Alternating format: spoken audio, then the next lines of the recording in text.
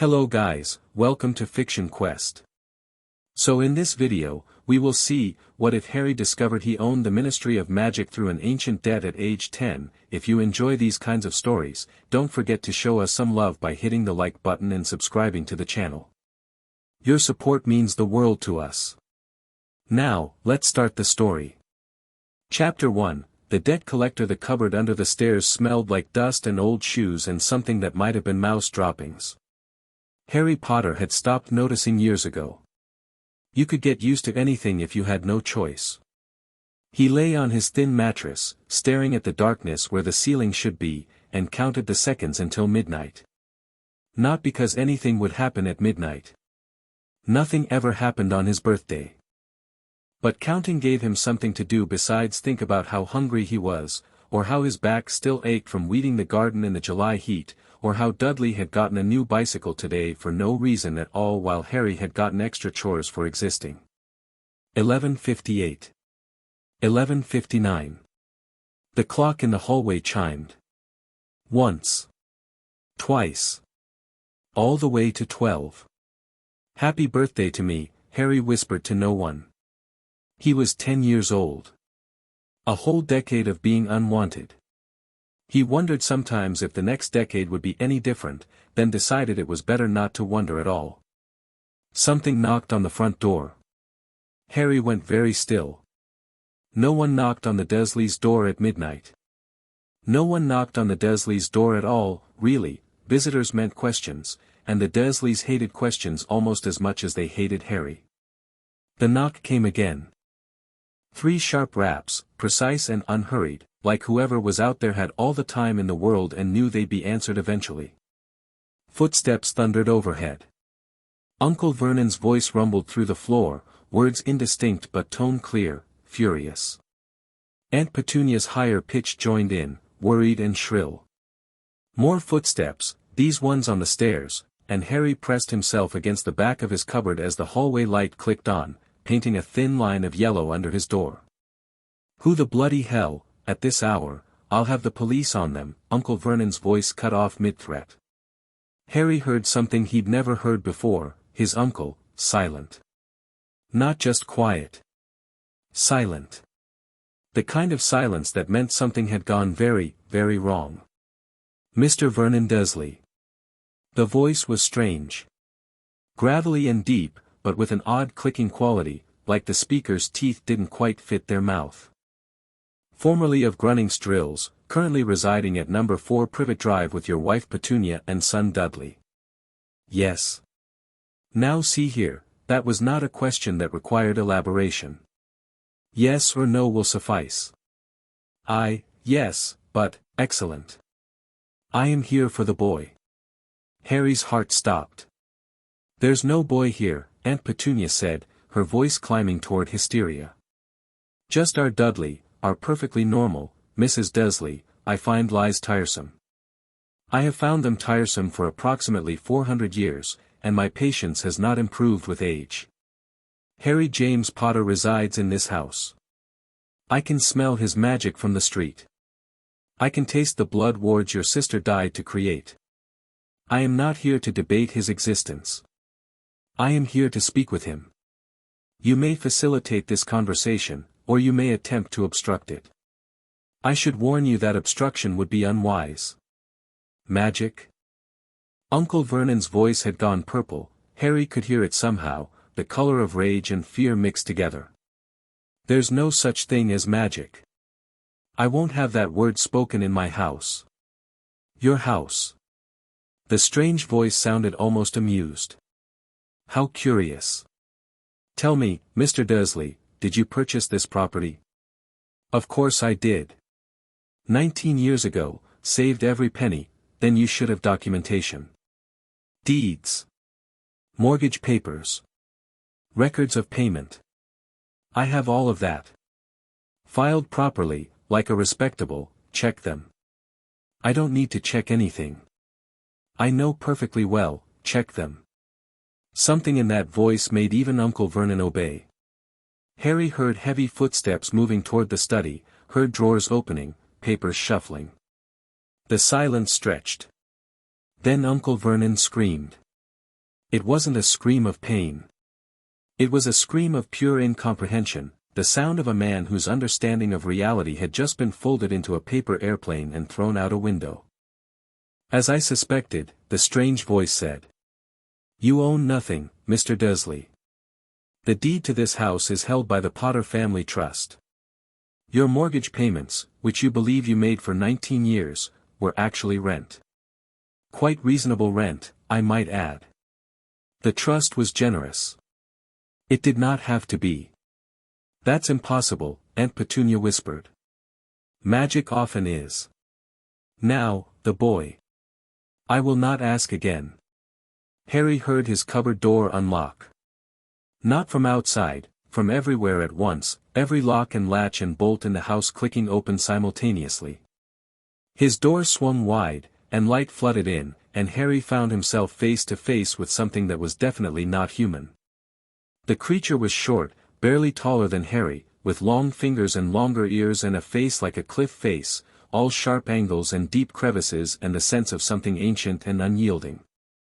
He wore a suit that probably cost more than everything the Dursleys owned combined, charcoal gray and perfectly tailored to his unusual frame.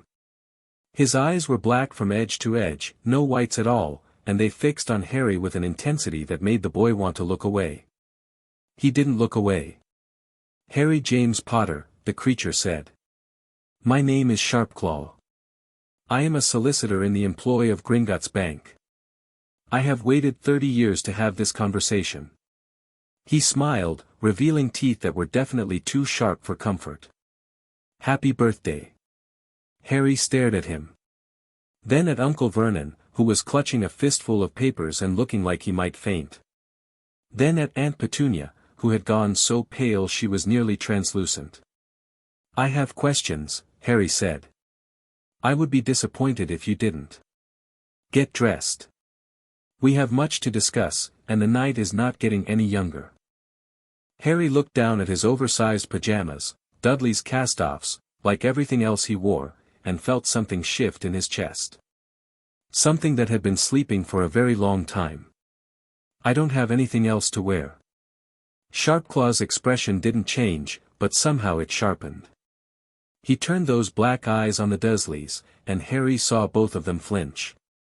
The boys' trust fund has been paying his expenses for 10 years, Sharpclaw said. Clothing. Food. Medical care. Education. The standard disbursement for a child of his status. He paused. I notice he is wearing rags and appears to be sleeping in a cupboard. I notice his weight suggests malnutrition. I notice he does not appear to have received any education beyond what the local state school provides. We never asked for any money, Aunt Petunia said quickly. We never wanted. Oh, you received it. Every month. Deposited directly into your account. Sharpclaw's smile widened. Did you think it was a clerical error? A lucky windfall? Some form of government assistance you'd rather not question? Uncle Vernon made a sound like a deflating balloon. We will discuss the accounting later, Sharpclaw continued. For now, the boy needs proper attire. Unless you would prefer I report to my superiors that the heir to the Potter fortune has been systematically abused and defrauded by his guardians, in which case this conversation will take a very different turn. Aunt Petunia moved so fast she nearly tripped over her own feet. 5 minutes later, Harry was wearing clothes that fit, new clothes, still with tags, purchased for Dudley but never worn because they weren't fun enough. Simple black trousers and a white shirt, nothing fancy, but they were his size and they didn't have holes and Harry felt like a different person just putting them on. He walked into the sitting room. Sharpclaw had made himself comfortable in Uncle Vernon's favorite chair, something that was causing Vernon physical pain to witness, and gestured for Harry to sit across from him. Before we begin, Sharpclaw said, I should make something clear. I am not here as your friend. I am not here as your savior. I am here because a contract requires it, and Gringotts honors its contracts above all else. What you do with the information I provide is your choice. I will not make it for you. I will not protect you from the consequences. Do you understand? Harry nodded slowly. You're not here to help me. You're here because you have to be. Precisely. Sharpclaw's black eyes glittered. Though I admit, I am curious to see what you do. Your family has a talent for exceeding expectations. My family's dead. Your parents are dead. Your family, your true family, stretching back centuries, is very much alive in the ways that matter.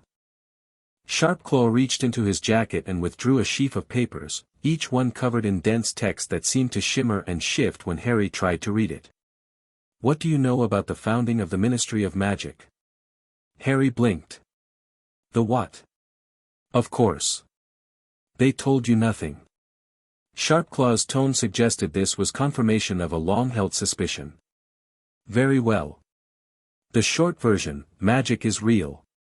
You are a wizard. There is an entire society of magical people living hidden within the mundane world, and that society is governed by an institution called the Ministry of Magic. This ministry was established in 1707 by 7 founding families who pooled their resources and influence to create a central governing body. It has ruled magical Britain ever since. I'm a wizard, Harry repeated. The words felt strange in his mouth, but also, right. Like something he'd always known but never had words for. Indeed. And not just any wizard. You are the last living descendant of Harold Potter, who in 1707 was the most accomplished healer in the magical world. A healer? A doctor, in mundane terms, though the comparison is inadequate. Harold Potter could cure diseases that killed thousands. He could regrow limbs. He could pull people back from the very edge of death. Sharpclaw's voice took on an odd quality, not quite respect, but something close to it. In the winter of 1706, dragonpox swept through magical Britain. Dragonpox is not like mundane illnesses. It is magical, vicious, and almost always fatal to adults. Within 3 months, the disease had killed half the population. Every major family was affected. Every seat of power was threatened. Harry listened, forgetting for a moment that his aunt and uncle were still standing in the doorway, forgotten and terrified. The 7 families who would become the founders of the ministry were dying. Lords and ladies, heirs and spares, all of them struck down. The finest healers in Britain had failed. Foreign experts were summoned and failed as well. In desperation, the families turned to Harold Potter, who had been working in isolation on a cure. Did he help them? He did more than help them. He saved every single one. 47 people across 7 families, all of whom should have died, all of whom lived because Harold Potter worked without sleep for 6 weeks straight, brewing potions and casting healing magic that no one had ever seen before. He asked for nothing in return. He did it because people were dying and he could stop it. Harry felt something warm bloom in his chest. He came from this man. This person who saved lives because it was right. The families were grateful, Sharpclaw continued. Extraordinarily grateful. And in magical society, gratitude has weight. Debts are not just social obligations, they are enforced by magic itself. The 7 families, in their relief and joy, offered Harold Potter anything he wanted. Wealth. Land. Titles. Political power. He refused it all. Then what, they insisted. Magical debts cannot simply be dismissed. They must be balanced. So Harold Potter proposed a compromise. He asked them to sign a contract stating that they and their descendants owed their lives to him and his descendants. Not servitude, nothing so crude. Simply acknowledgement. A formal recognition that the debt existed. Sharpclaw paused, and his sharp-toothed smile returned. The families agreed. They thought they were getting off easy. After all, what could a simple acknowledgement cost them? It was just words on paper. Just a formality.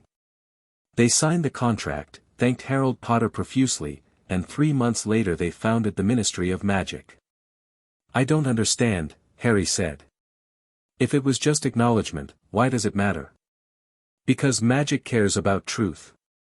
And the truth is that those 7 families owed their existence to Harold Potter. When they founded the ministry, they did so as debtors. Every law they passed, every institution they created, every ounce of power they accumulated, it was all built on a foundation of debt. The Ministry of Magic belongs to whoever holds the Potter blood, Harry. It always has. It was simply forgotten. Harry's mouth went dry. That can't be right. I assure you it is. But, the ministry's been running for hundreds of years. Someone would have noticed. Someone did notice. Several someones, in fact. Your grandfather raised the claim 50 years ago. He was killed in a tragic accident 3 weeks later. Your grandmother tried again. She died in childbirth, suspicious complications that were never adequately explained. Your father was approached by Gringotts when he came of age, but he had other priorities. A war to fight. A prophecy to fulfill. He planned to assert the claim after the Dark Lord was defeated. But he died, Harry said quietly. He died. And you were hidden away with these people. Sharpclaw's gaze flickered to the Dursleys, and his lip curled. Hidden even from Gringotts. Hidden even from the blood itself. Someone went to great lengths to ensure you would never learn the truth. Who? That is one of the questions I hope you will answer. But first, you must decide, do you want this? The claim is valid. The magic recognizes you. I have waited 30 years for you to reach an age where you could make this choice. But I will not make it for you. Harry looked at the papers in Sharpclaw's hands. He looked at his aunt and uncle, still frozen in the doorway, their faces masks of horror. He looked at his own hands, thin and scarred from a decade of chores that were really punishments, from accidents that were really abuse, from a childhood that was really a prison sentence. What happens if I say yes? You become the most powerful political figure in magical Britain. You also become the most hunted. There are people who have spent generations suppressing this claim. They will not give up easily. And if I say no? You go to Hogwarts next year. You live as a normal wizard. The claim remains dormant until you have children, at which point they may make their own choice. Sharpclaw's black eyes bored into him. Though I suspect you would not enjoy being normal. You are not built for it. Harry thought about the cupboard. About the locks on the door and the bars that Vernon had once threatened to put on his window. About being told he was worthless, over and over, until he almost believed it. He thought about a man he'd never met who saved 47 lives because it was right. Where do I sign? Sharpclaw's smile showed all of his teeth. There is no signing. The claim is blood, not ink. He produced a small silver knife from somewhere in his suit. A drop will do. Are you certain? Harry took the knife. It was lighter than it looked, perfectly balanced, the edge so sharp he could barely see it. Wait. Aunt Petunia lurched forward, her face twisted in something that might have been fear or might have been something else entirely. You don't know what you're doing. You don't know what they're like, those people, with their magic and their superiority and their, Petunia, Harry said quietly, you've had 10 years to tell me anything. You chose to tell me I was a freak instead. He pricked his finger. A single drop of blood welled up, dark red in the lamplight. Sharpclaw held out one of the papers, and Harry let the drop fall. The world changed. It was subtle at first, a pressure in his ears, a warmth spreading through his chest, a sense of something vast and ancient turning its attention toward him. Then the paper began to glow.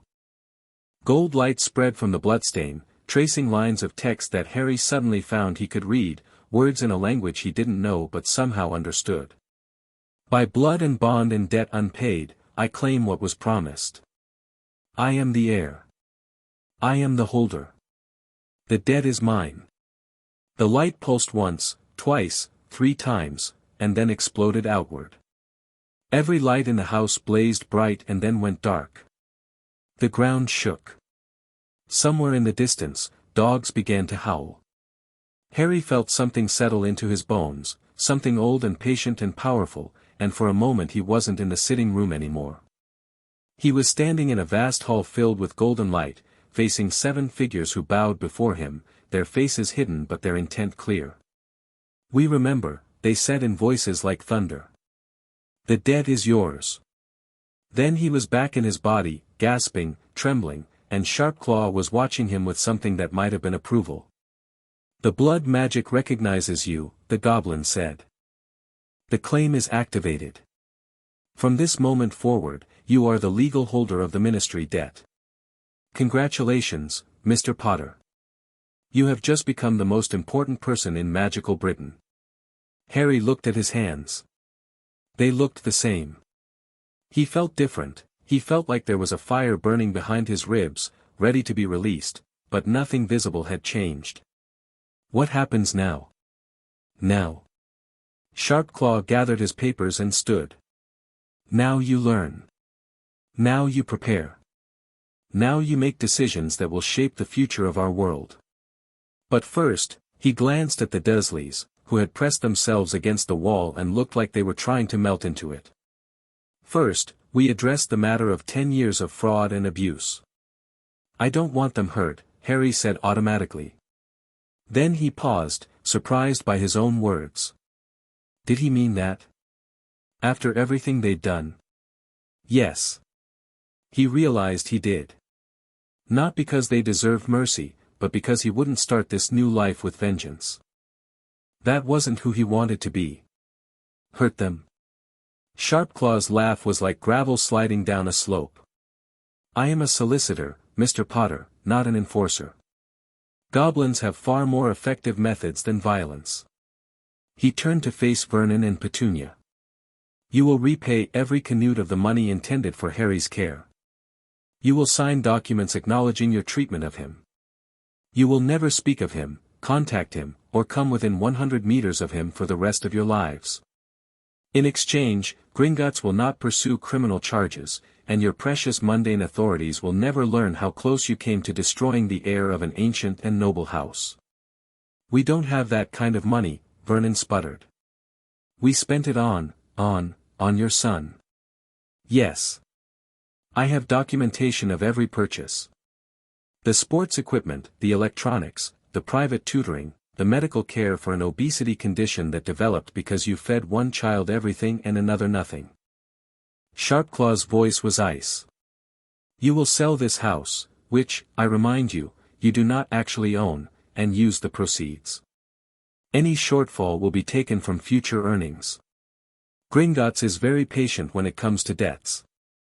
And very, very thorough." Aunt Petunia was crying now, silent tears streaming down her face. Harry watched her and felt nothing at all. "Harry," she whispered. "Please. I'm your mother's sister."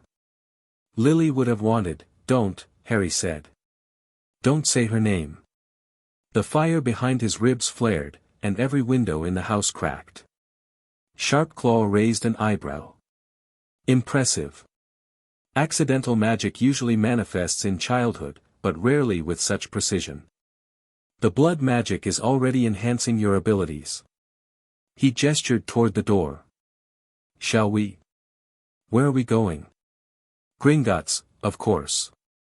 There is much to see and much to learn, and we have limited time before the Ministry realizes what has happened." Harry took one last look around the house he'd lived in for 10 years. The cupboard under the stairs, where he'd spent so many nights. The kitchen where he'd cooked meals he wasn't allowed to eat. The garden where he'd worked until his hands bled. He felt nothing but relief. He followed Sharpclaw out into the night. The street was quiet. Normal. The neighbor's cat sat on a fence post, watching them with luminous eyes. A car passed in the distance, its headlights briefly illuminating Sharpclaw's unusual features before fading away. "How are we getting to this Gringotts?" "Portkey. A magical device that transports the user instantly from one location to another. Take hold of this."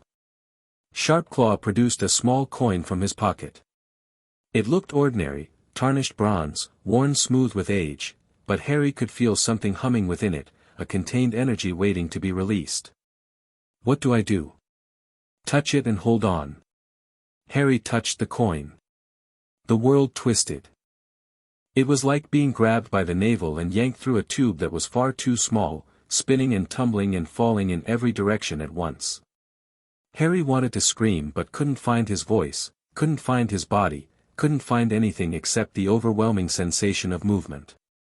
Then it stopped, and he was standing on solid ground, and everything was different.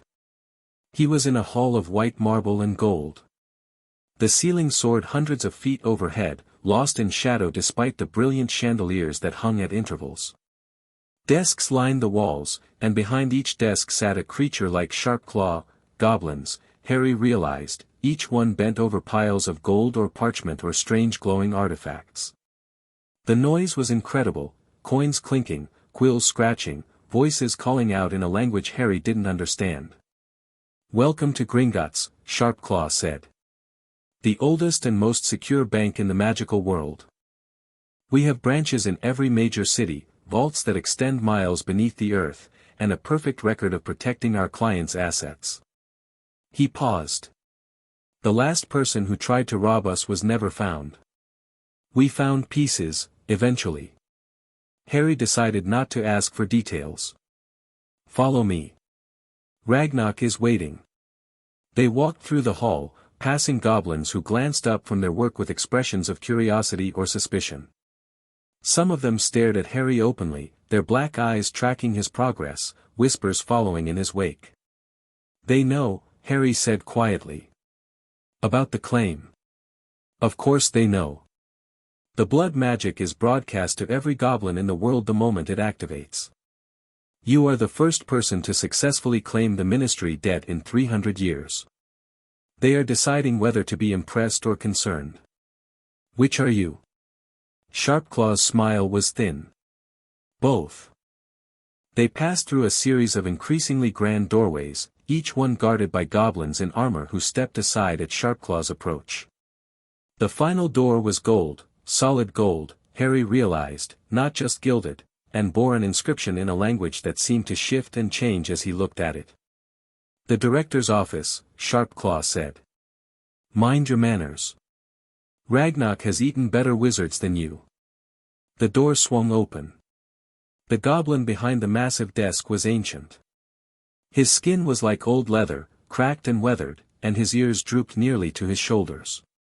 But his eyes were sharp, sharper than Sharpclaw's, sharper than anything Harry had ever seen, and they fixed on Harry with an intensity that made him want to take a step back.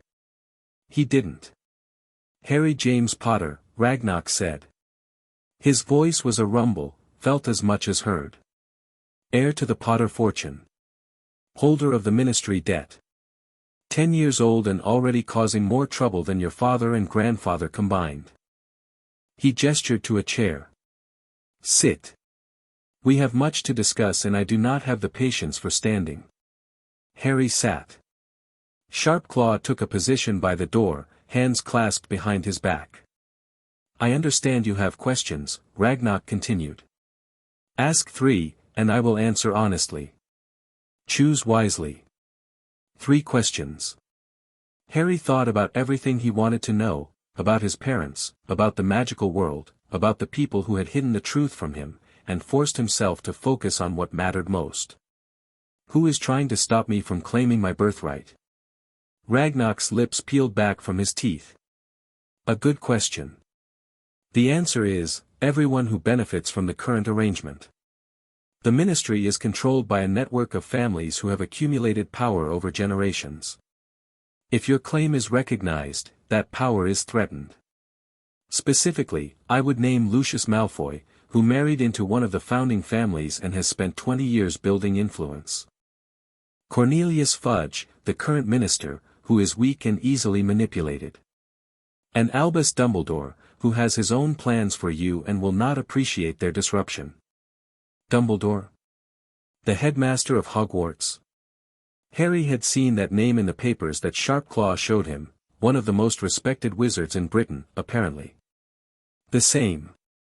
He was the one who placed you with your relatives and worked to keep your existence hidden. His motives may be benign, he believes himself to be acting in your best interest, but his methods are those of a man who trusts his own judgment above all others. Ragnar's eyes glittered. That was your second question, though I will not count it. Harry nodded, grateful. Last question, what do I need to do to make this claim official? Ah. Ragnar leaned back in his chair. The claim is already official in the eyes of magic. The blood has spoken. But mortals require more convincing. You must present your claim to the Wisengamot, the magical parliament, and have it recognized by formal vote. This will require evidence, allies, and the ability to survive long enough to reach the chamber. Survive? There will be attempts on your life. We have already detected 3 surveillance spells activating in response to the blood magic. By morning, your enemies will know you exist and what you represent. Some of them will try to kill you. Others will try to control you. A few may even try to help you, though I would advise caution in accepting aid. In our world, gifts always have strings. Harry absorbed this. 10 years old, and people were already planning his murder. It should have been terrifying. Instead, it felt almost normal. He'd been unwanted his whole life. At least now he knew why. What about allies? He asked. You said I'd need them. Ragnar glanced at Sharpclaw. This one is quick. Good. He returned his attention to Harry. Gringotts will support your claim, we have no love for the ministry and would enjoy seeing them humbled. Certain families may be sympathetic, particularly those who remember the old ways. And there are individuals within the ministry itself who are not yet corrupted. Amelia Bones, head of the Department of Magical Law Enforcement, is honest to a fault. Augusta Longbottom, matriarch of the Longbottom family, was close to your grandmother. These are starting points. And my enemies are numerous and powerful. But they are also complacent. They have had 300 years to grow fat and lazy on power they did not earn. You have something they lack. Ragnar's ancient face split into a genuine smile. Hunger. Desperation. The absolute certainty of someone with nothing to lose. Harry thought about that. He thought about the cupboard, the hunger, the years of being told he was nothing. He thought about his parents, dead for reasons he still didn't understand. He thought about a man named Harold Potter who saved 47 lives because it was right. What's the first step? He asked. Tonight, you rest. Tomorrow, you learn. Sharpclaw will provide you with books on magical law, history, and politics. You will study them. You will memorize them. You will understand the game before you play it. Ragnar stood, and despite his age, there was nothing frail about him. In 3 days, you will present yourself to the ministry and formally file your claim. What happens after that depends entirely on you. He extended a gnarled hand.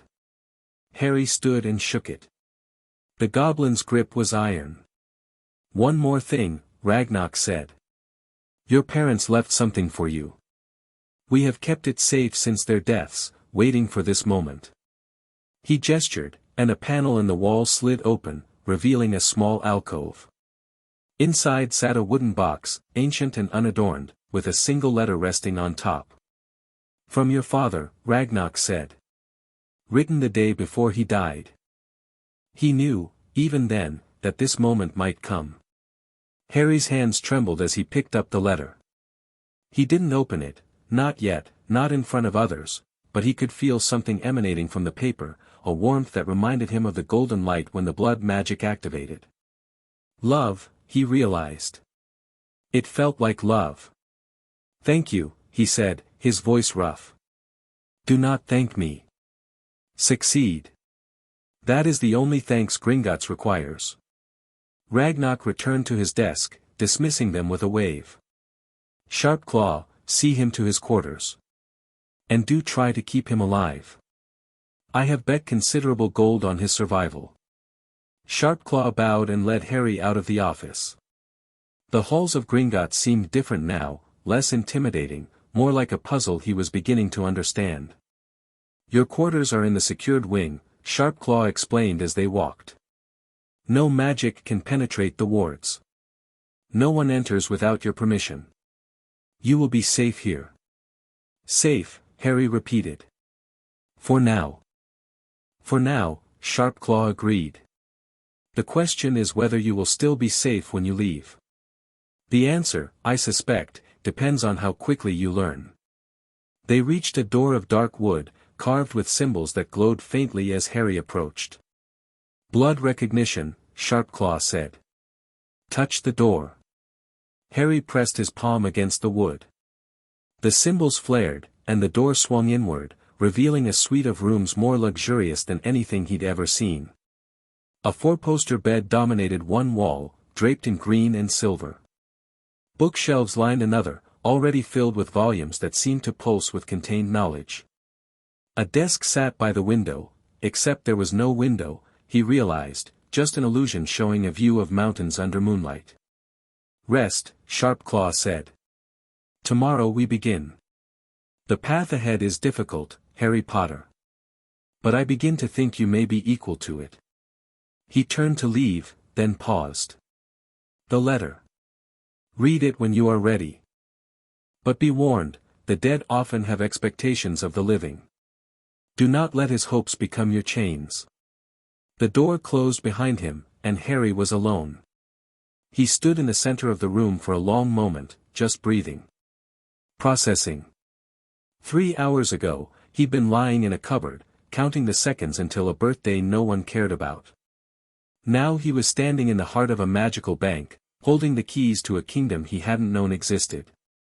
He sat on the bed, softer than anything he'd ever slept on, and looked at the letter in his hands. His father's handwriting, probably. The last words James Potter ever wrote. Read it when you are ready. Harry took a breath and broke the seal.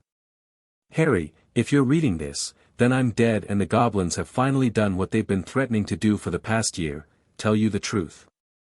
I'm sorry it had to happen this way. I'm sorry for a lot of things, actually. More than I can list in one letter.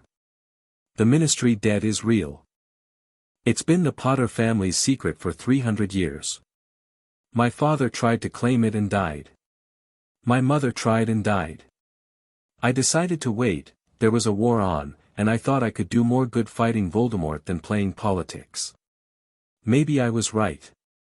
Maybe I was just scared. You won't be scared, I think. Your mother says you have her stubbornness and my recklessness, which is either the best combination or the worst. Either way, you won't back down. Here's what you need to know, the debt is just the beginning. There are people, I don't know who, but powerful, ancient, older than the Ministry itself, who have been working for centuries to keep it suppressed. They killed my parents. They probably killed me, if I'm dead. They'll try to kill you too. Don't let them. You have a choice, Harry. You can ignore all of this and live a normal life. No one would blame you. Or you can fight. You can claim what's ours and change everything. I know what I hope you'll choose. But I also know it has to be your choice, not mine. That's the only way it works. Whatever you decide, know this, your mother and I love you. We will always love you. And we believe in you more than we've ever believed in anything. Make us proud, son. Dad. P.S. The box has some things that might help. Family magic stuff. Don't lose the ring, it's older than Merlin and worth more than most countries. Harry read the letter 3 times. Then he folded it carefully and placed it under his pillow. The box called to him. He opened it with steady hands, despite everything. Inside, resting on a cushion of black velvet, was a ring. Gold, inlaid with a red stone that seemed to contain actual fire. When Harry picked it up, he felt the same warmth he'd felt from the letter, but stronger, deeper, like standing in front of a hearth on a winter night. He slipped it on his finger. It resized instantly, fitting perfectly, and the fire in the stone flared once before settling. "Welcome home," something whispered in the back of his mind. Harry Potter smiled. It wasn't a happy smile. It wasn't a sad one either. It was the smile of someone who had finally found solid ground after 10 years of drowning. He had enemies. He had challenges. He had a war to fight. He also had a name. A legacy. A purpose. For the first time in his life, he had a reason to get up in the morning. He lay back on the bed and stared at the illusory mountains, thinking about tomorrow. About the ministry and the Wizengamot and all the people who wanted him dead. Let them come, he thought. Let them all come. He'd survived a cupboard under the stairs. He'd survived the Dursleys. He'd survived being told he was worthless every day for a decade. He would survive this too. And then he would change everything. Sleep came easily, for once. And for the first time in years, Harry Potter dreamed of something other than nightmares. He dreamed of golden light, and bowing figures, and a voice that sounded like thunder. The dead is yours. The power is yours. The choice is yours. Choose wisely, heir. The future is watching. When Harry woke, the sun was streaming through the illusory window, and Sharpclaw was standing at the foot of his bed with a stack of books that reached past his pointed ears. "Breakfast in 10 minutes, the goblin said. "Then we begin." Harry sat up, the ring still warm on his finger, his father's letter still tucked under his pillow. "I'm ready," he said. And meant it. Chapter 1 and Chapter 2, The Vault of King's breakfast was not what Harry expected. He'd anticipated something simple, toast, maybe, or porridge like the Dursleys occasionally allowed him to scrape from the pot after Dudley was done. Instead, Sharpclaw led him to a private dining room where a table groaned under the weight of more food than Harry had seen in his entire life. Eggs prepared 6 different ways. Bacon thick as his thumb, perfectly crisped. Sausages glistening with fat. Mountains of toast with butter and jam in crystal dishes. Fresh fruit, strawberries, grapes, sliced melon, arranged like artwork. Pastries dusted with sugar. A steaming pot of tea and another of something that smelled like chocolate. Harry stopped in the doorway, overwhelmed. "Sit," Sharpclaw said, taking his own seat at the opposite end of the table. "Eat. You are malnourished, and today will require energy. This is all for me. It is yours. Everything in Gringotts that bears the Potter seal is yours." Sharpclaw poured himself a cup of something dark and thick that definitely wasn't tea. The kitchens were instructed to prepare for a growing wizard. I suspect they were enthusiastic. Harry sat. He reached for a piece of toast, then stopped, years of conditioning making him hesitate. "Is something wrong?" "No, Harry shook his head. "It's stupid." "Tell me anyway." Harry stared at the toast. "I'm not used to being allowed to eat first. Or, at all, sometimes. The Dursleys," he cut himself off. "Like I said. Stupid." Sharpclaw's black eyes glittered dangerously. "It is not stupid. It is damage, and damage takes time to heal. But I will tell you this, Harry Potter, you will never go hungry again. This is not sentiment. It is mathematics. You are worth more than this entire building full of gold, and Gringotts protects its investments." Something about the cold practicality of that statement made Harry feel better than any amount of sympathy would have. He wasn't being pitied. He was being valued. He picked up the toast and took a bite. It was the most delicious thing he'd ever tasted. Over the next 20 minutes, Harry ate more than he'd eaten in the past week combined. Sharpclaw didn't comment, just worked through his own meal, which seemed to consist primarily of raw meat and something that moved slightly before he bit into it, and occasionally made notes in a small leather book. "Better?" the goblin asked when Harry finally pushed back from the table. "Much. Thank you. Thank the cooks. I merely told them not to poison you. Sharpclaw tucked his notebook away and stood. Now. We have 3 days before you present yourself to the ministry, and much to accomplish. Today, you will visit the family vault, not the trust vault your parents established, but the true Potter vault. There are things there you need to see. What kind of things? Records. Artifacts. Weapons. Sharpclaw's smile was sharp. And a test. A test? The vault has guardians. Your ancestors installed them to ensure that only a worthy heir could access the deepest chambers. You will have to prove yourself. Harry thought about that. And if I fail? Then you die, and I find another line of work. Sharpclaw headed for the door. Coming. The journey into the depths of Gringotts was unlike anything Harry could have imagined. They started in a cart, a rickety metal thing that looked like it might fall apart at any moment, which plunged into a tunnel so steep that Harry's stomach tried to crawl out through his throat. The tracks twisted and turned, dropping ever deeper, passing through caverns filled with stalactites and underground lakes that glowed with phosphorescent light. How deep does this go? Harry shouted over the rush of wind. Deep enough that the sun is merely a rumor, Sharpclaw called back. The oldest vaults are at the bottom. They predate Gringotts itself, we simply built around them. The cart plunged through a waterfall that turned out to be some kind of security measure. Harry felt magic wash over him, probing, testing, and emerged into a cavern so vast that the ceiling was lost in darkness. Thief's downfall, Sharpclaw explained. It washes away all enchantments, disguises, and concealment spells. Many would-be thieves have discovered its properties the hard way. The cart slowed, then stopped at a platform carved from the living rock. Before them stood a door of black iron, easily 30 feet tall, covered in runes that seemed to writhe and shift when Harry tried to focus on them. Vault 1, Sharpclaw said quietly. The oldest vault in Gringotts. Established before the bank existed, before the ministry existed, before Wizarding Britain as we know it existed. It has been opened exactly 7 times in recorded history.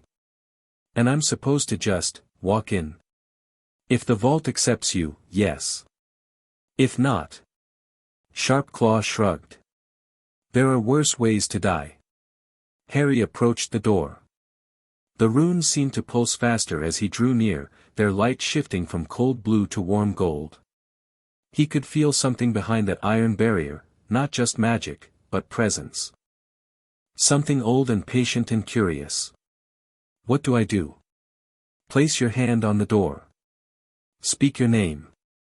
The rest is up to the vault. Harry reached out. The iron was warm under his palm, almost alive.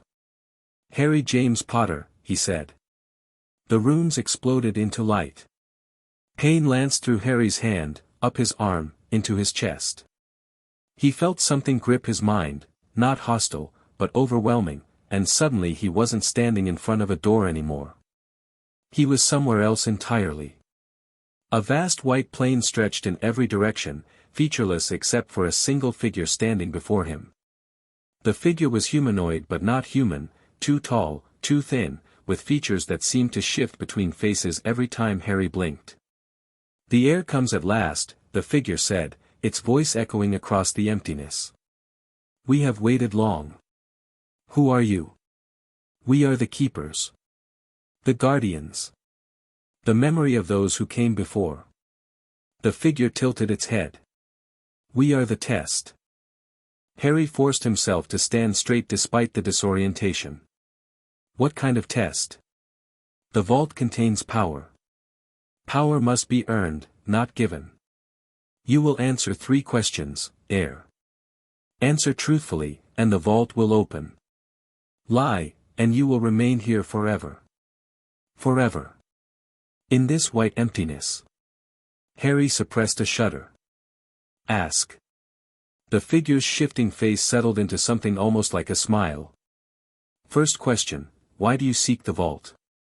Harry considered lying, saying something noble about justice or protecting the innocent or honoring his ancestors. But the figure had said to answer truthfully, and something told him it would know if he didn't. Because I want to survive, he said. People are going to try to kill me, and I need every advantage I can get. I want to understand what I'm fighting for. I want to know who my family really was. And he paused, then pushed forward. I want to be worth something. For the first time in my life, I might actually matter. I want to know if that's true. The figure regarded him for a long moment. Honesty. Interesting. So few choose it. The white plane rippled. Second question, what will you do with the power you seek? I don't know yet, Harry admitted. The goblin, Sharp Claw, says I could control the ministry. That everyone in it owes me a debt. I don't know if I want that. I don't know if I'm ready for it. But I know I don't want to be controlled by anyone else. Not the ministry, not this Dumbledore person, not whoever's been hiding this from me. I want to make my own choices. Even if your choices lead to suffering. For yourself and others. Harry thought about the Dursleys. About 10 years of suffering that had shaped him in ways he was only beginning to understand. Suffering happens whether I choose it or not. At least this way, it's mine. Another long silence. The figure's face cycled through a dozen expressions Harry couldn't read. Final question, what do you fear? That one was easy. Too easy. I fear being worthless. Being nobody. Going back to that cupboard and staying there forever, knowing that everything that happened, the letter, the goblins, all of it, was just a dream. I fear being ordinary. The moment the words left his mouth, Harry realized how true they were. Not death. Not pain. Not even failure. Just insignificance. The void he'd lived in for 10 years, where nothing he did mattered and no one cared if he existed. The figure stepped closer, and for a moment its face resolved into something familiar, green eyes, messy black hair, a lightning bolt scar. You fear yourself, it said, speaking with Harry's own voice. The version of you that gave up. That accepted the lie. Yes. Good. The figure smiled, and it was strange to see that expression on his own face. Fear is a compass. It shows you what to run from, and what to run toward. The white plane began to dissolve, colors bleeding in from the edges. You have passed, air. The vault accepts you. Use what you find wisely. Wait, but the figure was already gone, and Harry was back in front of the iron door, which was slowly, majestically swinging open. Sharp Claw stood beside him, eyebrows raised. For minutes, the goblin said. That is the fastest anyone has ever completed the Guardian's test. Most take hours. He paused. Some never return at all. It asked me questions. Yes, it would.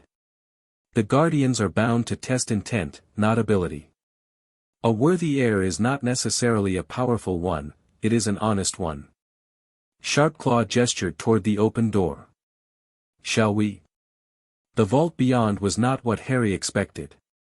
He'd imagined piles of gold, perhaps, or towering shelves of magical artifacts. Instead, he found himself in a library. An impossibly vast library, stretching farther than should have fit in any underground chamber, with shelves that reached toward a ceiling lost in shadow and a silence so profound it felt almost sacred. The Potter Archive, Sharp Claw said softly, his voice barely above a whisper. Every piece of knowledge your family has accumulated over 20 generations. Spells, histories, genealogies, contracts, secrets. If it was important to a Potter, it is here. Harry walked slowly between the shelves, running his fingers along leather-bound spines. Some of the books were ancient, their titles faded to illegibility. Others looked almost new.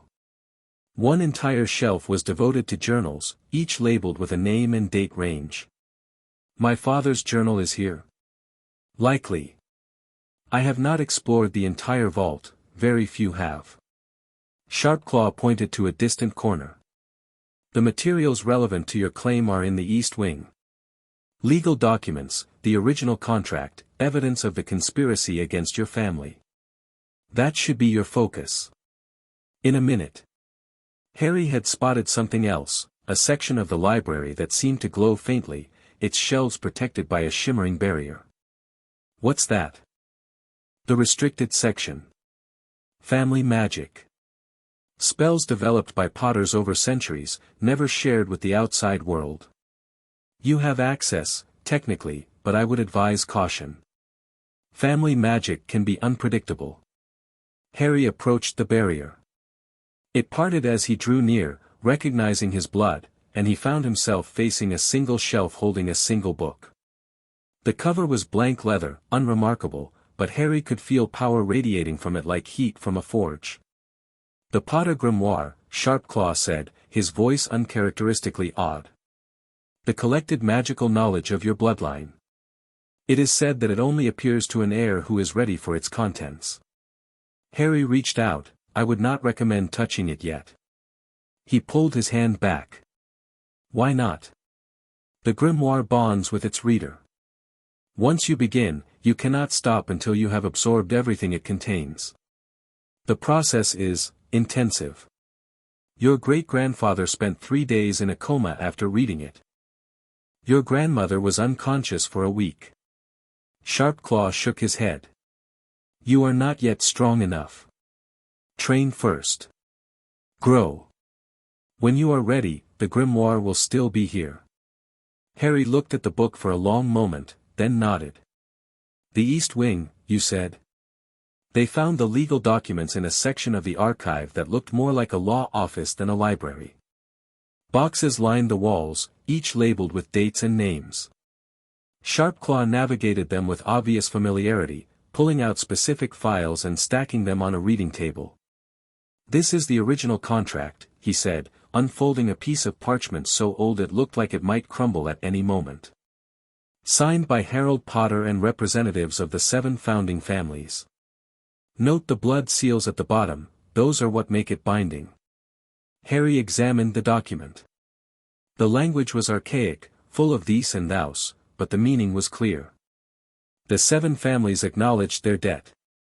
They bound themselves and their descendants to honor it. And they agreed that any governing body they created would be subject to the same obligation. It's real, Harry said quietly. They really did sign this. Did you doubt it? Harry shook his head. No. I felt it, when the blood magic activated. But seeing it written down, in their actual signatures, makes it concrete. Yes. Sharpclaw pulled out another box. These are the records of suppression. Letters between ministry officials discussing how to bury the contract. Legal opinions arguing that it was obsolete. Financial records showing payments to judges who ruled against your family. Harry looked through the documents with growing anger. It wasn't just negligence or forgetfulness that had hidden his birthright.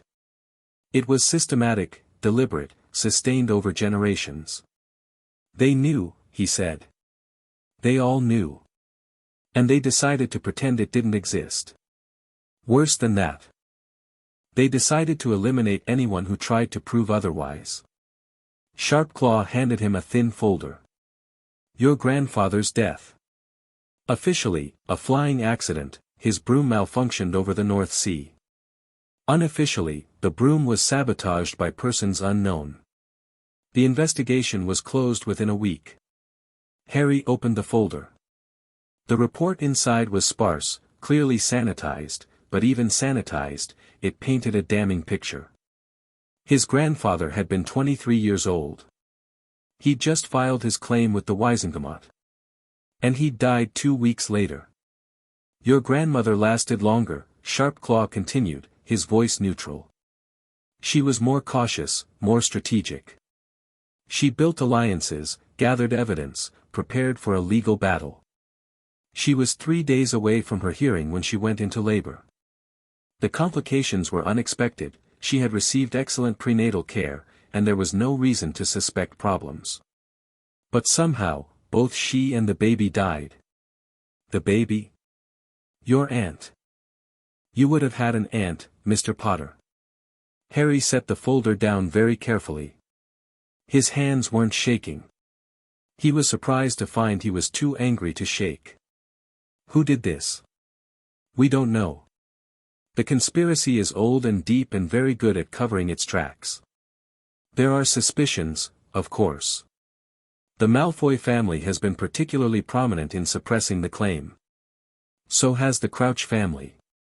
And there are others, organizations and individuals who benefit from keeping the ministry in its current state of controlled corruption. Organizations? Sharpclaw hesitated. There are rumors. Old stories. A group that has supposedly existed since before the ministry was founded, manipulating events from the shadows. We have never been able to confirm their existence, but, he paused. The pattern of events suggests something more coordinated than individual actors. Someone is pulling strings. Someone has been pulling strings for a very long time. Harry thought about that. A shadow organization, centuries old, with enough power to assassinate members of an ancient and noble house and get away with it. When I file my claim, he said slowly, they'll try to kill me too. Almost certainly. Then I need to be ready. Harry turned away from the documents and faced Sharpclaw directly. What else is in this vault? Weapons? Defensive magic? Anything that can help me survive? The goblin's sharp-toothed smile returned. Follow me. The armory was behind a hidden door that only opened to Potter blood. Inside, Harry found enough equipment to supply a small army: wands, staves, enchanted armor, swords that hummed with contained power, rings and amulets and devices he couldn't begin to identify. Your family has been at war before, Sharpclaw said. They learned to be prepared. Harry's eye was drawn to a specific item, a bracer of dark leather, worn smooth with age, with a small silver plate on the inner wrist. When he picked it up, he felt the same warmth he'd felt from his father's ring. What's this? A wand holster. Old magic, very rare. Keyed to the Potter bloodline. It will bond with your wand and allow you to summon it instantly, from any distance. Very useful when someone is trying to disarm you. I don't have a wand. Not yet. We will remedy that before you leave today. Sharpclaw took the bracer and helped Harry fasten it to his left arm. What else catches your eye? Harry scanned the room. Most of the items were too large, too obviously magical, too likely to draw attention. But in a corner, almost hidden behind a rack of enchanted cloaks, he spotted something small. A pendant. A simple gold chain holding a disc of black stone, carved with a symbol he didn't recognize. That, he said. Sharpclaw went very still. You see that? Of course I see it. It's right there. Mr. Potter, that pendant has been invisible to every member of your family for 5 generations. It only becomes visible to someone who, the goblin cut himself off. Take it. Quickly. And do not show it to anyone. Harry picked up the pendant. The moment his fingers touched the stone, he felt something slot into place in his mind, a door opening, a connection forming. The symbol on the disc seemed to pulse once, twice, and then settled into stillness. What is it? I do not know. I had hoped one day a Potter would be able to tell me. Sharpclaw's black eyes were unreadable. It is old. Older than the vault, older than Gringotts. The records say only that it was a gift from those who came before, and would reveal itself, when the time was right. He paused. Apparently, the time is right. Harry slipped the chain over his head. The pendant settled against his chest, warm and somehow comforting. Is there anything else I should take? Not today. You have enough to process. Sharpclaw led him back toward the main entrance. We should acquire your wand and begin your education. The documents here will still exist tomorrow, if you survive long enough to read them.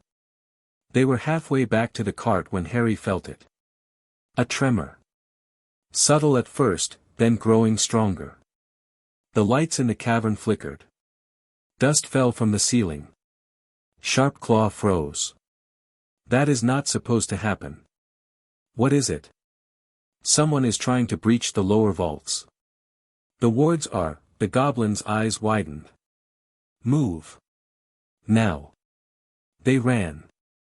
The cart ride back up was even more terrifying than the journey down. The tracks shook and swayed, and more than once Harry was certain they were about to plunge into the abyss. Sharpclaw drove with grim determination, taking corners at impossible speeds, muttering in a language Harry didn't understand. "What's happening?" Harry shouted. "Aurors. Ministry forces.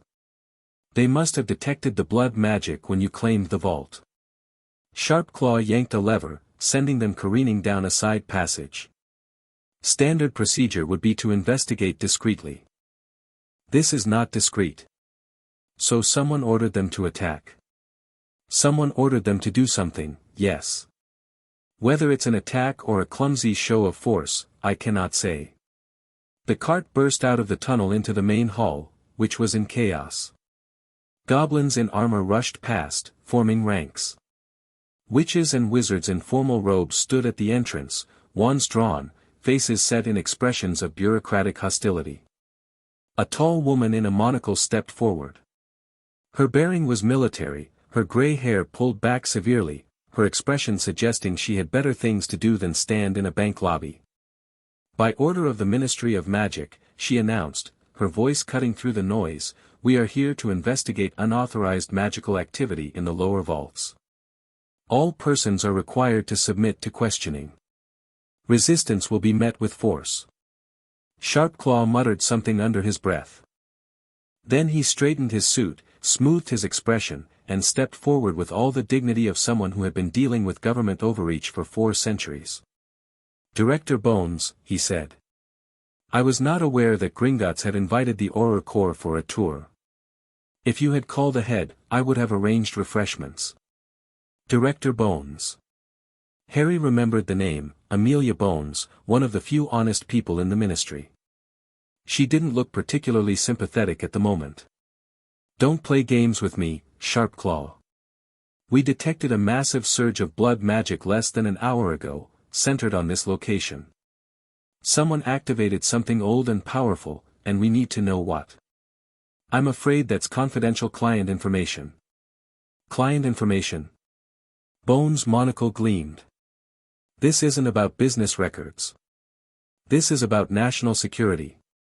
If someone has awakened an ancient magical artifact, Director." Harry stepped forward before Sharpclaw could stop him.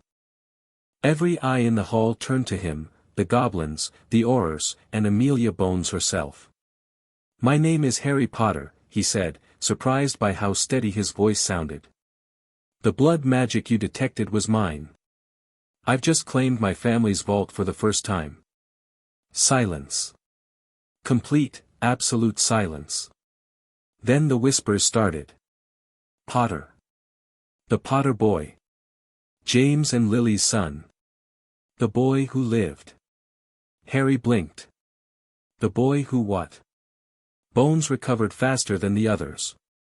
Her expression shifted from surprise to calculation to something that might have been respect. "Harry Potter," she said. "We've been looking for you for 9 years. Albus Dumbledore has been very careful about keeping your location secret. I noticed. I imagine you have questions about that." "I have questions about a lot of things." Harry met her gaze without flinching. "But I don't think a bank lobby is the right place to discuss them. I've just learned that my family has been systematically murdered for 3 generations. I'd prefer not to join them." Bones' eyebrow rose. "Murdered? My grandfather. My grandmother. Probably my parents, though that one's more complicated." Harry could see the Aurors shifting uncomfortably, could feel Sharpclaw's tension beside him. He kept talking anyway. "Someone in the ministry, maybe several someones, has been working very hard to make sure I never learned about my inheritance. Now I have. I suspect that makes some people nervous." "What inheritance?" That, Sharpclaw interjected smoothly, is confidential client information. However, I can assure you that everything that has occurred today is entirely legal. Mr. Potter is the legitimate heir to his family's holdings. He has broken no laws. That remains to be determined. But Bones' tone had changed. She was curious now, not hostile. Mr. Potter, I'm going to have to ask you to come with us. Just for questioning, you're not under arrest. And if I refuse? Then we have a problem. Bones looked genuinely uncomfortable. I'm not in the habit of dragging children to the ministry against their will. But I have orders. Someone very senior wants to know what happened here tonight. Who? That's classified. Dumbledore, Harry guessed. The same man who hid me with abusive relatives for 10 years and made sure I never learned about my own history. He wants to know if his plan has failed. Bones' expression flickered. That's a serious accusation. It's not an accusation. It's a fact. Sharpclaw can provide documentation if you need it. Harry took a breath. Director Bones, I'm not going to fight you. I'm 10 years old, I wouldn't last 5 seconds against trained Aurors. But I am asking you, one honest person to another, whether you really want to do this. Whether dragging me to the ministry tonight is going to help anyone, or just make it easier for the people who killed my family to try again. The hall was silent. Every goblin, every Auror, every witness was holding their breath. Bones stared at him for a long moment. Then she lowered her wand. Stand down, she said to her Aurors. We're leaving. Director, I said stand down. She turned back to Harry. You'll get your questioning, Mr. Potter. But it will be done properly, through official channels, with legal representation present. Someone will contact Gringotts tomorrow to arrange a suitable time. Her eyes hardened. But don't mistake this for weakness. If I find out you've done something that endangers magical Britain, I will come for you myself. Understood? Understood. Good. She turned and swept toward the exit, her Aurors falling in behind her. At the door, she paused and looked back. Your parents were good people. I hope their son proves worthy of them. Then she was gone, and the tension in the hall collapsed like a puppet with cut strings. Sharpclaw exhaled slowly. That was either very brave or very foolish. Can it be both? Frequently. The goblin shook his head. You have made an impression, Mr. Potter. Whether it is a good one remains to be seen. But we should conclude our business quickly, before someone less reasonable arrives. The wand maker came to Harry, rather than the reverse. Apparently, Gringotts maintained relationships with artisans who preferred discretion over foot traffic. Garrick Ollivander was old, ancient, really, with pale eyes that seemed to look through Harry rather than at him. He arrived in the secure wing carrying a case of worn leather, from which he produced wand after wand, muttering to himself as Harry tried each one. Curious. Very curious. The Potter affinity is typically mahogany and dragon heartstring, but you seem resistant to the combination. Try this, ash and unicorn hair. No, that's even worse. Perhaps. 20 wands later, Ollivander was frowning deeply. You are difficult, Mr. Potter. Your magic does not wish to be channeled through conventional means. What does that mean? It means, Ollivander stopped. His eyes went distant, unfocused. Ah, I see. How very interesting. He reached into his case and withdrew a wand that looked different from the others, darker, with a twisted grain that seemed to move in the light. Holly. 11 inches. Phoenix feather core. I made this wand many years ago and have never found a match for it. The phoenix who gave its feather gave only one other, which became part of a wand that did terrible things. Harry took the wand. The world exploded into light. Power surged through him, not painful this time, but exhilarating, like stepping into a hot bath after being cold for years. The wand felt like an extension of his arm, his will, his very self. Red and gold sparks erupted from the tip, swirling around him in a corona of pure magic. "Oh, bravo," Ollivander whispered. "Yes. Yes, that is the one." Harry lowered the wand, breathing hard. "What did you mean, about the other feather? What terrible things?" Ollivander's pale eyes met his. "The other wand belonged to he who must not be named. Lord Voldemort. The wizard who murdered your parents." The words hit Harry like a physical blow. His parents had been murdered. He knew that, of course, Sharpclaw had told him, but hearing it confirmed, hearing the name of their killer. "That wand and this one," Ollivander continued, "are brothers. They share a core. What this means, I cannot say. But I expect great things from you, Mr. Potter. The question is whether those things will be dark or light." Harry looked at the wand in his hand. His brother wand. The twin of the weapon that had killed his mother and father. "I choose," he said quietly. "Not the wand." Ollivander smiled. "Yes. Yes, you do. That is exactly the right answer." The wand slipped into the bracer on Harry's arm as if it had always belonged there. That night, back in his quarters, Harry sat at the desk and began to read. Sharpclaw had provided him with books on magical law, politics, and history. The legal texts were dense but manageable. Harry found he absorbed information faster than he ever had before, as if the blood magic had sharpened his mind along with his magical abilities. The history was harder. It was a record of betrayal, assassination, and corruption stretching back 3 centuries. His family had tried repeatedly to claim what was theirs, and repeatedly they had been stopped. Sometimes through legal maneuvering. Sometimes through bribery. Sometimes through murder. The conspiracy was real. It was old and powerful and very, very good at its job. But it had made a mistake. It had left Harry alive.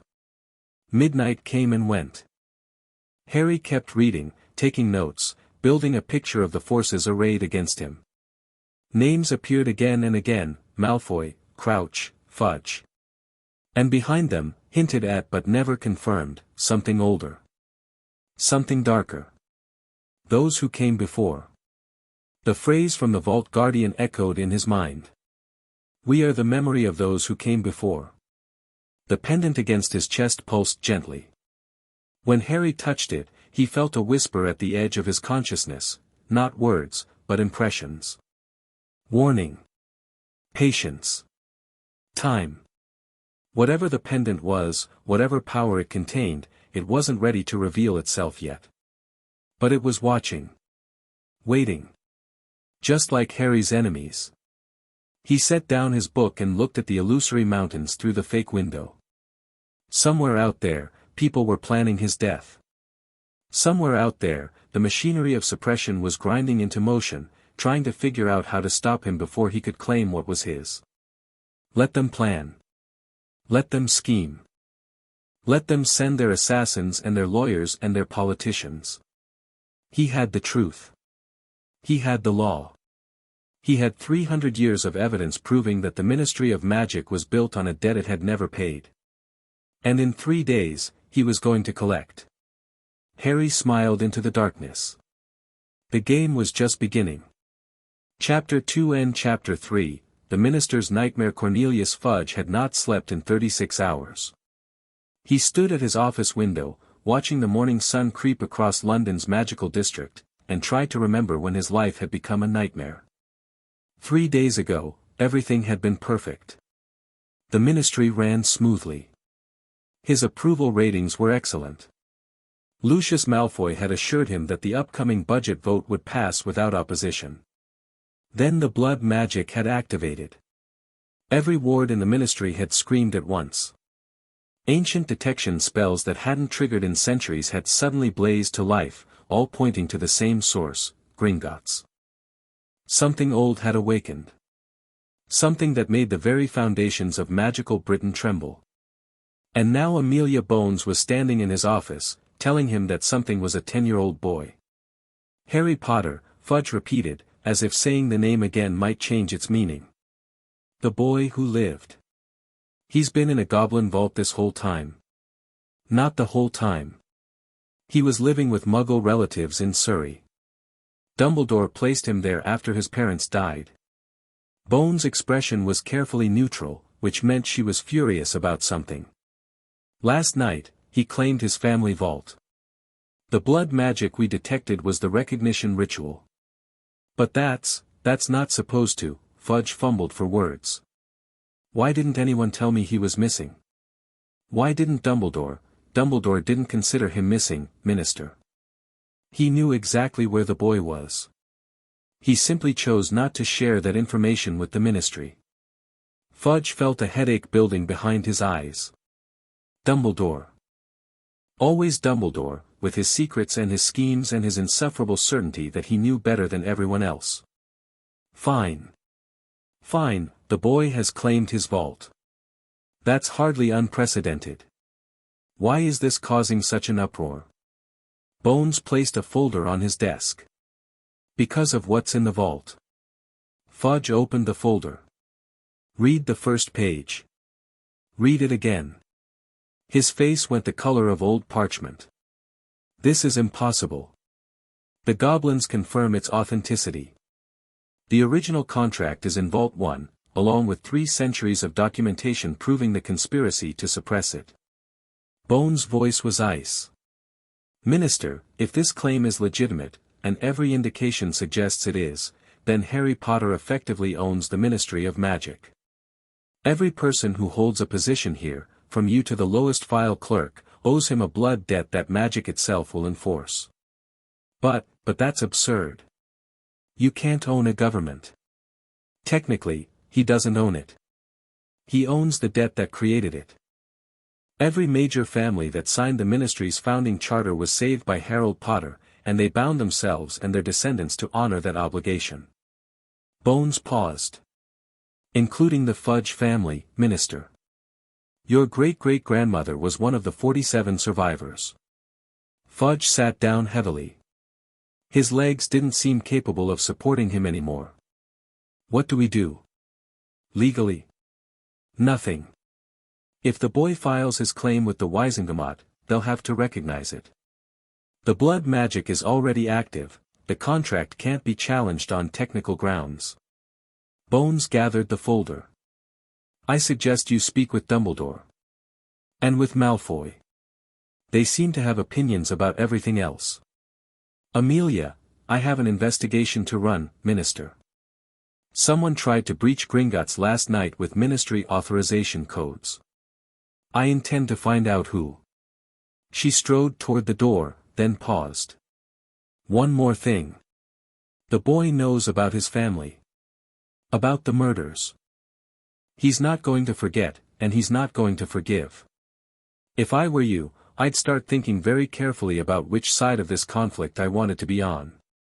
The door closed behind her, and Fudge was alone with his terror. He reached for the fireplace. There was only one person he could turn to at a time like this. One person who always knew what to do. Malfoy Manor, he said, throwing powder into the flames. Lucius Malfoy's face appeared in the fire, pale and perfect and utterly composed. Cornelius.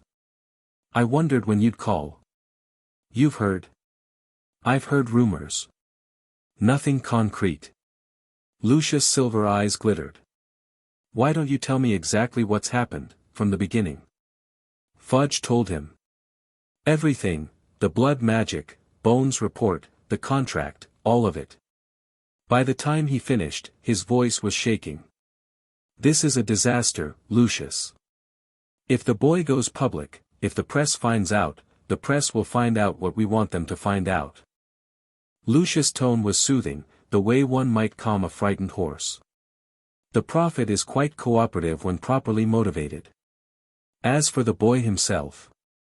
He paused. Leave him to me. What are you going to do? Nothing dramatic. The child has been hidden away for a decade, he knows nothing of our world, our politics, our customs. He'll be easily managed. A few well-placed advisors, some gentle guidance, perhaps a marriage contract when he comes of age, these things have a way of solving themselves. Fudge felt some of the tension drain from his shoulders. Lucius always had a plan. Lucius always knew what to do. And if he can't be managed? The fire crackled. Lucius' expression didn't change, but something in his eyes went very cold. Then we'll explore other options. But let's not borrow trouble, Cornelius. First, we see what kind of boy he is. Then we decide what to do about him. The connection closed, and Fudge was alone again. He looked at the folder on his desk. At the name printed on the cover. Harry Potter. The boy who lived. The boy who might destroy everything. Gringotts' secure wing had become a war room. Harry stood at the center of a long table, surrounded by documents, maps, and magical instruments he didn't yet understand. Sharpclaw sat at one end, flanked by 2 junior goblins who served as scribes. At the other end, looking distinctly uncomfortable, sat Augusta Longbottom. She had arrived an hour ago, responding to a message Harry had sent through goblin channels. He hadn't expected her to come, she had no reason to help him, no stake in his success. But she'd come anyway, and now she was watching him with eyes that reminded him uncomfortably of the Vault Guardian's test. "You understand what you're asking," she said. Her voice was crisp, aristocratic, accustomed to being obeyed. "You want me to stand with you against the Ministry. Against families I've known for 50 years. Against people who have been my friends and allies." "No," Harry said. "I'm asking you to stand with me for the truth. The Ministry was built on a debt to my family. That debt has been systematically suppressed through bribery, manipulation, and murder. My grandfather. My grandmother. My parents, probably. All killed to protect a lie." Augusta's expression flickered. "Your grandmother was my friend. We attended Hogwarts together. When she died, I mourned her. But mourning is not the same as action. I'm not asking you to mourn. I'm asking you to help me get justice." Justice. Augusta pronounced the word like she was testing its weight.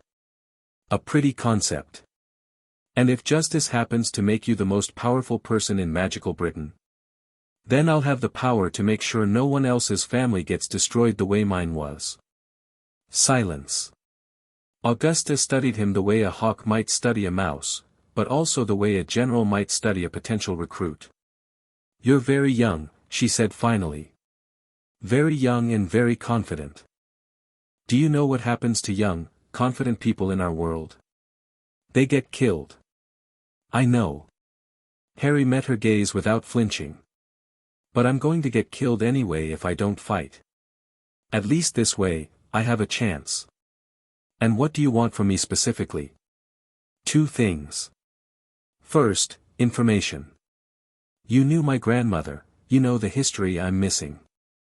Who she trusted, who betrayed her, what mistakes she made that I can avoid. And second, your vote." Harry pulled a document from the pile on the table. "When I file my claim with the Wisengamot, it will go to a vote of the founding families. There are 7.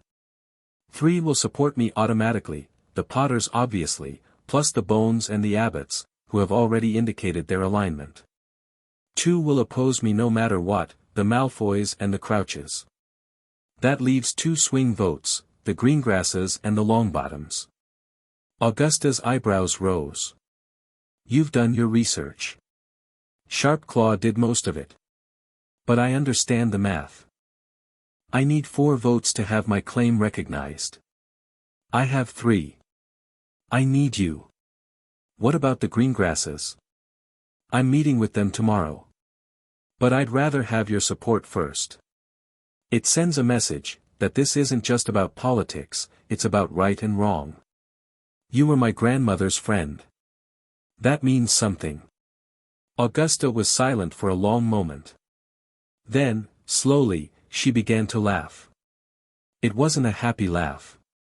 It was the laugh of someone who had seen too much, lived too long, lost too many people to have any illusions left.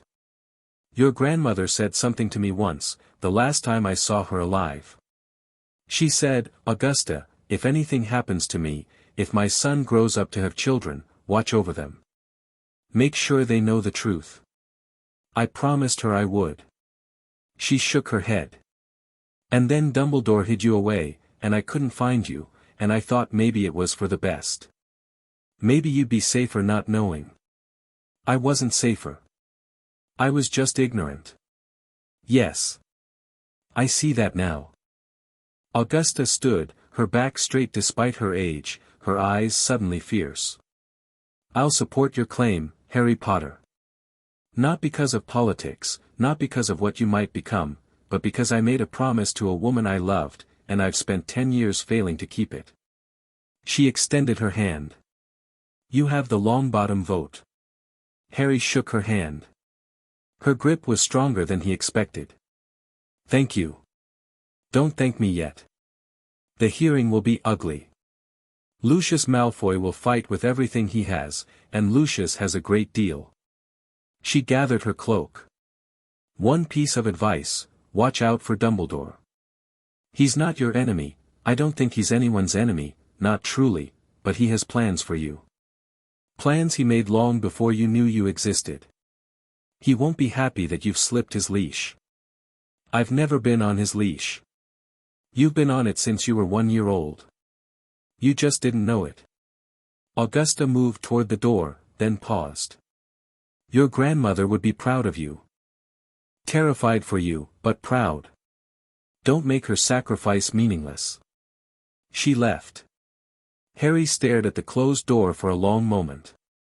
That went well, Sharpclaw observed. Did it? I couldn't tell if she was going to help me or lecture me to death. With Augusta Longbottom, those are often the same thing. The goblin made a note in his ledger. 1 vote secured, 1 more needed. The Greengrass meeting tomorrow is crucial. I know. Harry turned back to the table, to the mountain of documents still waiting to be processed. What else do we need to cover today?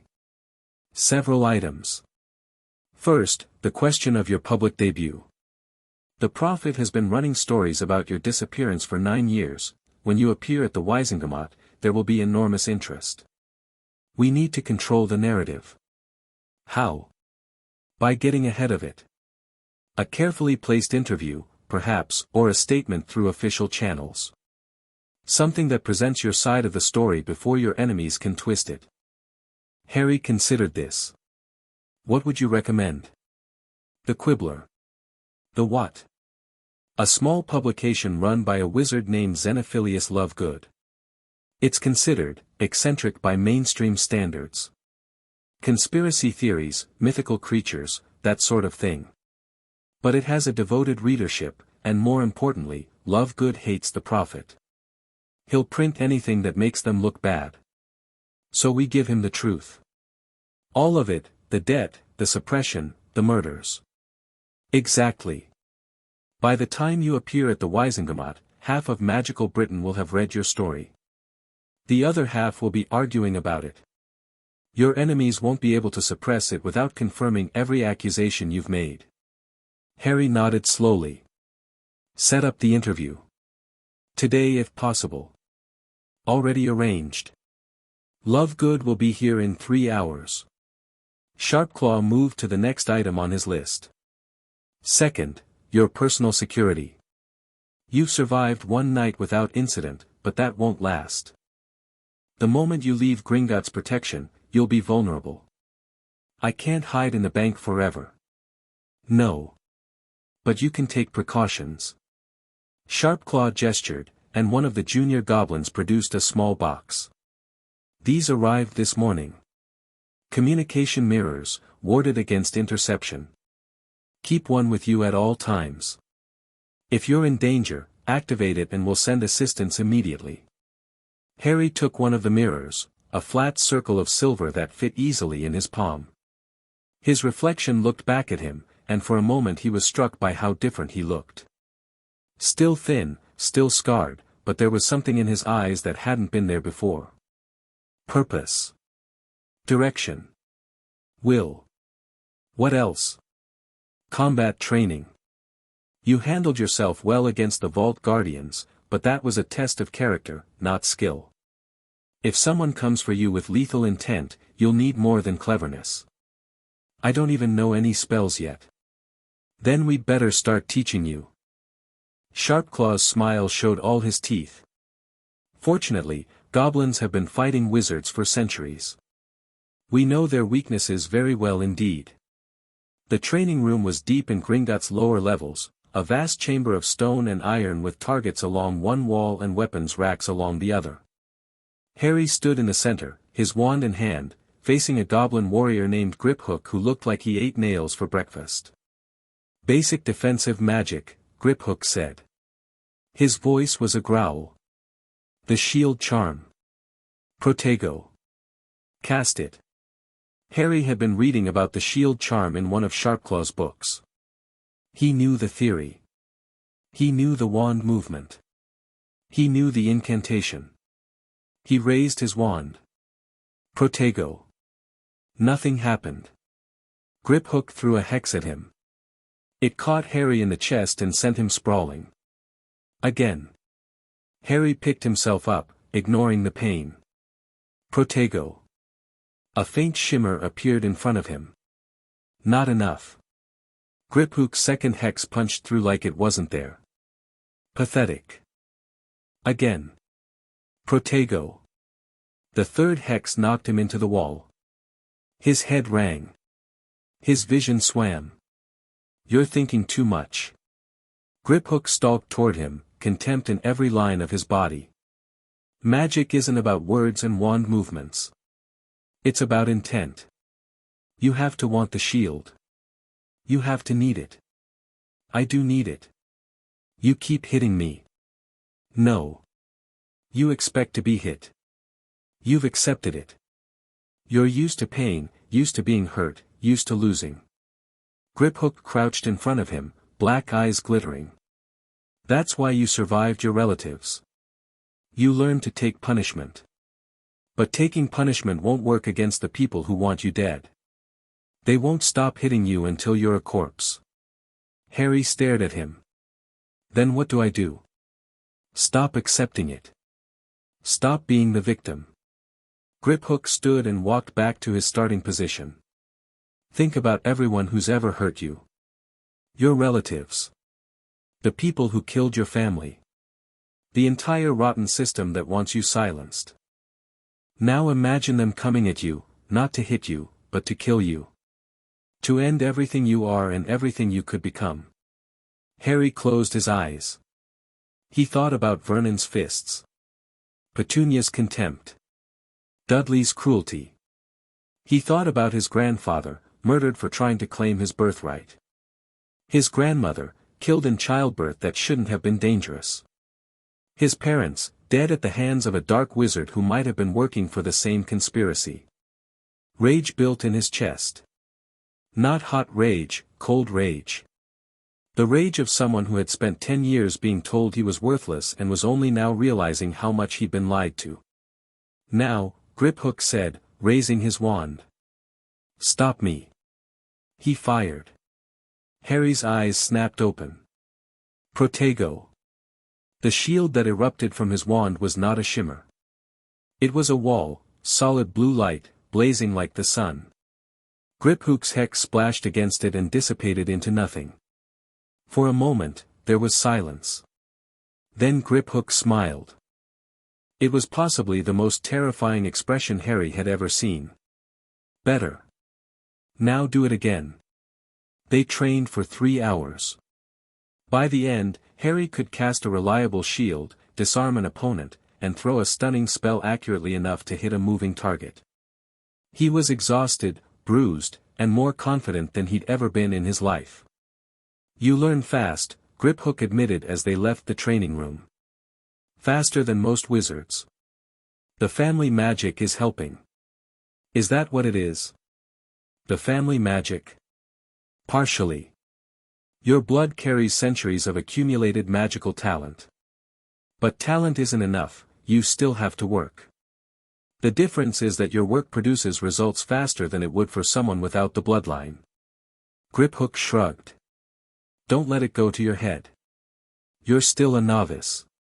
Any competent adult wizard could destroy you. Thanks for the encouragement. I'm not here to encourage you. I'm here to keep you alive. The goblin's expression softened slightly. But you did well today. Your grandmother would be proud. Harry blinked. You knew my grandmother. I trained her too, when she was preparing for her claim. She had the same fire you do. The same refusal to accept her fate. Griphook's voice dropped. She almost succeeded.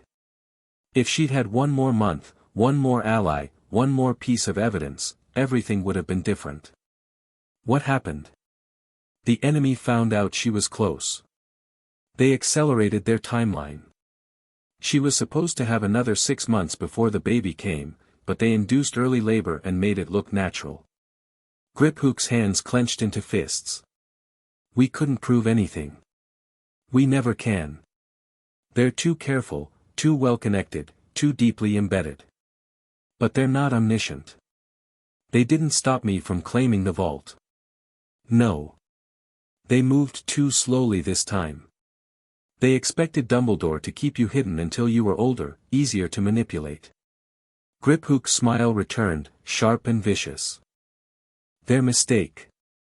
Don't give them a chance to make another. Harry returned to his quarters to find Sharpclaw waiting with a visitor. Xenophilius Lovegood was exactly as strange as his publication suggested. Tall and thin, with long white hair and eyes that seemed to look at several different things simultaneously, he wore robes covered in symbols that hurt to look at directly.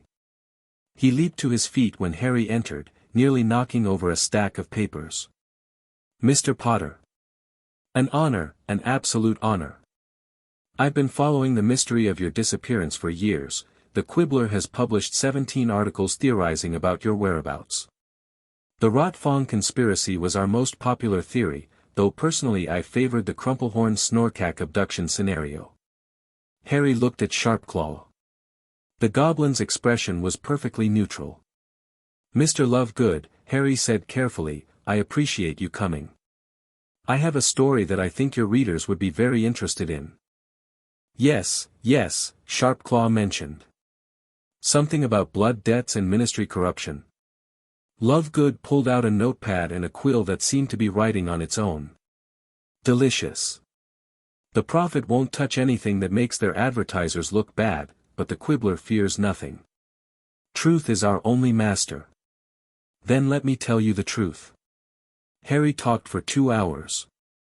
He told Lovegood everything, the blood debt, the contract, the murders, the conspiracy, all of it. Lovegood's quill scratched frantically, filling page after page.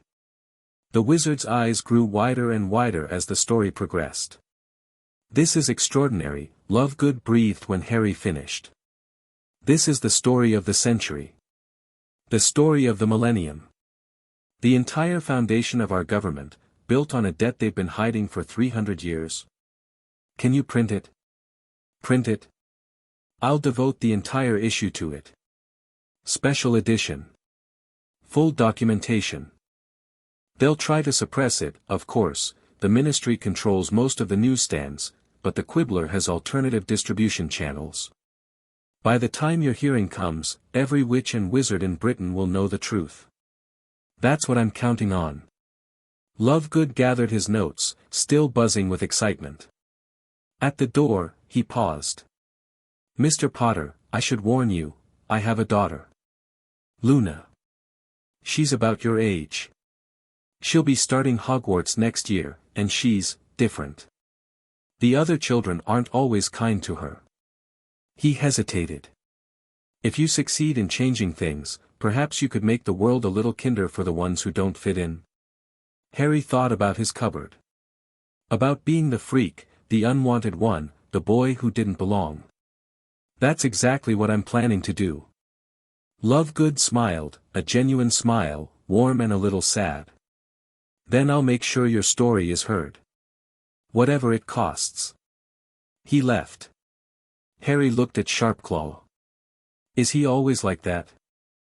He's considered eccentric even by wizarding standards. But he's honest, and he keeps his word.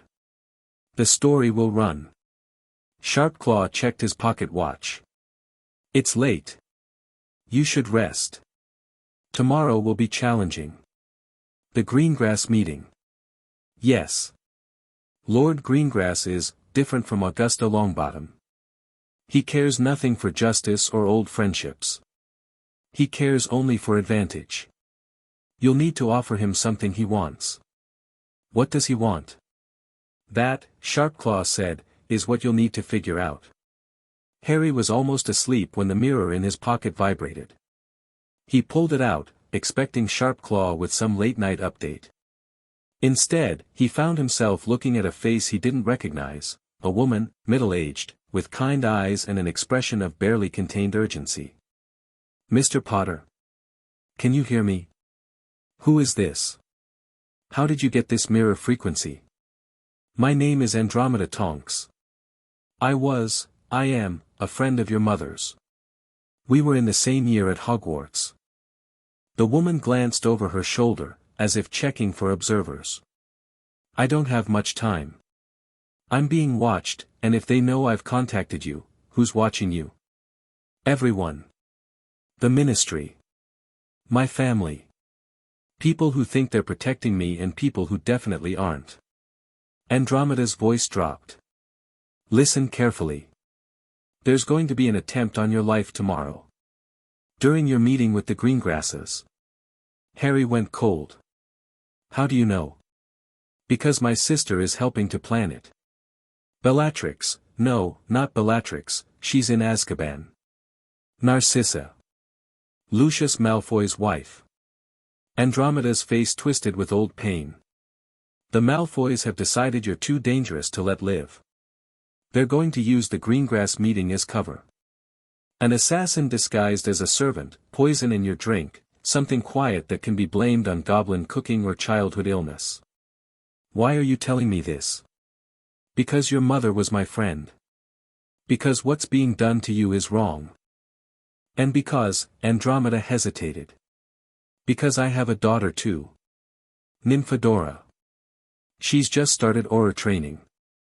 I want her to grow up in a world where people like the Malfoys can't just murder children who inconvenience them. Harry's grip on the mirror tightened. Thank you. I'll be careful. Be more than careful. Be paranoid. Trust no one you haven't personally verified, eat nothing you haven't seen prepared, and for Merlin's sake, learn to detect poison. Andromeda's image flickered. I have to go. There, the mirror went dark.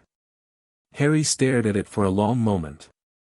Then he got out of bed, got dressed, and went to find Sharpclaw. The goblin was still awake, working through a stack of documents in his office. Mr. Potter. What's wrong? Harry told him about the mirror call. Sharpclaw's expression grew grimmer with each word. Andromeda Tonks, the goblin said when Harry finished. She's legitimate, a black by birth, disowned for marrying a Muggleborn. She has no love for the Malfoys. He set down his quill. If she's right about the assassination attempt, we need to change our plans. Cancel the meeting? No. That would signal weakness, and it would warn them that we have a source inside their organization. Sharpclaw's sharp teeth glinted. Better to let them think their plan is proceeding, while we prepare a surprise of our own. What kind of surprise? The kind that sends a message. Sharpclaw stood, energy crackling around him. You wanted to know what Lord Greengrass wants? I'll tell you. He wants security. He wants to know that whoever he allies with can protect him and his family from retaliation. Show him that you can identify and neutralize a threat before it even materializes, and he'll follow you anywhere. Harry understood. We spring the trap on the assassin. Exactly. But carefully, precisely, in a way that exposes the Malfoys without turning the meeting into a bloodbath. Sharpclaw's smile was vicious. Leave the details to me. You focus on getting some sleep. Tomorrow is going to be very interesting. Harry returned to his room, but he didn't sleep. He lay in bed, staring at the ceiling, thinking about poison and assassins and the woman who had risked everything to warn him. His mother's friend. Another connection to a past he'd never known. How many others were out there? How many people remembered his parents, remembered the truth, wanted things to be different but were too afraid to act? Maybe that was the key. Not fighting the system alone, but giving people a reason to fight alongside him. Showing them that change was possible, that the conspiracy could be beaten, that the darkness could be pushed back. The pendant against his chest pulsed gently. Warmth spread through him, and for a moment Harry felt like he wasn't alone, like something ancient and powerful was standing with him, lending him strength. "You're not alone," something whispered in the back of his mind. "You never were." Harry closed his eyes and let himself believe it. Tomorrow, he would face assassins and politicians and all the forces arrayed against him. Tomorrow, he would take another step toward claiming his birthright. But tonight, for just a few hours, he would rest. He dreamed of golden light and bowing figures and a voice that sounded like his grandmother. "We're proud of you," the voice said. "Keep going. Don't stop. The truth is on your side." When Harry woke, the sun was streaming through the illusory window, and Sharpclaw was standing at the foot of his bed with a smile that promised violence. "Ready?" the goblin asked. Harry rose. He dressed carefully, the clothes Gringotts had provided, formal but not ostentatious. He strapped the wand bracer to his arm. He touched the pendant at his chest, feeling its warmth. "Ready," he said. The Greengrass meeting was about to become something no one expected. And Harry Potter was going to make sure the right people paid for their mistakes. Chapter 3 and Chapter 4, The Hearing. Greengrass Manor rose from the English countryside like a sculpture of silver and glass, all sharp angles and clean lines that seemed to reject the very concept of age. Harry had expected something ancient, covered in ivy and heavy with tradition. Instead, he found himself approaching a building that wouldn't have looked out of place in a Muggle architecture magazine. "The Greengrasses rebuilt in 1847, Sharpclaw murmured as their carriage rolled up the pristine white gravel drive. "The original manor burned down under mysterious circumstances. Lord Greengrass's great-grandfather decided that if he was going to start over, he might as well start modern." "It's very cold." "Yes. That's rather the point." The carriage stopped. Harry stepped out, flanked by Sharpclaw and two goblin guards who had been introduced as observers, but were clearly something more dangerous. The morning air was crisp, carrying the scent of carefully manicured gardens. The front doors opened before they reached them. A house elf in a pristine white uniform bowed deeply. "Master Potter. Master Sharpclaw. Lord Greengrass welcomes you to his home. Please, follow Mipsy." They followed. The interior was as stark as the exterior, white walls, minimal furniture, art that seemed chosen more for its value than its beauty. Harry felt like he was walking through a museum where touching anything would set off alarms. The receiving room was at the end of a long corridor. Lord Cyrus Greengrass waited there, seated in a chair that probably cost more than most families earned in a year. He was younger than Harry expected, mid-40s, perhaps, with the kind of aggressively maintained fitness that suggested hours of daily exercise. His eyes were pale gray, almost colorless, and they evaluated Harry the way a merchant might evaluate questionable goods. "Mr. Potter." His voice was smooth, betraying nothing. "I confess I was surprised by your request for a meeting. I had expected you to approach the more sentimental families first." "I did. Augusta Longbottom has already pledged her support." Something flickered in Greengrass's eyes. Surprise? Respect? Both? Augusta always did let her heart lead her head. "Please, sit. We have much to discuss." Harry sat in the indicated chair, maintaining eye contact. Sharpclaw took a position by the door, the goblin guards flanking him. Before we begin, Harry said, I should mention that I'm aware of the assassination attempt planned for this meeting. The temperature in the room seemed to drop 10 degrees. Greengrass's expression didn't change. Not by a flicker, not by a twitch. But his stillness itself was telling. That's a serious accusation. It's not an accusation. It's a statement of fact. Harry kept his voice calm, almost conversational. The Malfoys have arranged for someone on your staff to poison me during this meeting. I don't know who, they're probably imperiused or blackmailed, not willing, but I know it's going to happen. And you came anyway? I came because I wanted you to see something. Harry glanced at Sharpclaw, who nodded slightly. I wanted you to see what happens to people who try to kill me. As if on cue, there was a crash from somewhere deeper in the manor. Shouts. Running footsteps. Then silence. The door burst open. One of the goblin guards entered, dragging a struggling figure, a young woman in servant's livery, her face contorted with terror. Found her in the kitchen, the guard reported. She was preparing a tray for this room. The wine was poisoned, essence of belladonna, enough to kill 10 men. Lord Greengrass looked at the woman. Something shifted in his expression, not shock, but anger.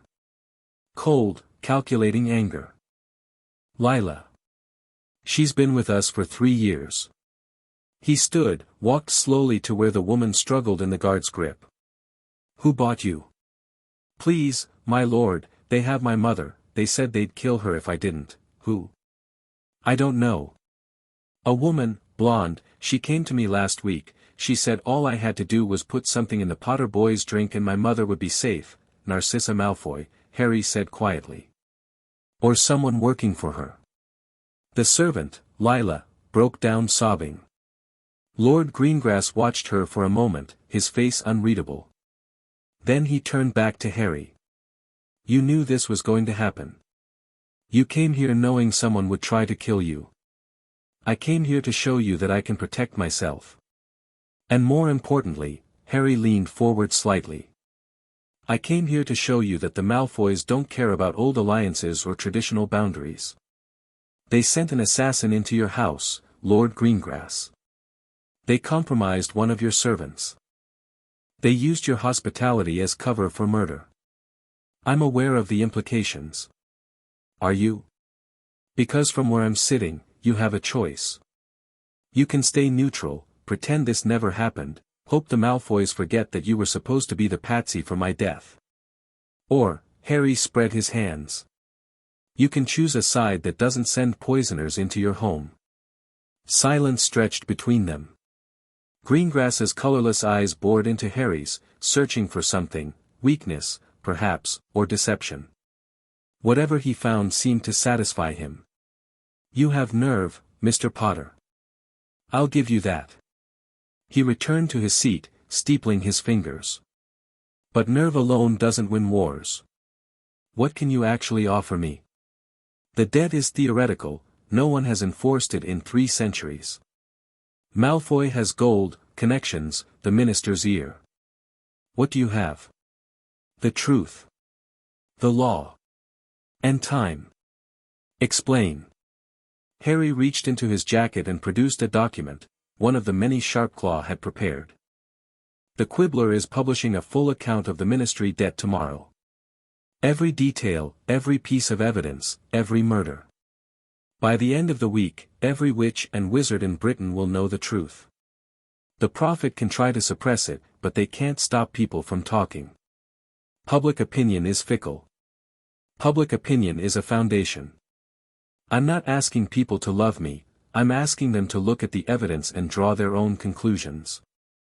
Once they do, the Wisengamot won't be able to dismiss my claim without looking like they're covering something up. Harry set the document on the table between them. As for the law, the debt is real. The blood magic has already activated. Magic itself recognizes my claim. The only question is whether the ministry will honor it voluntarily or be forced to. And time. The Malfoys are panicking. That's why they tried to kill me, they know they're running out of options. Every day that passes without me dead is a day the truth spreads further. Every ally I gain is a family they lose. Harry smiled slightly. I'm 10 years old, Lord Greengrass. I have my whole life ahead of me. Lucius Malfoy is 46. How long do you think he can maintain this level of desperation? Lord Greengrass was silent for a long moment. Then, slowly, he began to laugh. It wasn't a warm laugh, or a happy one. It was the laugh of a chess player who had just seen a move he hadn't anticipated. You're not what I expected, Mr. Potter. I thought I'd be meeting a scared child, easily managed. Instead he shook his head. I find someone who understands the game. I understand survival. The game is just how you dress it up. Indeed. Greengrass stood and walked to a window, looking out at his immaculate gardens. My daughter is upstairs. Daphne. She's about your age, 11 next month. I've spent her entire life preparing her for a world controlled by people like Malfoy. Teaching her to navigate, to survive, to never trust anyone. That sounds lonely. It is. But it keeps her alive. Greengrass turned back. If I support you, I'm betting her future on your success. That's not a decision I make lightly. I wouldn't expect you to. Harry stood as well. I'm not asking you to trust me, Lord Greengrass. I'm asking you to look at the evidence and make a calculated decision. The Malfoys just tried to commit murder in your home. Whatever relationship you had with them is over, they've made that clear. The only question is whether you want to face them alone or with allies. And the girl? Lila? Harry looked at the still sobbing servant. She was coerced. Her mother is probably being held somewhere as leverage. I'd suggest finding the mother and making it very clear to the Malfoys that you don't appreciate your staff being used as weapons. Greengrass nodded slowly. You're right. Of course you're right. He walked to a desk, pulled out a piece of parchment, and began to write. I, Cyrus Greengrass, do hereby pledge the support of House Greengrass to Harry James Potter in the matter of the ministry debt. By my blood and my honor, this pledge is binding. He signed with a flourish, then pricked his thumb and pressed it to the paper. The parchment glowed briefly, then settled. There. You have your fourth vote. Greengrass handed the document to Sharpclaw. I suggest you make the most of it. I intend to. Harry extended his hand. Thank you, Lord Greengrass. You won't regret this. I better not. Greengrass's grip was firm, brief. One more thing. My daughter, she's been asking about you. All the children have, I imagine, with the stories in the Prophet. She wanted to meet you. I'd like that. Greengrass called for a house elf, who was dispatched to fetch the young mistress. A few minutes later, the door opened again. Daphne Greengrass was exactly what Harry expected and nothing like it at the same time. She had her father's pale eyes and composed expression, but underneath that mask was something else, curiosity, perhaps, or calculation. She wore a simple blue dress and carried herself like someone much older than 11. Mr. Potter. Her voice was cool, measured. I've heard a lot about you. Probably none of it true. Most of it contradictory, which usually means there's truth somewhere in the middle. Daphne tilted her head, studying him. You don't look like a revolutionary. What does a revolutionary look like? Taller. Angrier. More. She gestured vaguely. Dramatic. Despite everything, Harry found himself smiling. Sorry to disappoint. I'm not disappointed. I'm curious. Daphne glanced at her father, who nodded slightly. Father says you're going to change everything. That the world will be different after you're done with it. I wanted to see for myself what kind of person does that. And? What do you see? Daphne was quiet for a moment, those pale eyes never leaving his. I see someone who's been hurt, she said finally. Someone who's angry about it but trying not to let the anger control them. Someone who's very smart and very careful and very tired of being underestimated. She paused. I also see someone who's going to win.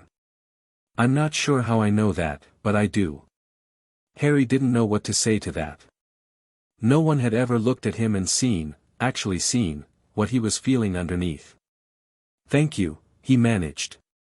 Don't thank me. I'm just observant. Daphne turned to leave, then paused at the door. When you change everything, try to make it better. Not just different.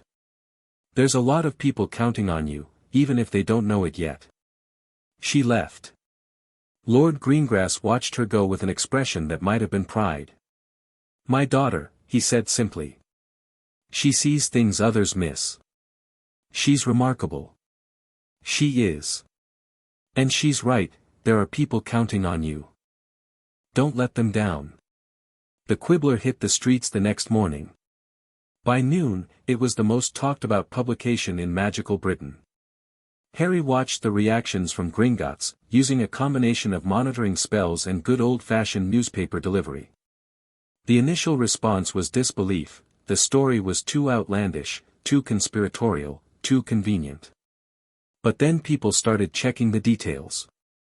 They looked up the founding families, the dates, the records. They found gaps where records should have been.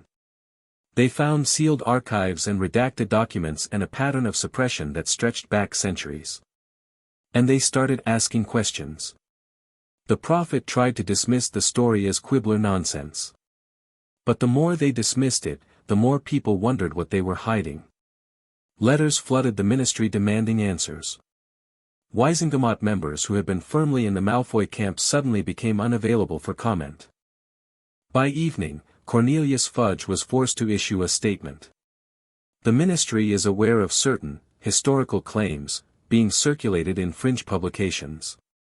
We are investigating these claims thoroughly and will provide a full response in due course. In the meantime, we urge the public not to be swayed by sensationalist reporting. Sharpclaw read the statement aloud, then set down the paper with a satisfied smile. He's trying to buy time. He thinks if he can delay long enough, the story will die down. Will it? Not a chance. The blood magic ensures that. Every witch and wizard in Britain can feel it now, a pressure at the edge of their consciousness, a sense that something important is happening. They don't understand it, but they can't ignore it either. Harry nodded. So what's next? Next, you file your formal claim with the Wizengamot. The hearing is scheduled for tomorrow morning. Tomorrow. After 3 days of preparation, planning, and survival, it was finally time. What do I need to do? Arrive, present your evidence, answer questions, and try not to get killed. Sharpclaw's teeth glinted. The third part may be the most challenging. The Wizengamot chamber was ancient in a way that made Gringotts look modern. Carved from stone so old it had forgotten what sunlight looked like, filled with benches that had held the same families for centuries, it felt less like a courtroom and more like a tomb. Harry stood at the entrance, looking at the assembled faces. Hundreds of them, every major family in magical Britain, plus journalists, ministry officials, and curious onlookers who had managed to secure seats. The air crackled with tension and barely suppressed hostility. Ready? Sharpclaw murmured. No. Let's do it anyway. They walked forward. The chamber fell silent as Harry approached the central podium. He could feel the weight of every gaze, the pressure of every expectation. Some faces were curious. Some were hostile. A few, Augusta Longbottom, Lord Greengrass, a stern woman he assumed was Amelia Bones, nodded slightly in acknowledgement. And there, in the front row, sat Lucius Malfoy. His expression was perfectly composed, but his eyes burned with cold fury. The chief warlock, an ancient wizard whose name Harry hadn't bothered to learn, banged his gavel. This hearing is called to order. We are here to consider the claim of Harry James Potter regarding certain alleged historical debts owed to his family. Mr. Potter, you may present your case. Harry took a breath. Thank you, Chief Warlock. I'll try to keep this simple. He pulled out the documents Sharpclaw had prepared, copies for every member of the Wizengamot, distributed by house elves who appeared and disappeared with practiced efficiency. 300 years ago, a wizard named Harold Potter saved the lives of 47 people from 7 families during the dragonpox epidemic of 1706. Those families, in gratitude, signed a blood contract acknowledging their debt to him and his descendants. 3 months later, those same families founded the Ministry of Magic. Murmurs rippled through the chamber. Harry pushed on. The contract was suppressed almost immediately. Records were destroyed, witnesses silenced, history rewritten. For 3 centuries, the Potter family has tried to claim what's rightfully theirs, and for 3 centuries, they've been stopped. My grandfather was killed. My grandmother was killed. My parents, Harry paused, swallowing the anger that threatened to overwhelm him. My parents may have been killed as well, though the circumstances there are more complicated. Objection. Lucius Malfoy rose smoothly. The witness is speculating. There is no evidence connecting any of these deaths to the alleged suppression. Actually, there is. Harry pulled out another document. This is a letter from a ministry official named Abraxas Malfoy, your father, I believe, Lord Malfoy, discussing the need to deal with the Potter problem before it becomes unmanageable. It's dated 3 weeks before my grandfather's death. The chamber erupted. Malfoy's face went white, then red, then white again. That document is a forgery. It came from Vault 1 in Gringotts, where it's been preserved for 50 years. The goblins can verify its authenticity. Harry met Malfoy's gaze steadily. Do you want them to? Malfoy sat down slowly, his jaw clenched so tight Harry could see the muscles jumping. The Chief Warlock banged his gavel again. Order. Order in the chamber. He turned to Harry. Mr. Potter, these are serious accusations. Do you have additional evidence to support them? I have 300 years of additional evidence. Harry gestured at the documents now spread across every desk in the chamber. Bank records. Legal opinions. Death certificates. Letters, memos, and meeting minutes from dozens of officials across multiple generations, all pointing to a coordinated effort to suppress the truth. He paused. But evidence isn't really what this is about, is it? The blood magic has already activated. Magic itself has recognized my claim. The only question is whether this body will honor the law or continue the cover-up. Silence. The chamber seemed to hold its breath. Then, slowly, Amelia Bones stood. The Department of Magical Law Enforcement has reviewed the evidence presented by Mr. Potter. We find it credible and consistent with the historical record. She turned to face her fellow Wizengamot members. For 3 centuries, this government has been built on a lie.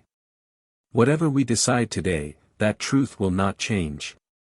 The only question is whether we acknowledge it openly or continue pretending it doesn't exist. Amelia, Fudge began.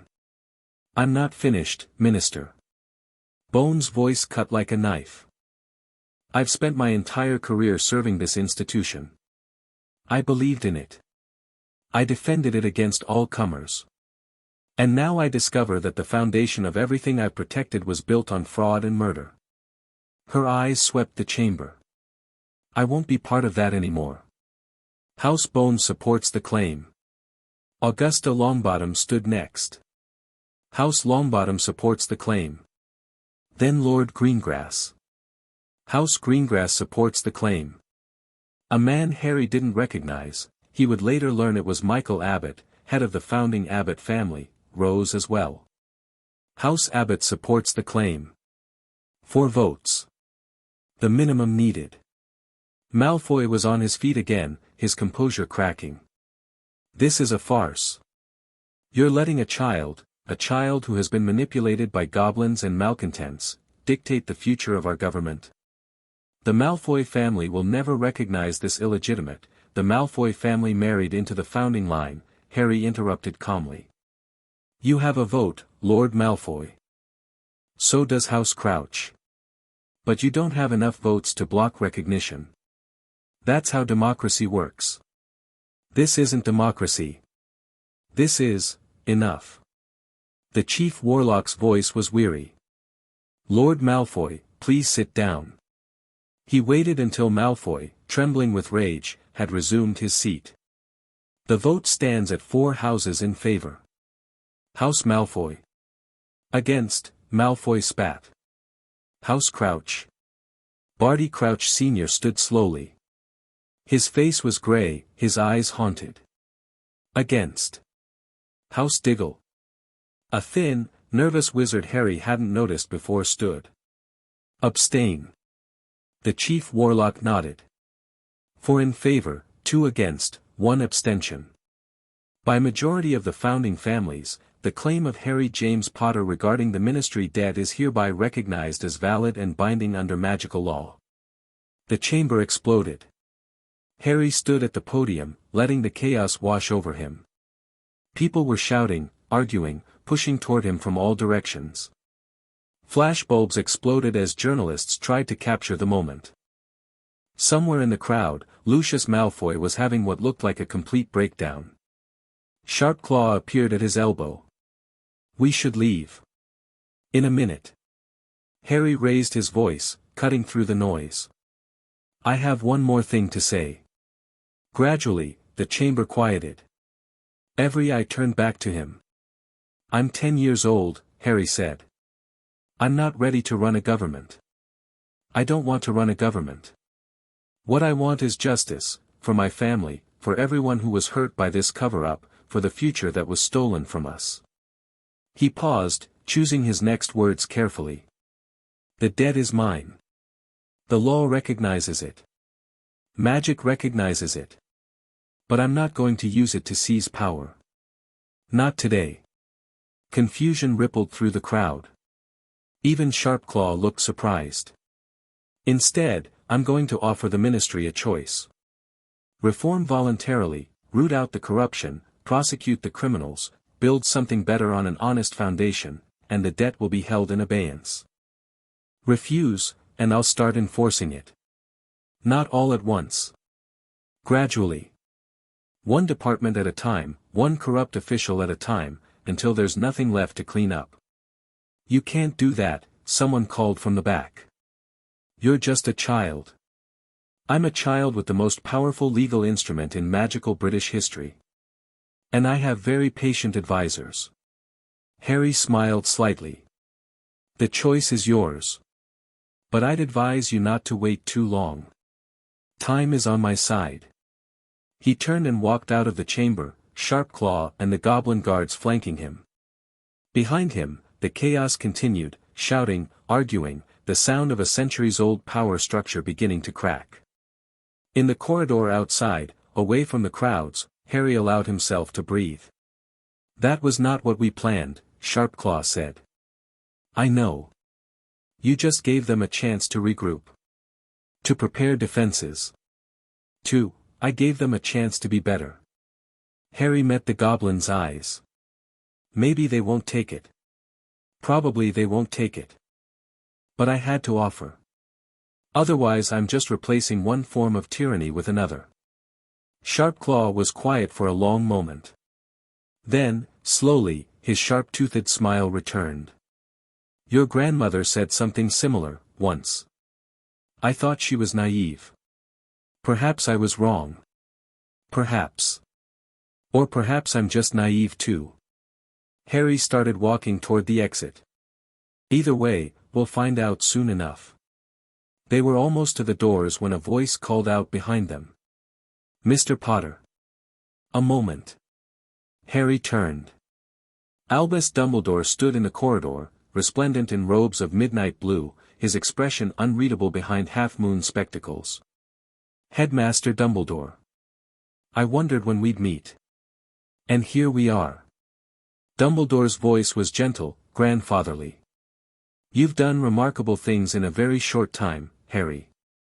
Things I did not anticipate. You anticipated I'd stay ignorant. Hidden. Controllable. I anticipated you would be safe. A flash of something crossed Dumbledore's face, guilt, perhaps, or regret. I see now that safety and control can look very similar from the outside. That was not my intention. What was your intention? Dumbledore was quiet for a moment. When he spoke again, his voice was heavy with years. When your parents died, I made a choice. I believed, I still believe, that there are forces in this world more dangerous than political corruption. Forces that killed your parents and will try to kill you. I thought that if I could keep you hidden, keep you normal, keep you away from the power and the spotlight, perhaps those forces would forget about you. Perhaps you would have a chance at a real childhood. I grew up in a cupboard. I know. The guilt was unmistakable now. I trusted the wrong people. I checked too infrequently. I made mistakes that I will regret for the rest of my life. Dumbledore spread his hands. But I did not know about the ministry debt. I did not know about the murders. I was trying to protect you from one threat without realizing you faced another. Harry studied the old wizard's face, looking for deception and finding only exhaustion. I don't trust you, he said finally. I would be surprised if you did. But I'm not your enemy. Not unless you make me one. Something like hope flickered in Dumbledore's eyes. I would very much like to not be your enemy, Harry. There is a war coming, not the one you're fighting now, but something larger. Something darker. When it arrives, I would like us to be on the same side. What war? Dumbledore's expression shifted. For just a moment, Harry saw the man behind the grandfather mask, ancient, powerful, and deeply afraid. The wizard who killed your parents is not truly dead. His body was destroyed, yes, but his spirit endures. He is out there somewhere, waiting, plotting, growing stronger. And when he returns, Dumbledore's voice dropped. When he returns, everything else will seem insignificant by comparison. Harry felt ice form in his stomach. Voldemort. Yes. The name alone carries power, most people fear to speak it. But you should not fear him, Harry. You survived him once. You may have to survive him again. Why me? Why did he target my parents in the first place? That is a conversation for another time. A private conversation, when there are fewer ears listening. Dumbledore glanced at the doorway to the Wizengamot chamber, where curious faces were already peering through. For now, let me just say this, whatever disagreements we may have, whatever mistakes I've made, I want you to live. I want you to thrive. And I will do everything in my power to help you do both. Harry looked at him for a long moment. Then he nodded slowly. We'll talk. Soon. But right now I have other things to deal with. Of course. The ministry won't reform itself, after all. A ghost of Dumbledore's usual twinkle returned to his eyes. For what it's worth, I thought your offer was remarkably generous. Most people in your position would have demanded immediate surrender. I'm not most people. No. No, you are certainly not. Dumbledore inclined his head. Until we meet again, Harry Potter. He walked away, robes sweeping behind him, leaving Harry alone with his thoughts. Sharpclaw appeared at his elbow again. That man is dangerous. I know. He will try to manipulate you. He believes he knows best, and nothing you say will convince him otherwise. I know that too. Harry started walking toward the exit again. But he's not wrong about everything. There are bigger threats than corrupt politicians. I need to be ready for them. And you think Dumbledore can help? I think he has information I need. Information about Voldemort, about my parents, about why any of this is happening. Harry pushed through the doors into the sunlight of London's magical district. I'll use his information without letting him use me. That's the plan, anyway. It's a dangerous plan. Everything is dangerous right now. Harry breathed in the fresh air, feeling the warmth of the sun on his face. But at least we're moving. That's more than we had a week ago. Behind them, the Ministry of Magic continued its descent into chaos. Ahead of them, a future that no one could predict was beginning to take shape. Harry Potter had won his first battle. The war was just beginning. Chapter 4 and Chapter 5, The Founding Families. The week after the hearing was chaos. Harry had expected resistance. He had expected anger, denial, political maneuvering. What he hadn't expected was the sheer volume of it: owls by the hundreds, howlers by the dozen, requests for interviews and meetings, and just 5 minutes of your time that would have consumed every waking hour if he'd agreed to them all. Sharpclaw handled most of it. The goblin had an almost supernatural ability to sort the genuine from the opportunistic, the dangerous from the merely annoying. Important messages made it through. Everything else went into a pile that grew larger by the day. "You're popular," Sharpclaw observed dryly, tossing another stack of letters onto the discard pile. "Everyone wants a piece of the boy who challenged the ministry. They want a piece of my power. There's a difference. A distinction most people your age wouldn't make." Harry shrugged. He was sitting at his desk in Gringotts' secure wing, reading through a detailed analysis of the 7 founding families that Sharpclaw's researchers had compiled. Each family had its own section: history, current members, political alignments, financial interests, known weaknesses. The Potters he skipped. He already knew more about his own family than he'd ever wanted to. The Bones family was straightforward. Amelia Bones had been widowed during the war against Voldemort. Her brother Edgar and his entire family had been murdered by Death Eaters. She had one niece, Susan, who was Harry's age and would be starting Hogwarts next year. The family was firmly aligned with law and order, and Amelia's support for Harry's claim was genuine. She believed in justice, even when it was inconvenient. The Longbottoms were more complicated. Augusta was the family matriarch, but the actual heir was her grandson Neville, the son of Frank and Alice Longbottom, who had been tortured into insanity by Death Eaters shortly after Voldemort's fall. Neville was being raised by Augusta, who apparently had very specific ideas about what a proper Longbottom heir should be. The file noted that Neville was magically underdeveloped and a disappointment to his grandmother, which made Harry's stomach turn. The Abbotts were wealthy farmers who had stayed out of politics for generations. Their support for Harry seemed to be based on genuine conviction. The family had old ties to the Potters, dating back to the original epidemic. Michael Abbott had been friends with Harry's grandfather and had apparently never believed the official story about the flying accident. The Greengrasses he already knew about. The file confirmed what Lord Cyrus had implied: the family was ruthlessly pragmatic, aligned with whoever offered the best chance of survival. Their switch to Harry's side was calculated, not principled, but that made it no less useful. The Diggles were a mystery. The family had abstained from the vote, which could mean anything: cowardice, indecision, secret alignment with either side. Amos Diggory was the current head, a mid-level ministry official whose son Cedric was apparently some kind of Quidditch prodigy. The file suggested approaching them carefully, if at all. The Crouches were hostile. Barty Crouch Sr. had built his career on being tough on dark wizards. His opposition to Harry's claim was personal as much as political. The file noted that his son, Barty Jr., had been convicted as a Death Eater and sentenced to Azkaban, which might explain some of the father's rigidity. A broken man clinging to his principles because he had nothing else left. And then there were the Malfoys. Harry read the Malfoy section 3 times, committing every detail to memory. Lucius Malfoy had married Narcissa Black, connecting him to one of the founding families by blood.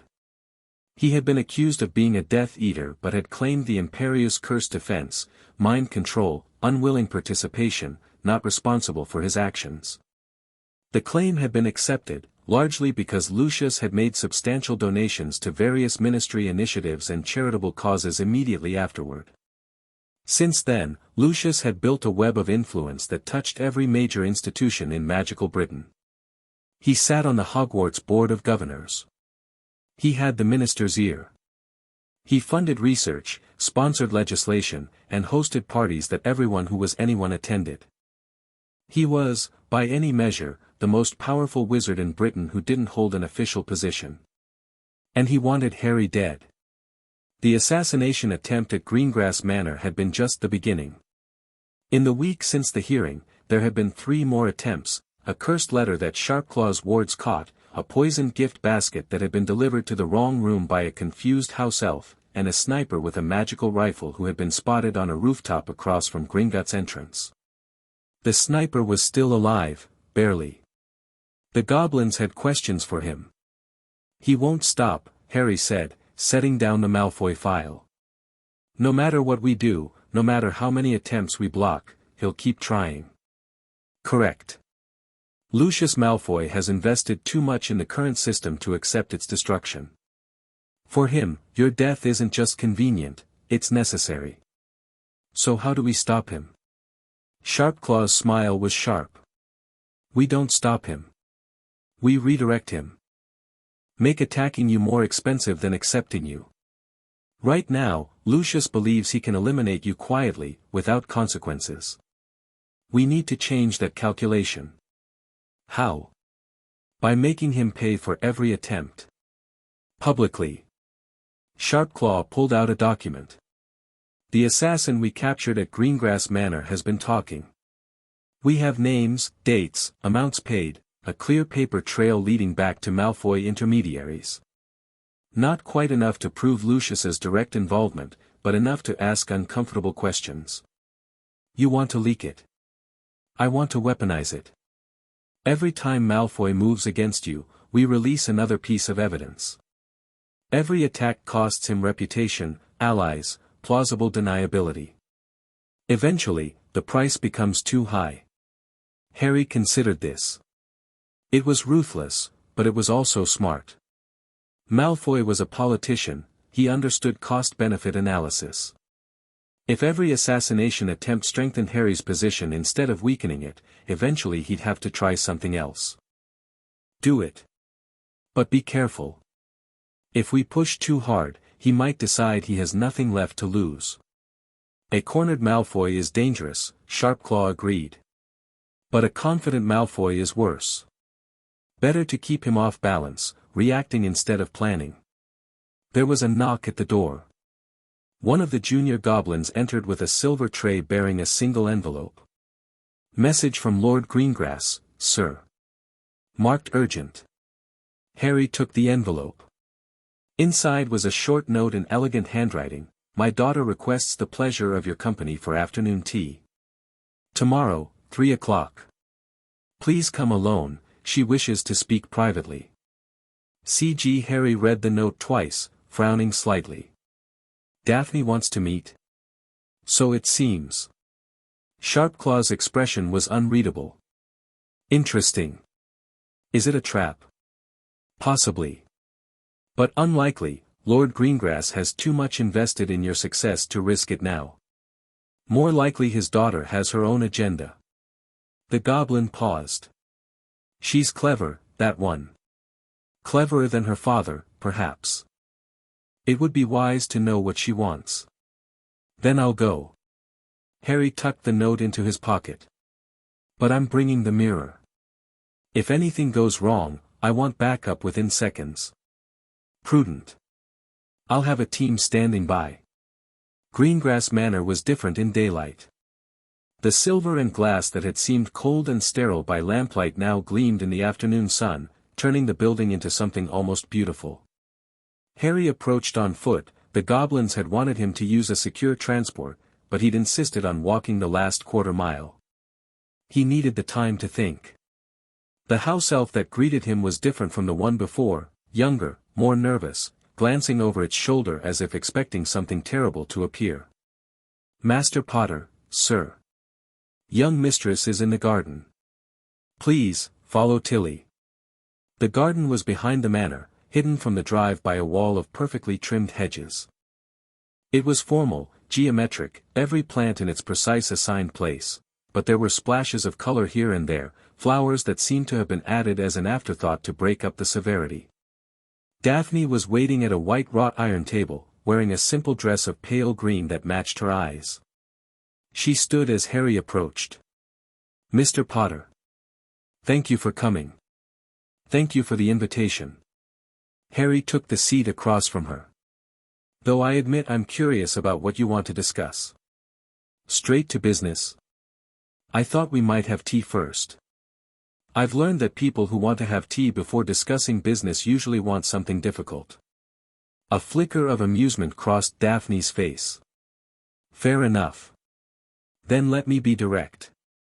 She folded her hands on the table, her expression becoming serious.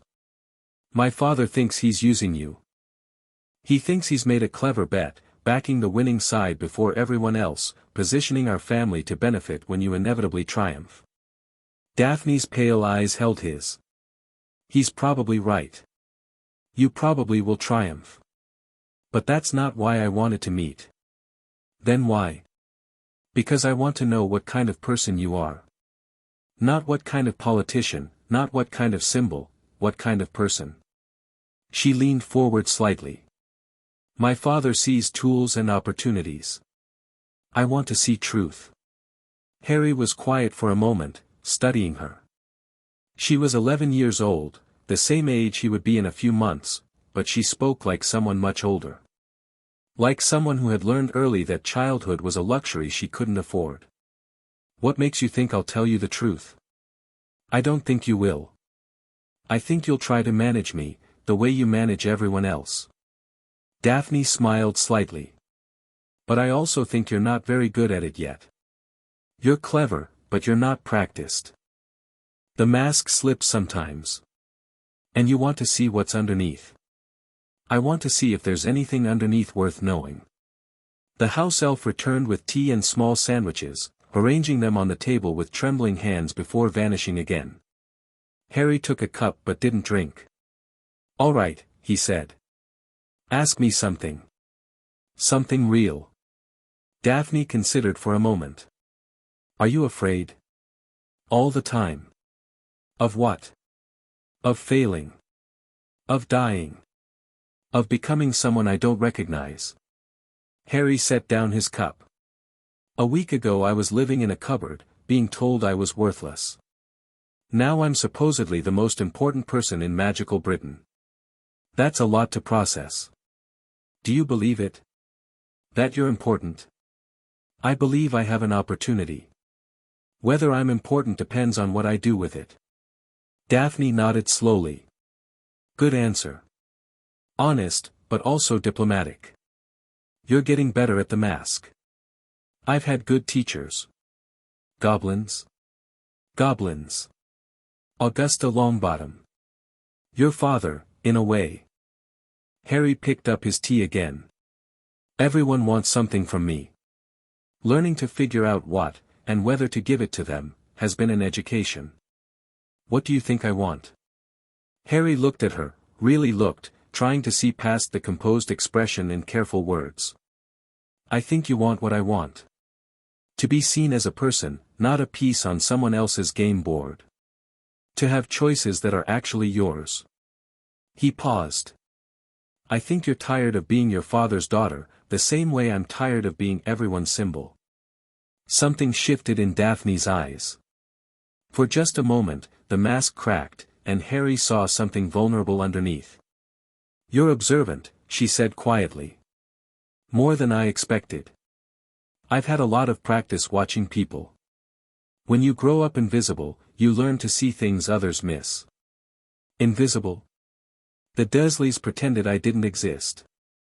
Most of the time, anyway. When they did notice me, it wasn't pleasant." Harry shrugged. "So I learned to watch. To understand. To stay one step ahead." "That sounds lonely." It was. But it was also useful. Harry set down his cup. "Can I ask you something now?" "Fair is fair. If you could do anything, anything at all, no restrictions, no expectations, what would you do?"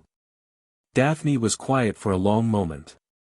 When she spoke, her voice was barely above a whisper. "I'd study healing. Not political medicine, not the kind that gets you status, real healing, the kind that helps people who are actually suffering. She looked away, toward the garden's far wall. My mother is sick. Has been for years. The best healers in Britain can't figure out what's wrong with her, and the second best won't even try because there's no profit in it. So she just fades. A little more every day. I'm sorry. Don't be sorry. Do something. Daphne's eyes snapped back to his, suddenly fierce. You have power now. Real power. Use it to fix things that are actually broken, not just reshuffle who sits in which fancy chair. Is that what you think I'm doing? Reshuffling chairs? I think you're doing what you have to do. But I also think you can do more. She stood, walking to the edge of the patio. The ministry isn't the only thing that's rotten, Mr. Potter. The whole system is broken, the schools, the hospitals, the way we treat people who don't fit the proper mold. You could change all of that. If you wanted to. Harry joined her at the railing. I do want to. But I'm 10 years old, and half the country wants me dead. I have to survive first. I know. That's why I wanted to meet. Daphne turned to face him. I want to help. Not because my father told me to, not because it's politically advantageous, because I believe you might actually be able to change things.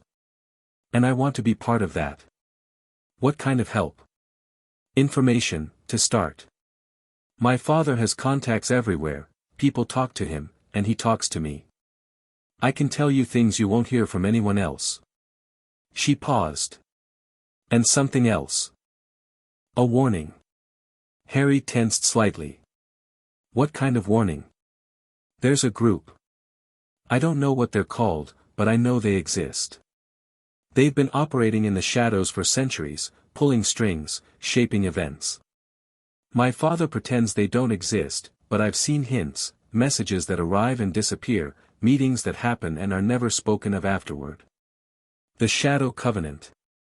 Daphne's eyes widened. You know about them? I know they exist. I know they've been suppressing my family's claim for generations. I don't know who they are or what they want. Neither do I. But I know they're afraid of you. Daphne's voice dropped. My father received a message the day after the hearing. I wasn't supposed to see it, but I did. It said, the Potter boy is a problem. He must be contained or eliminated. The great work must not be interrupted. The great work? I don't know what it means. But it sounded important. Important enough to kill 4. Harry filed that away. Another piece of the puzzle, another hint at the larger game being played around him. Thank you for telling me.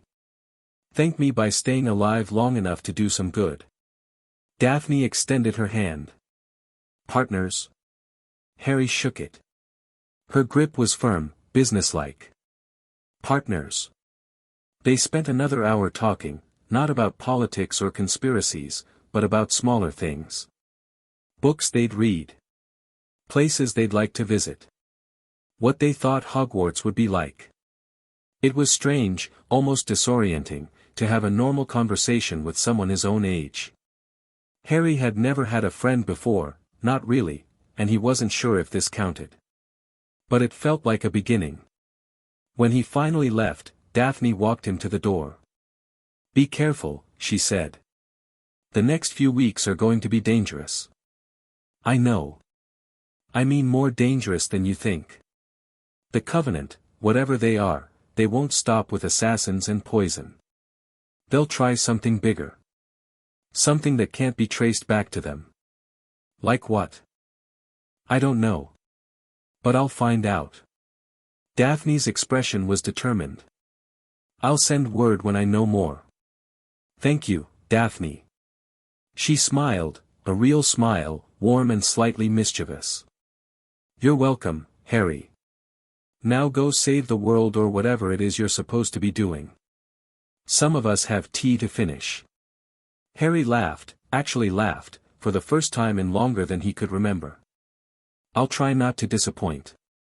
He walked back down the white gravel drive, feeling lighter than he had in days.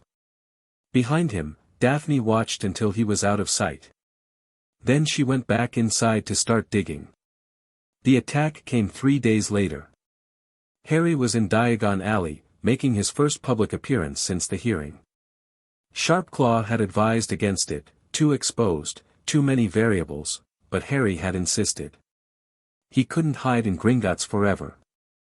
The people needed to see him, to know he was real, to understand that the boy challenging the ministry was more than just a name in the papers. The reception was mixed. Some people cheered when they saw him. Others glared. A few shouted insults that Harry pretended not to hear. He was signing an autograph for a wide-eyed young witch when the world exploded. Not literally, there was no fire, no debris, no physical damage. Instead, the air itself seemed to tear open, and something came through. It was vast. It was dark. It was hungry. People screamed. The crowd scattered, trampling each other in their desperation to escape. Harry stood frozen, staring at the thing that had appeared in the middle of the alley, a creature of shadow and malice, with eyes like burning coals and a mouth full of teeth that shouldn't exist. "What the hell is that?" he whispered. Sharpclaw's voice crackled through the communication mirror in his pocket. "Shade Demon. Ancient, extremely dangerous. Someone summoned it specifically to kill you. How do I stop it?" "You don't. You run. Shade demons are immune to most magic, it would take a team of unspeakables to bring one down." The demon turned toward Harry. Its burning eyes fixed on him with terrible intelligence. "I don't think running is an option," Harry said. The demon charged. Harry threw himself aside, barely avoiding a claw that would have taken his head off. He rolled, came up with his wand raised, and cast the strongest shield charm he could manage. The demon's next strike shattered it like glass. "Not good. Not good, not good, not good," he ran. Down the alley, past abandoned shops and overturned carts, the demon's footsteps thundering behind him. People screamed and fled in every direction.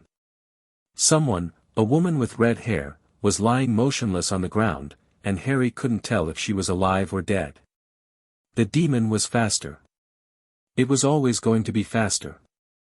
Harry ducked into a side alley, hoping to lose it in the maze of passages. No luck. The demon simply tore through the wall, sending bricks flying like shrapnel.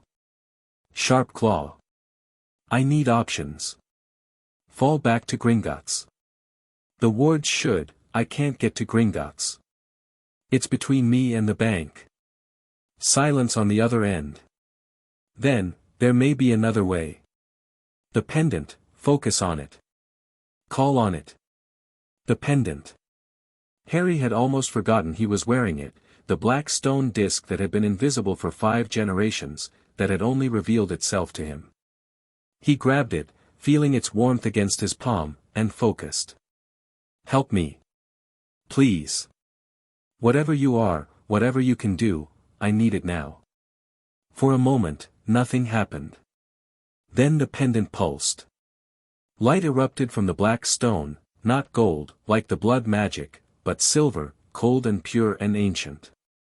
It washed over Harry, through him, filling him with power he hadn't known existed. The demon stopped. Harry turned to face it, and he wasn't afraid anymore. The silver light was in him now, showing him things, the creature's true nature, its weaknesses, the way it was bound to this plane by magic that could be broken. "You shouldn't be here," Harry said, and his voice was strange, resonant, layered with harmonics he didn't understand. "You were called against your will. Bound by blood and pain. I can set you free."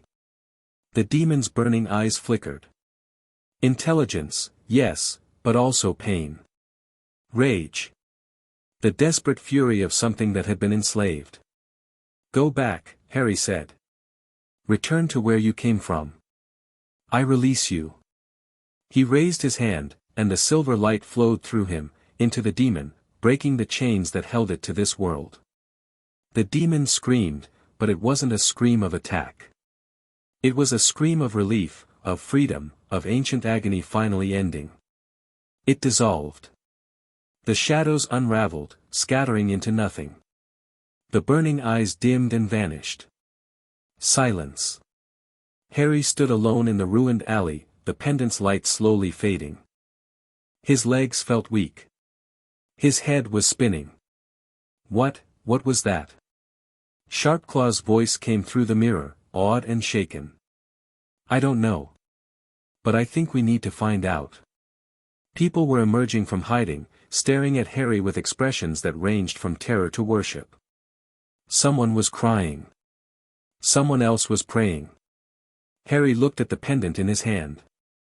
It seemed ordinary now, just a black stone on a gold chain. But he knew better.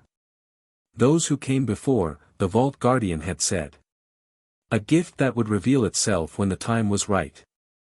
The time, apparently, was now. Harry tucked the pendant back under his shirt and started walking toward Gringotts. He had a lot of questions. And he suspected he wasn't going to like the answers. Chapter 5 and Chapter 6, Blood and Honor. The aftermath of Diagon Alley was chaos. Horrors flooded the scene within minutes, cordoning off the damaged section and interviewing witnesses who were too shaken to give coherent accounts. The Daily Prophet had reporters there before the dust settled, already spinning narratives that ranged from "boy who lived saves dozens" to "dangerous dark magic unleashed in shopping district." Harry didn't stay to watch. Sharpclaw's guards escorted him back to Gringotts through emergency passages that bypassed the crowds, and within half an hour he was sitting in Ragnar's office, still trembling from adrenaline and whatever the pendant had done to him. The ancient goblin studied him with those sharp, assessing eyes. "Tell me everything." Harry told him. The demon, the chase, the moment of desperation when he'd called on the pendant. The silver light. The strange knowledge that had filled him, showing him how to banish the creature. Ragnar listened without interruption. When Harry finished, the old goblin was quiet for a long moment. "The pendant has awakened," he said finally. "Fully awakened, not just stirred. This changes things." "What is it? What did I just do?" "That is a complicated question." Ragnar stood and walked to a cabinet against the wall, retrieving an ancient book so old its pages crackled when he opened it. The pendant is called the Arbiter's Eye. It was created long before the Ministry, before Hogwarts, before the current magical civilization existed. It was a gift from beings who were old when humanity was young. What kind of beings? We don't know. The records call them the Precursors, magical entities who walked the earth in the first age of the world. They created artifacts of immense power and gave them to bloodlines they deemed worthy. Ragnar's finger traced a passage in the book. The Potters received the Arbiter's Eye. The Blacks received the Veil of Shadows. The Peverils received 3 items that became known as the Deathly Hallows. Harry's mind reeled. The Deathly Hallows are real. Very real. And very dangerous. But that's a story for another time. Ragnar closed the book. The Arbiter's Eye grants its bearer the ability to see truth, the true nature of things, stripped of illusion and deception. Against a shade demon, that meant seeing how it was bound and how to break those bonds. Against a political enemy, it might mean seeing their hidden motivations. Against a lie, it would reveal the deception instantly. That's incredibly powerful. Yes. Which is why it only reveals itself to an heir who is ready. Your ancestors weren't. You, apparently, are. Harry touched the pendant through his shirt, feeling its warmth. The beings who made it, the Precursors, are they still around? Unknown. They vanished from the world thousands of years ago, leaving only their artifacts and the bloodlines they chose. Some believe they ascended to a higher plane of existence. Others believe they were destroyed in some ancient catastrophe. The truth is lost to time. But their artifacts remain. Their artifacts remain. And someone has been collecting them. Ragnar's expression darkened. The Veil of Shadows was stolen from the Black family vault 300 years ago. 2 of the Deathly Hallows have passed through many hands, their locations currently unknown.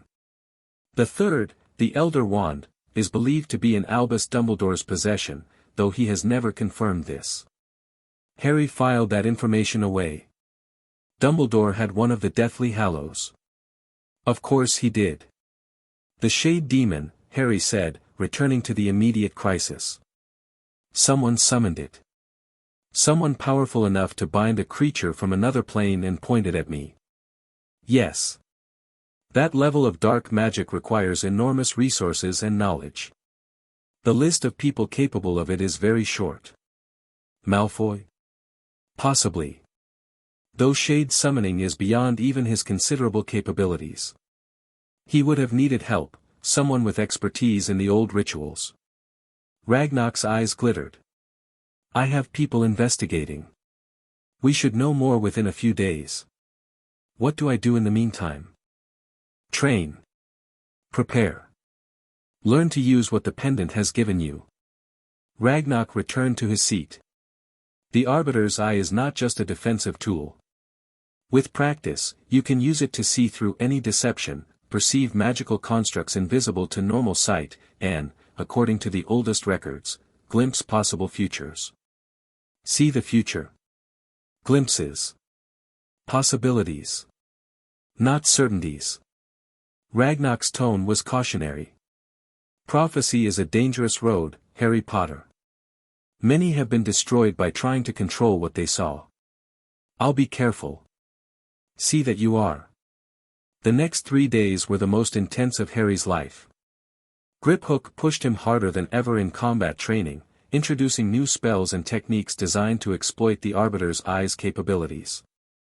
The pendant didn't just show truth, it showed vulnerabilities, the weak points in any defense, the moments of hesitation before an attack. You're fighting blind, Griphook snarled after Harry blocked a hex by seeing it coming through the pendant's vision. Using the eye as a crutch. What happens when someone figures out how to blind it? Then I use my normal senses. Show me. They trained with Harry's eyes closed, relying only on sound and instinct.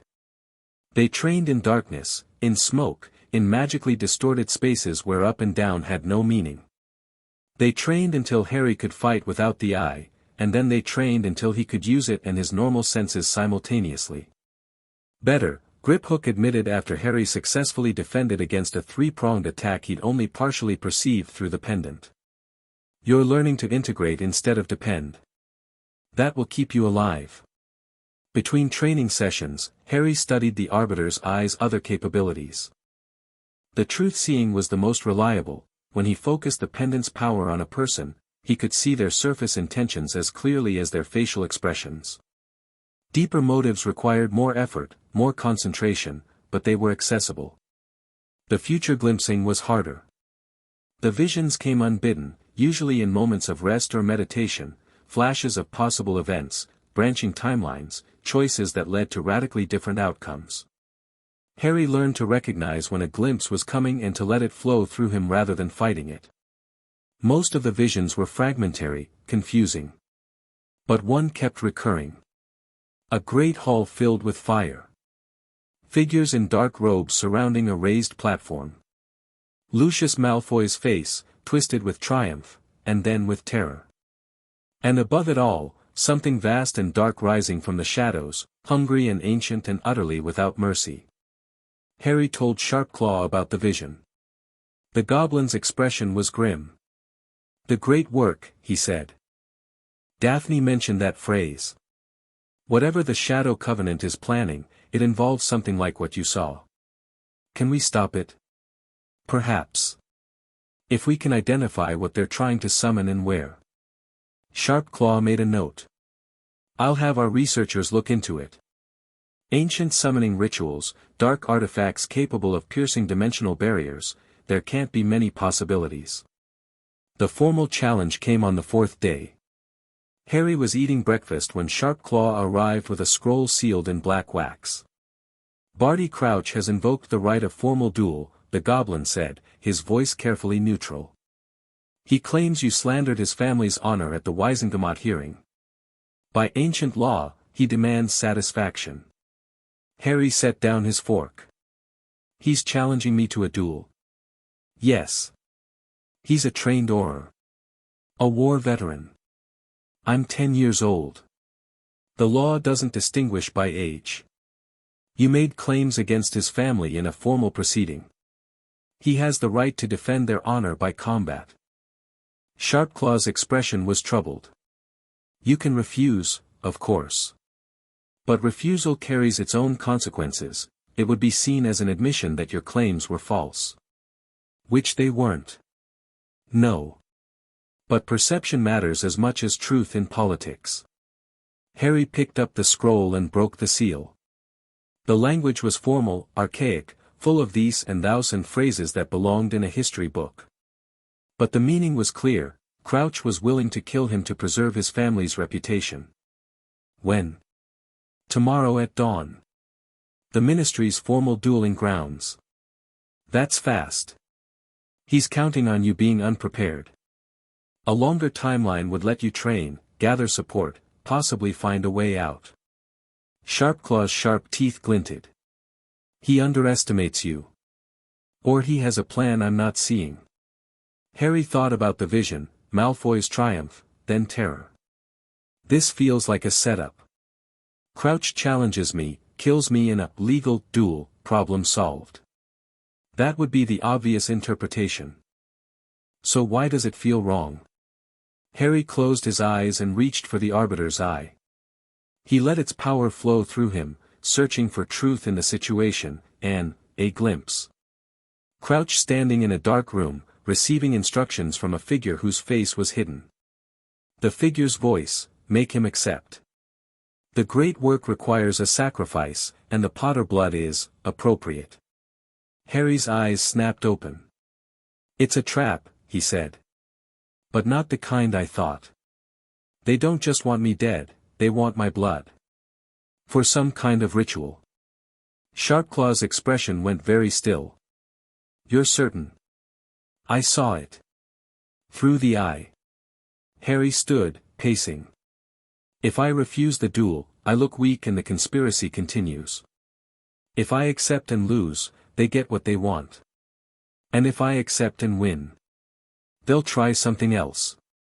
Sharpclaw nodded slowly. But you'd still be alive. And you'd have proven something. That I can't be pushed around. That, and more. A formal duel against a veteran Auror, witnessed by hundreds. If you win, it changes everything. The narrative shifts. You stop being a child who got lucky and become a legitimate threat. Harry considered the scroll in his hands. Tomorrow at dawn. Less than 24 hours. I need to talk to Griphook. The training session that followed was unlike anything before. Crouch is a duelist, Griphook said, pacing around Harry in the practice chamber. Old school. Formal. He'll follow the rules because his pride won't let him cheat. That's his weakness. I'm not planning to cheat either. Then you're an idiot. Griphook's black eyes gleamed. The rules of formal dueling were written by people who wanted to preserve advantages. They favor experience, training, raw magical power. You have none of those things. So what do I have? The eye. And something Crouch doesn't expect, a complete lack of formal training. Harry frowned. How is that an advantage? Because formal duelists are predictable. They've been taught the same techniques, the same responses, the same patterns. When they face an opponent who moves differently, thinks differently, breaks every rule they've internalized. Griphook's smile was vicious. They hesitate. And hesitation kills. They worked through the night.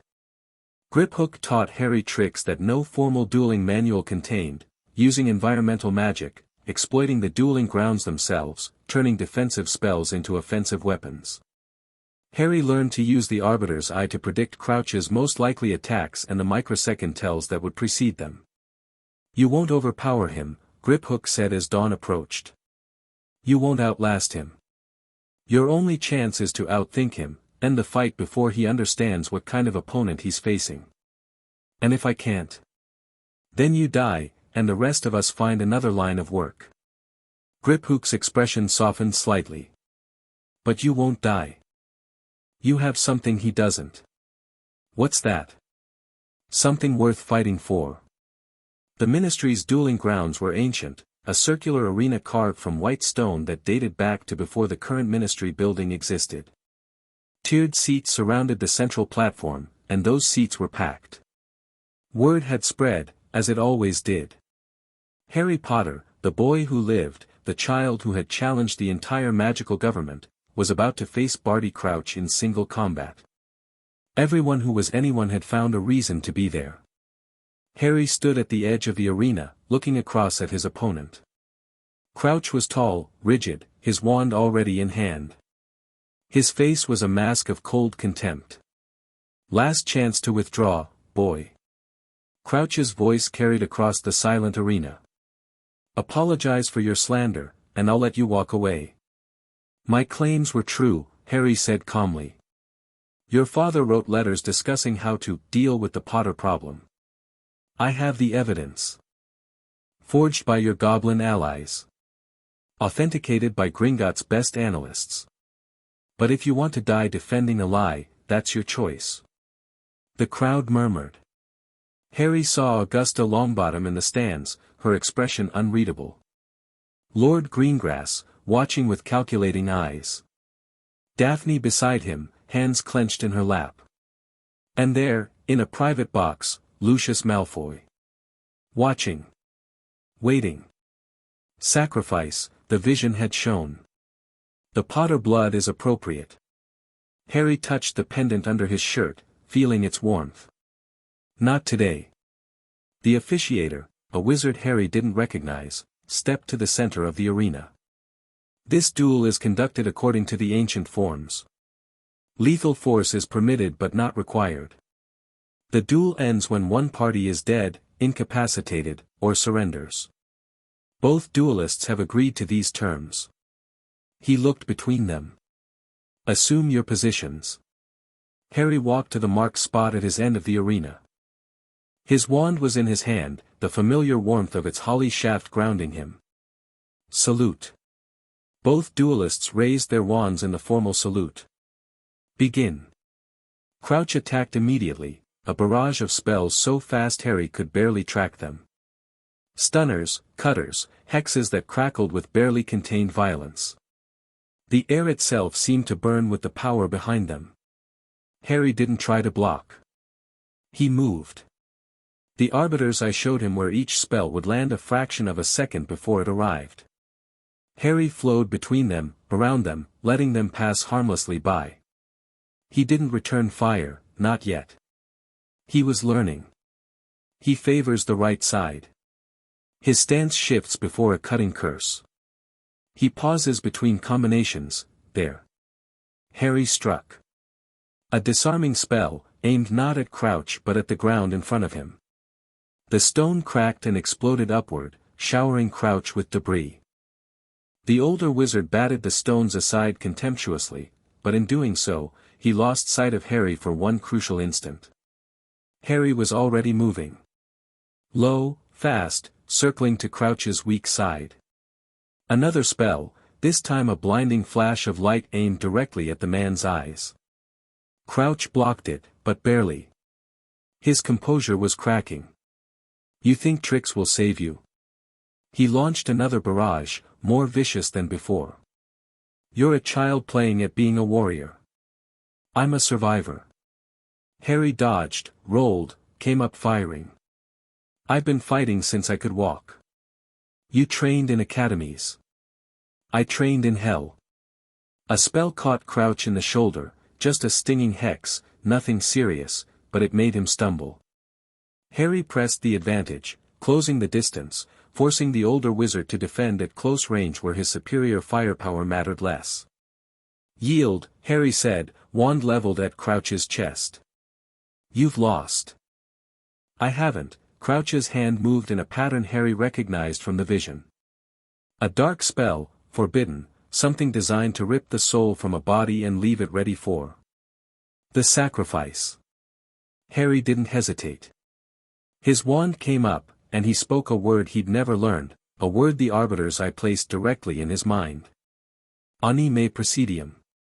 Silver light erupted from his wand, forming a shield that Crouch's dark spell splashed against harmlessly. The backlash threw the older wizard across the arena, slamming him into the stone wall with bone-cracking force.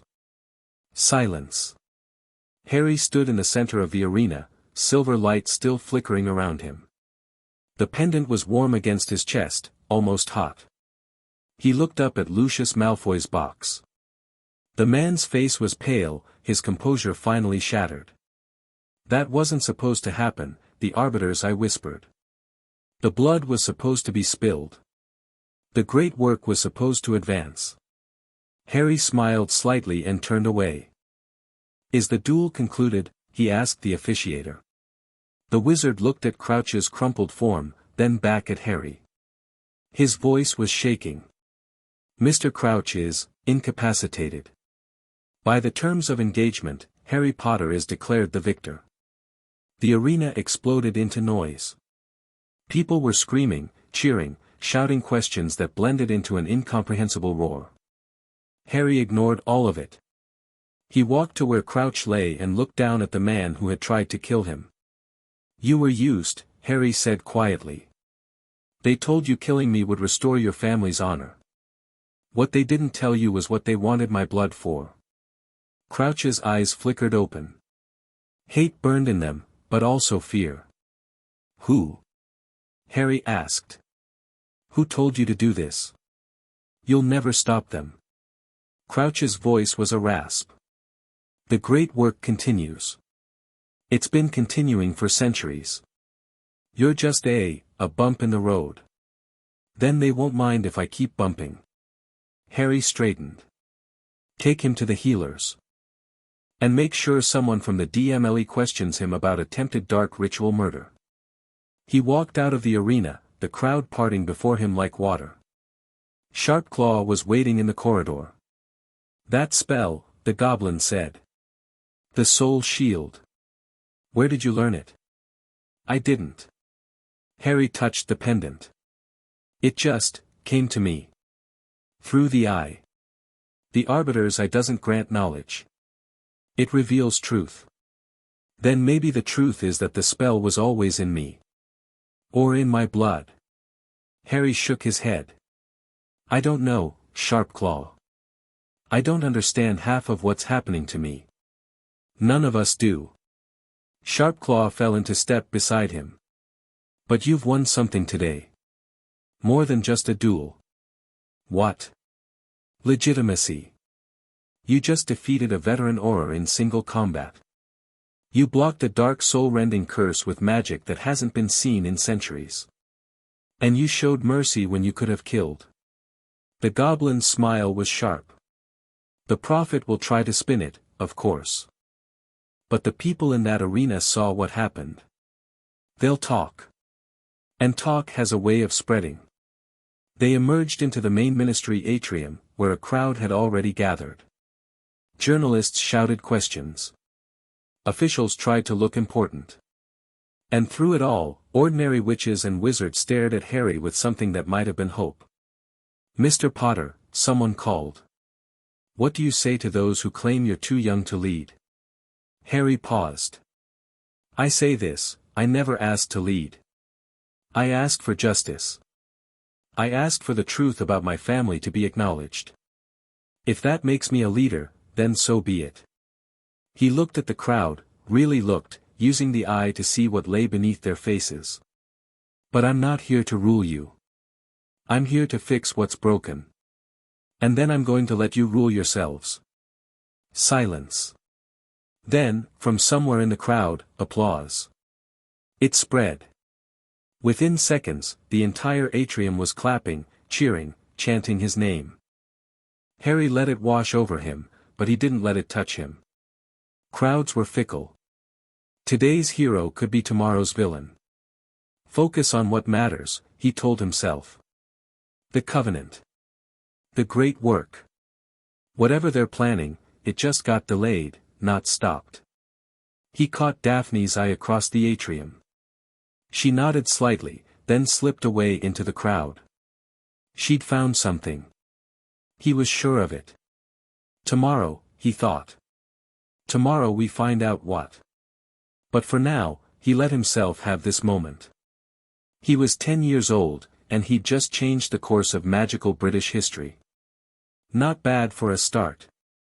Chapter 6 and Chapter 7, The Shadow Moves. The message arrived at midnight.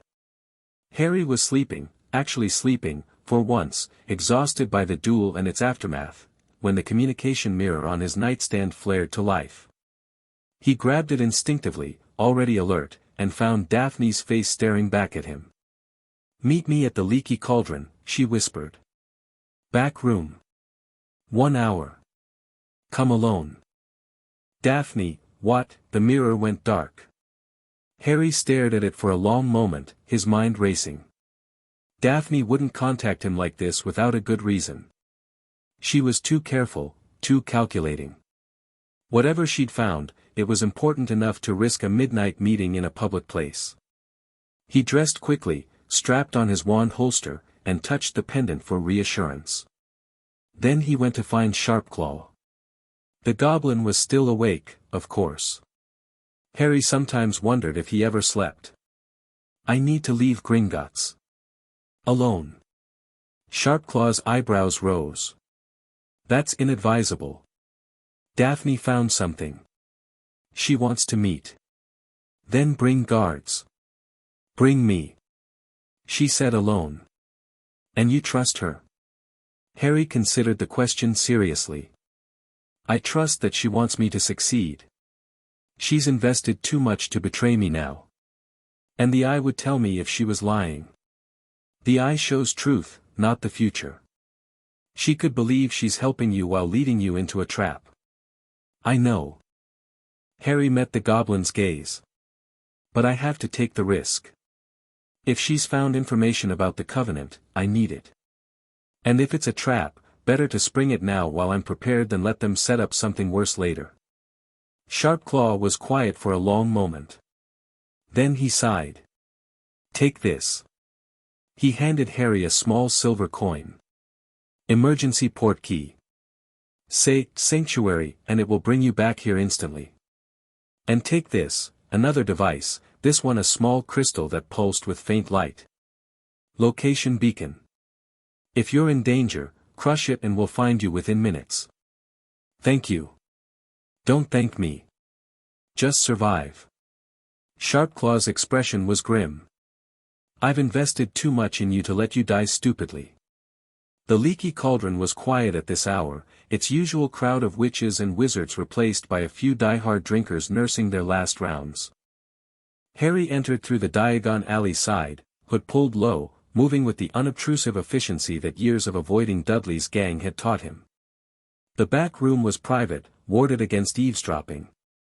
Daphne was already there, sitting at a small table with a stack of documents in front of her. She looked exhausted. Dark circles under her eyes, hair less perfectly arranged than usual, a tension in her shoulders that spoke of sleepless nights. "You came alone," she said. "You asked me to. I wasn't sure you would." She gestured to the chair across from her. "Sit. This is going to take a while." Harry sat. "What did you find?" Instead of answering, Daphne pushed the documents across the table. Harry looked at them, frowning. They were financial records.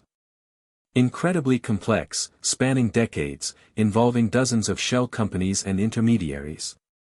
At first glance, they seemed like random business transactions. But as Harry studied them more closely, a pattern emerged. "This is money laundering," he said. "More than that. This is the financial backbone of the Shadow Covenant." Daphne leaned forward. "My father has been receiving payments for years, small amounts, easily hidden, but consistent. I always assumed they came from his legitimate business interests. They don't. They come from here." She pointed to a name buried in one of the documents, Cerberus Holdings. I've never heard of them. No one has. They don't exist, not officially. But their money is everywhere. Bribes to ministry officials. Funding for research at the Department of Mysteries. Payments to individuals who have a funny habit of dying shortly after receiving them. Daphne's voice was tight. They paid my father, Harry. He's been working for them this whole time. Harry absorbed this. Does he know? I don't think so. The payments are disguised as consulting fees, investment returns, normal business income. He probably thinks he's just doing well. She laughed bitterly. He's so proud of his financial acumen. It never occurred to him to question where it all came from. But you questioned it. I question everything. Daphne's pale eyes met his. That's why I'm here instead of in bed pretending I didn't see this. Harry looked at the documents again, using the arbiter's eye to see deeper. The financial trails were deliberately obscured, but underneath the complexity was a simple truth: whoever controlled Cerberus Holdings controlled a significant portion of Magical Britain's economy. This is how they operate, he said slowly. Not through direct power, but through money. They buy influence, they fund their enemies' campaigns, they make themselves indispensable. And no one notices because it all looks legitimate. There's more. Daphne pulled out another document, this one older, the paper yellowed with age. I found this in my father's private vault. It's a charter. For an organization called the Order of the Shadow. Harry read the document, his blood running cold. The Order of the Shadow was founded in 1247, nearly 800 years ago, by a group of wizards who believed that magical society was doomed to destroy itself through war and stupidity. Their solution: create a secret governing body that would guide humanity from the shadows, preventing catastrophe by controlling the flow of power, knowledge, and resources. The charter listed 7 founding members. 7 families whose descendants would carry on the Order's mission across generations. One of those families was the Gaunts. Voldemort, Harry breathed. His mother was a Gaunt. The last of the line. Daphne nodded. The Order didn't create him, he was too unstable, too destructive, too uncontrollable. But they used him. His war, his rise, his fall, it was all part of their plan. What plan? I don't know. The charter describes the Order's goals in vague terms: guiding humanity, preventing catastrophe, preparing for the great work. But it doesn't explain what the great work actually is. Daphne's voice dropped.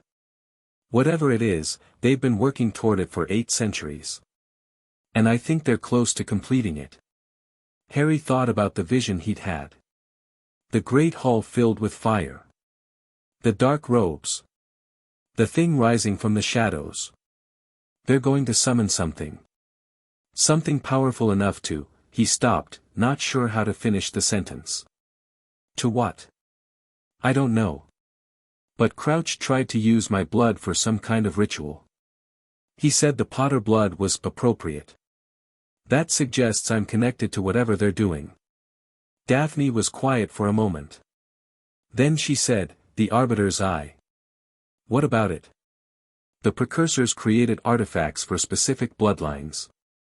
The Potters, the Blacks, the Peverils. What if the Order, the Shadow Covenant, is trying to collect those artifacts? Use their power for the great work? It made a horrible kind of sense. The Veil of Shadows, stolen from the Black family vault 3 centuries ago. The Deathly Hallows, scattered and sought after for generations.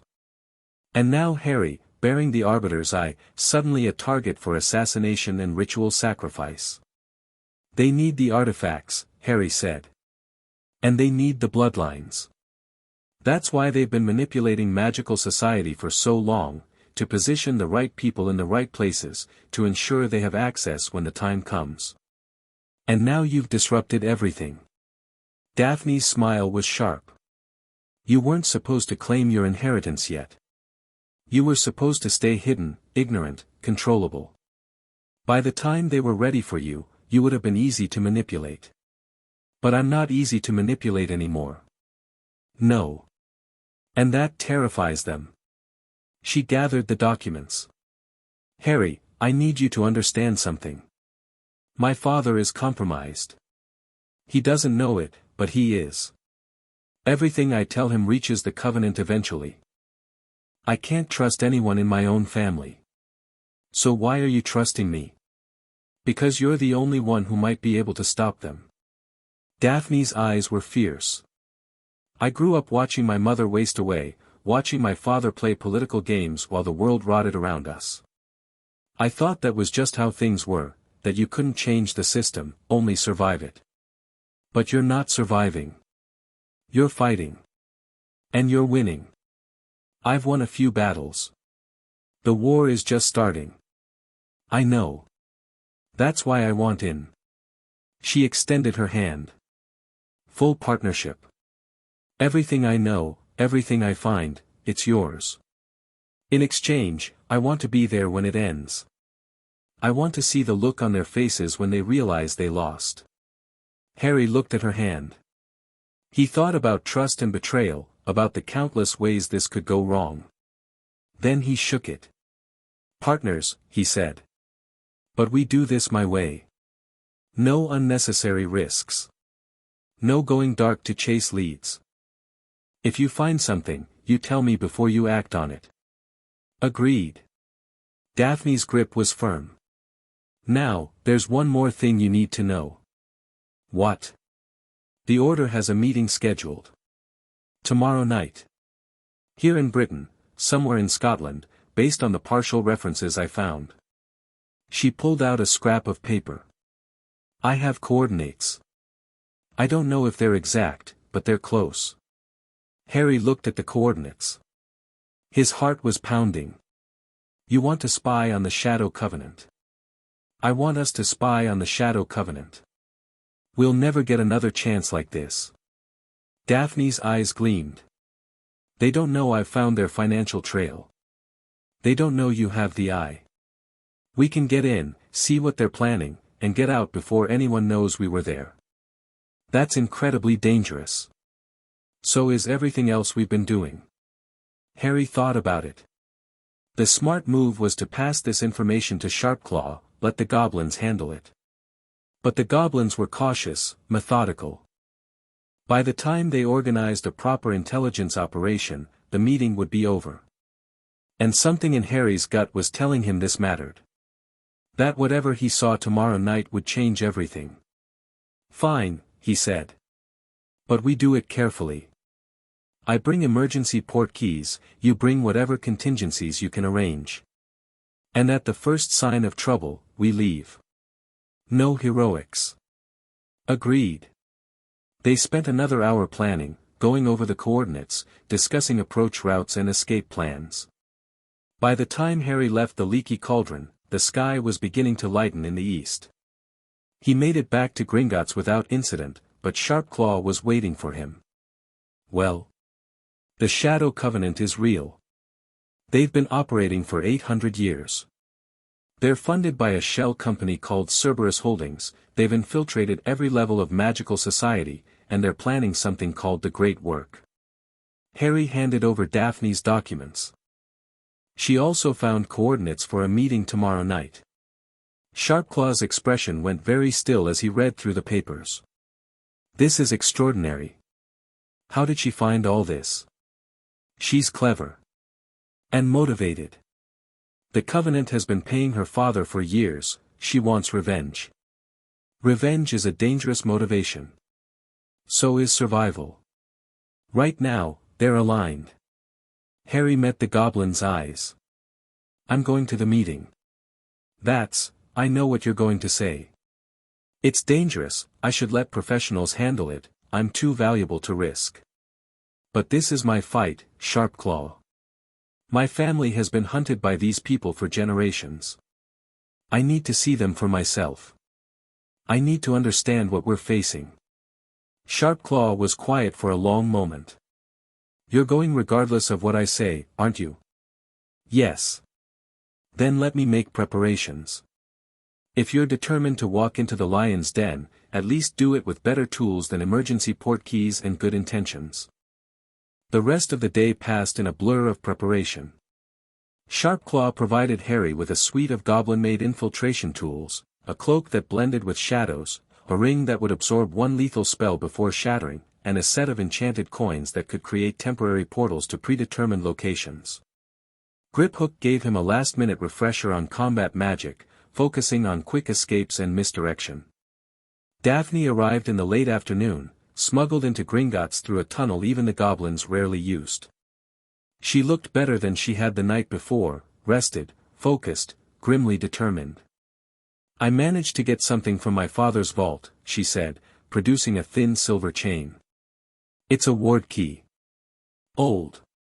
It should get us through most standard magical protections without setting off alarms." "Should. Nothing is guaranteed when dealing with people who've been doing this for 8 centuries. Daphne shrugged. "But it's better than nothing." They reviewed the plan one more time. Approach from the northeast, using the natural terrain for cover. Get close enough to observe without being detected. Gather whatever information they could. Leave at the first sign of danger. It sounded simple. Harry knew it wouldn't be. As evening fell, Sharpclaw provided one final piece of equipment, a crystal sphere that pulsed with faint blue light. "Recording device," he explained. "Whatever you see and hear, it will capture. If you don't make it back, at least your intelligence will." "Cheerful," Daphne muttered. "Realistic. The Covenant has survived for 800 years because they eliminate threats efficiently. Don't assume you're special." Sharpclaw's black eyes met Harry's. "But do try to survive. I've grown rather attached to you." Harry smiled slightly. "I'll do my best."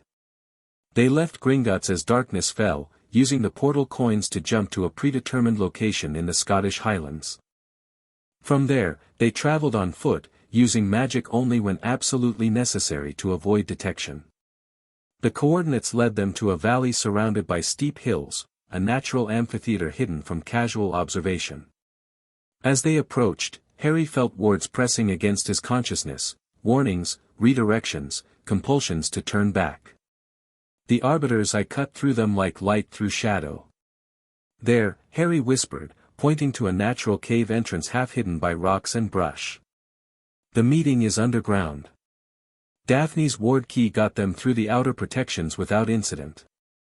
They descended into darkness, following a tunnel that had clearly been carved by magic, too smooth, too regular for natural formation. After several minutes, the tunnel opened into a vast cavern. Harry and Daphne pressed themselves against the wall, hidden by shadows and the cloak Sharpclaw had provided.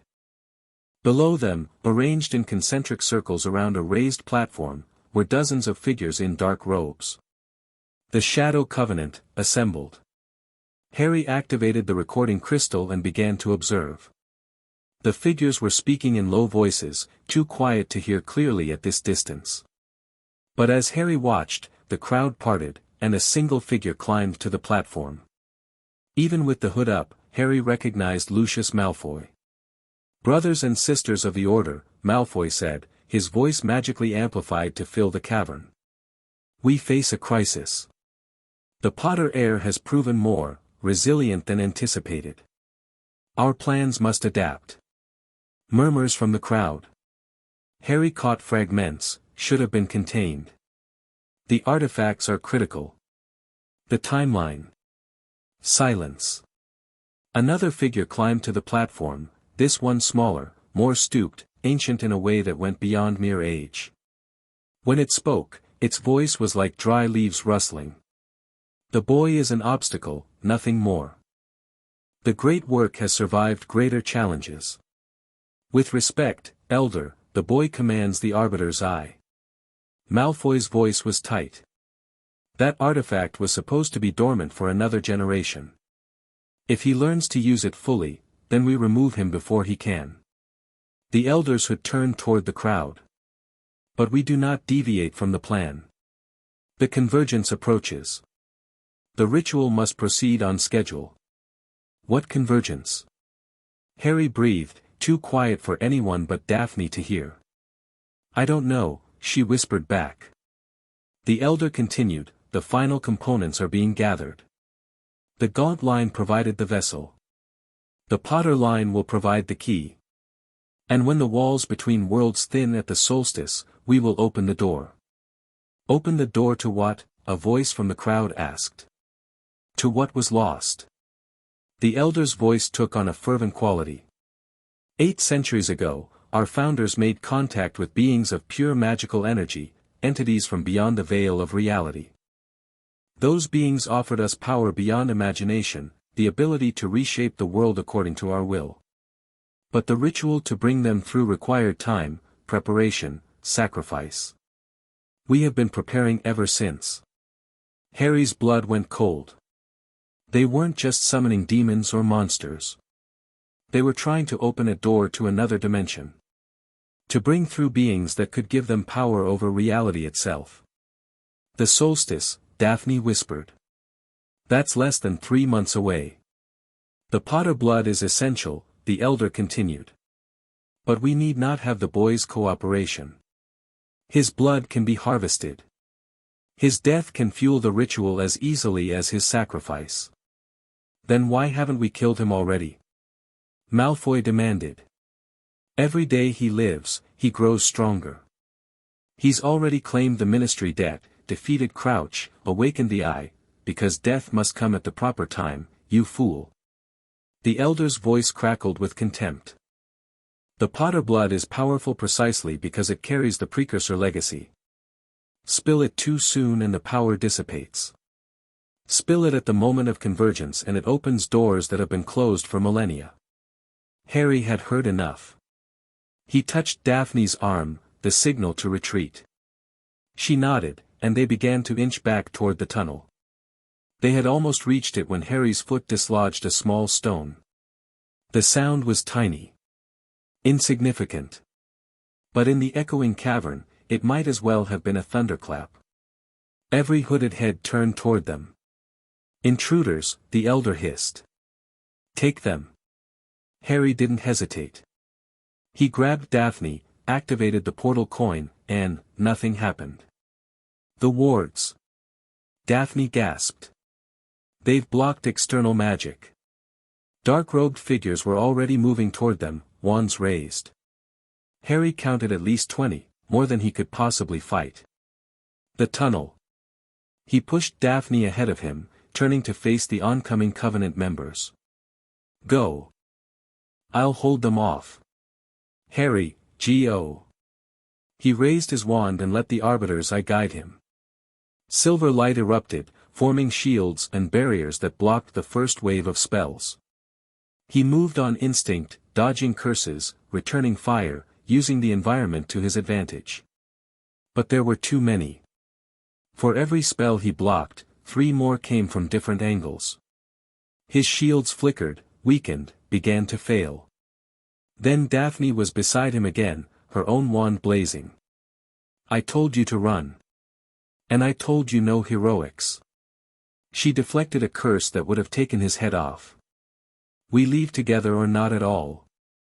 They fought back to back, retreating toward the tunnel. Harry's magic was draining fast, he couldn't maintain this level of output for long.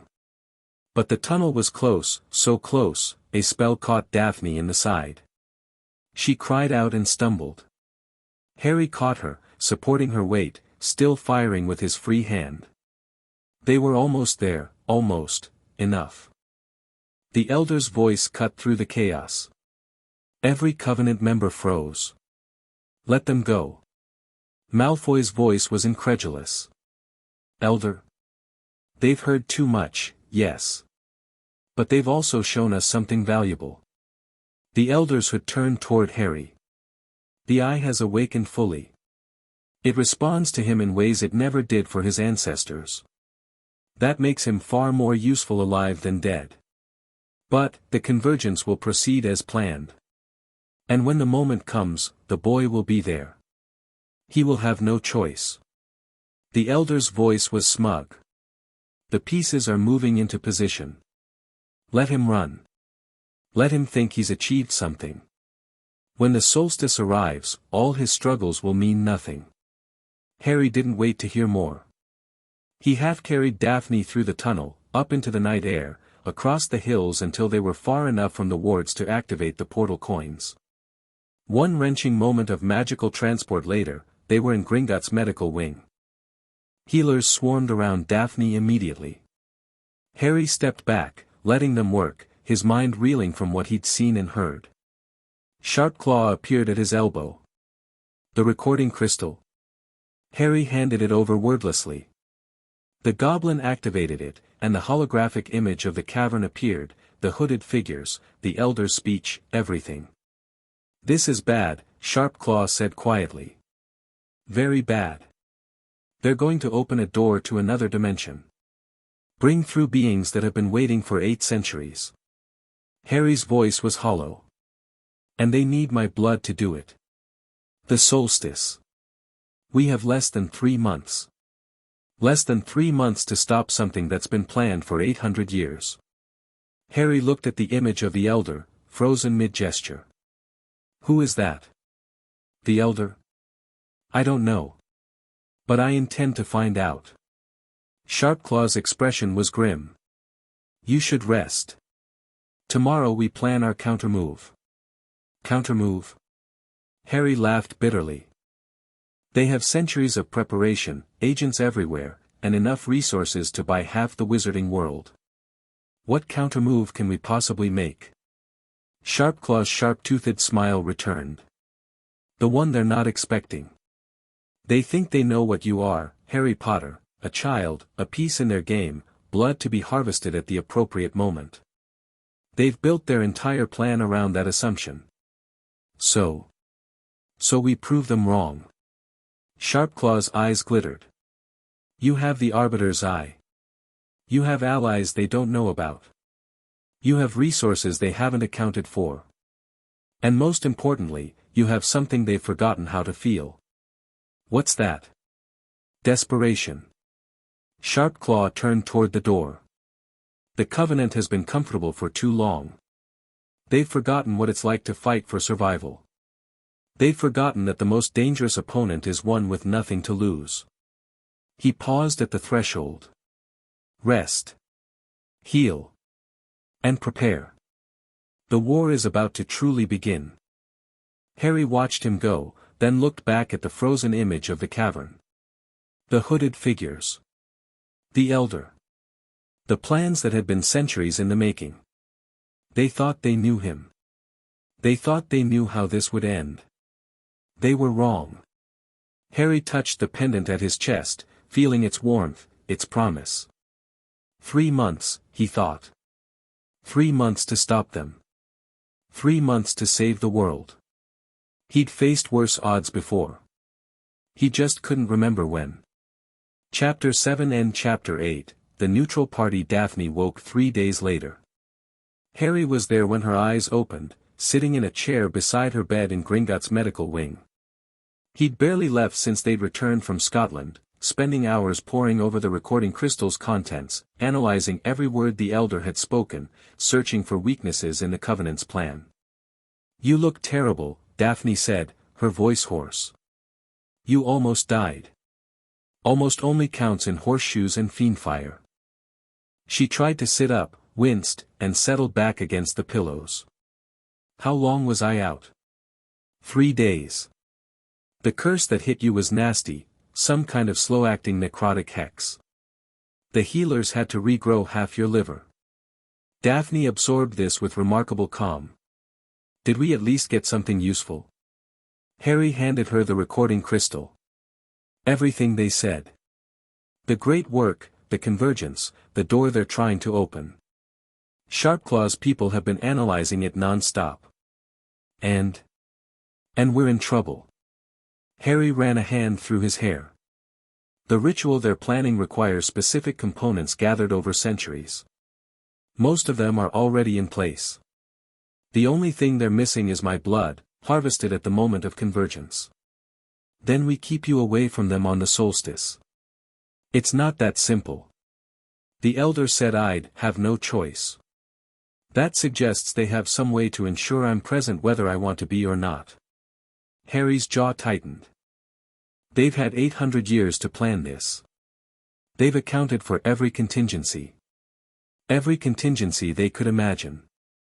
Daphne's pale eyes glittered. They couldn't imagine me finding their financial records. They couldn't imagine you awakening the eye this early. They're not omniscient, Harry. They're just very good at looking like it. Before Harry could respond, the door opened and Sharpclaw entered, followed by an unexpected figure. Andromeda Tonks looked older than she had in the mirror, the stress of her situation showing in the lines around her eyes.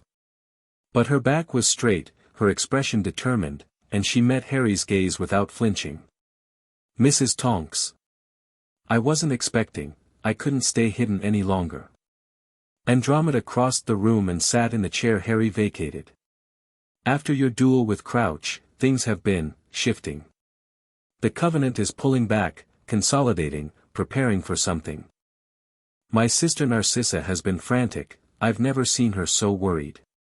She should be worried. Harry gave her a brief summary of what they'd learned in Scotland. Andromeda's face went pale. A dimensional breach. They're actually trying to do it. You've heard of this before. Rumors. Old stories passed down through the Black family. Andromeda's voice was distant. The Order of the Shadow predates most wizarding institutions. They were founded by survivors of a previous attempt, a failed ritual that nearly destroyed magical civilization. The survivors decided that if such power existed, it should be controlled by those wise enough to use it properly. Let me guess, they decided they were wise enough. Naturally. And they've been working toward a second attempt ever since. Andromeda shook her head. I always thought it was just family legend. Horror stories to keep children obedient. But if what you saw is real. It's real. Harry touched the pendant. The Arbiters I confirmed everything. They genuinely believe they can open a door to another dimension and bring through beings of pure magical energy. And they need Potter blood to do it. Andromeda's eyes met his. Harry, you need to understand something about blood magic at this level. It's not just about genetics or family lines. It's about magical resonance, the unique frequency of power that each bloodline carries. The Potters carry the resonance of the precursors themselves. That's why the artifacts chose your family. That's why your blood is appropriate for their ritual. How do you know all this? The Blacks were one of the founding families of the Order. We had access to their records, their histories, their secrets. Andromeda's smile was bitter. I was disowned for marrying a Muggleborn, but I didn't forget what I learned. I've been studying the Order for decades, trying to understand what they really wanted. And you never told anyone? Who would I tell? The Ministry is compromised. Dumbledore has his own agenda. The goblins don't care about human politics. She gestured at the room around them. You're the first person in my lifetime who has the power to actually do something about it. That's why I'm here. Sharpclaw cleared his throat. Mrs. Tonks has offered to serve as an advisor. Her knowledge of the Order's inner workings could prove invaluable. Harry looked at the woman who had risked everything to warn him about the assassination attempt.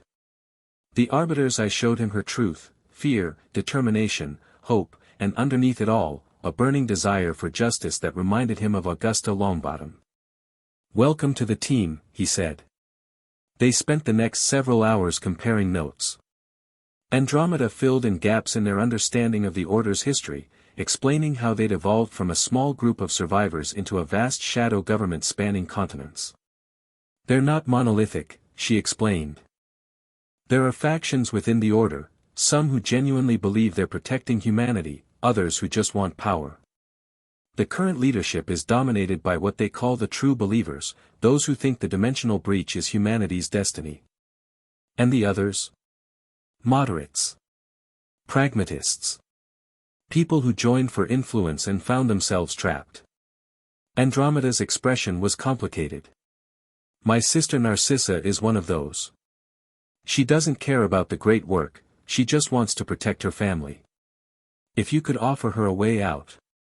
You think she'd turn against Lucius? I think she'd do anything to save her son. Draco is her whole world. Andromeda paused. He's your age, you know. 11 this June. He's been raised to hate everything you represent, but he's still just a boy. He didn't choose any of this. Harry thought about that. He'd assumed all Malfoys were enemies by default, but Andromeda was right, children didn't choose their families. Draco was as much a victim of circumstances as Harry had been. Can you arrange a meeting? With Narcissa? Andromeda blinked. You want to meet with Lucius Malfoy's wife? I want to offer her an alternative. If the moderates in the Order can be peeled away, it weakens the true believers. And if Narcissa is as focused on protecting her son as you say, she might be willing to deal. That's remarkably strategic for a 10-year-old. I've had a lot of practice thinking about survival. Harry shrugged. Besides, my grandmother tried to fight the Order with direct confrontation. It got her killed.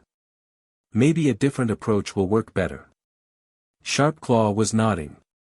Divide and conquer. Classic but effective. The Order's greatest strength is their unity of purpose. If we can shatter that unity, then they're just a bunch of rich people with too much power. Daphne had been listening quietly from her bed, but now she spoke up. My father is one of their moderates too. He doesn't believe in the great work, he's just using them for business advantages. If we could show him that the Order is about to do something catastrophic, he might switch sides to save himself, Harry finished. How do you think he'd react? Badly, at first. He hates being manipulated. Daphne's smile was thin. But he hates losing more. If you can convince him that the Order is going to fail, he'll jump ship faster than you can blink. Then we need to give him a reason to believe we can win. Harry stood and began to pace. What do we actually have? The Arbiter's Eye, the Ministry debt, a handful of allies, and less than 3 months before the convergence. It's not much. You have more than you think. Andromeda's voice was thoughtful. The recording crystal alone is dynamite. If that gets out, proves the Order's existence, shows what they're planning, public opinion will turn against them immediately. But it won't stop the ritual. They've been preparing for centuries. A few months of bad press won't make them give up. No. But it might make their supporters give up. Andromeda leaned forward. The Order operates through legitimate institutions, businesses, government offices, schools. Their agents have families, reputations, lives outside the conspiracy. If those lives are threatened, if exposure means losing everything, they'll fold. Harry stopped pacing. We don't have to defeat the Order directly. We just have to make being part of it too costly. Exactly. Sharpclaw's teeth glinted. It's the same strategy we discussed for Malfoy, but applied to the entire organization. The plan took shape over the next week. Harry would continue building his public profile, accumulating allies and political power. Meanwhile, Sharpclaw's network would identify Order members who might be susceptible to pressure or persuasion. Andromeda would approach Narcissa about a secret meeting. Daphne, once she recovered, would work on her father. And when the time was right, they would release the recording crystal to the public, along with every piece of evidence they'd gathered. The Order would be exposed, their plans revealed, their members named. The true believers wouldn't stop, of course. They were too committed, too fanatical.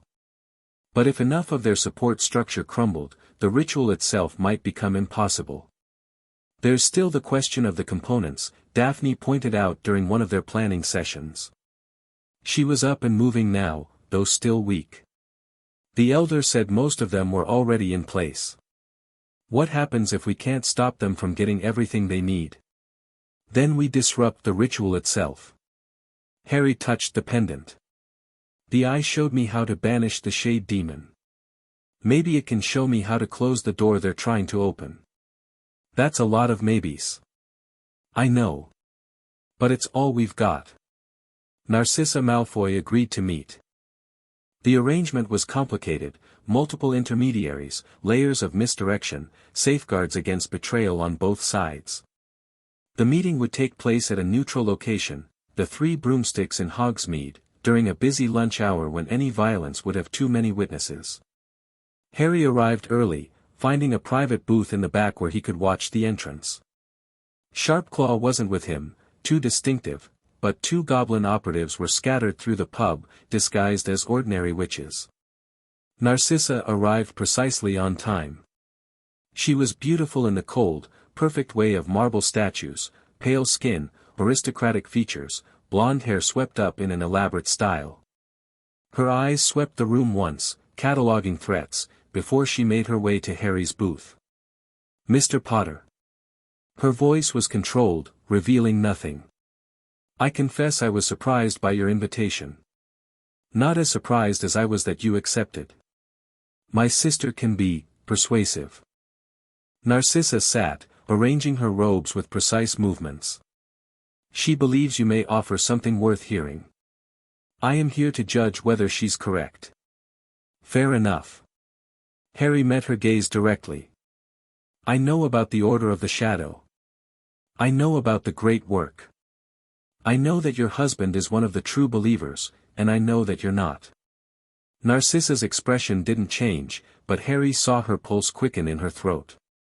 "Those are dangerous words, Mr. Potter. These are dangerous times."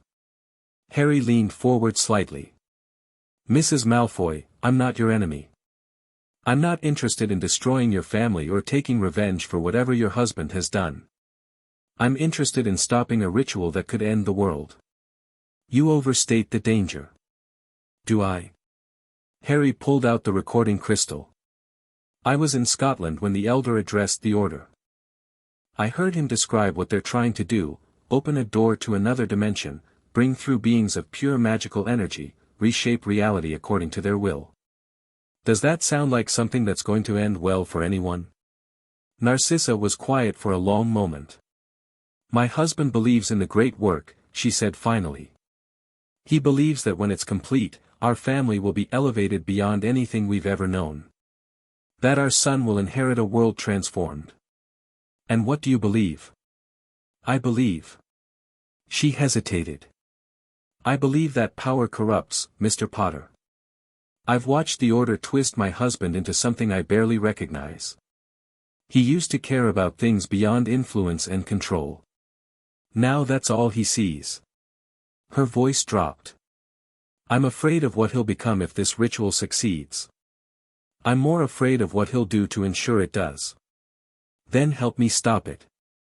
You're asking me to betray my husband. I'm asking you to save your son." Harry's voice was gentle but firm. "Draco is 11 years old. If the ritual succeeds and brings through these beings, what happens to him? Does he grow up in a world ruled by otherworldly entities? Does he become a tool for their purposes? Or does he die when the ritual goes wrong, sacrificed like all the others who've been consumed by the Order's ambition?" Narcissa's composure cracked. Just for a moment, Harry saw the fear underneath, the desperate love of a mother who would do anything to protect her child. "What do you want from me?" "Information. The ritual's components, its timing, its location. Whatever you can learn without exposing yourself." Harry paused. "And when the time comes, when we move against the Order, I want you to take Draco and run. Get as far away as possible. Don't look back. Lucius would find us. Lucius is going to have bigger problems." Harry's expression hardened. "I'm not interested in half measures, Mrs. Malfoy. When this is over, the Order of the Shadow will cease to exist. The people who orchestrated my family's murder will face justice. Your husband has a choice: abandon the great work and keep his freedom, or see it through and lose everything. He'll never abandon it. He's too committed. Then he's made his choice." Harry stood. "The offer is open, Mrs. Malfoy. Help me, protect your son, and I'll ensure you both have a future.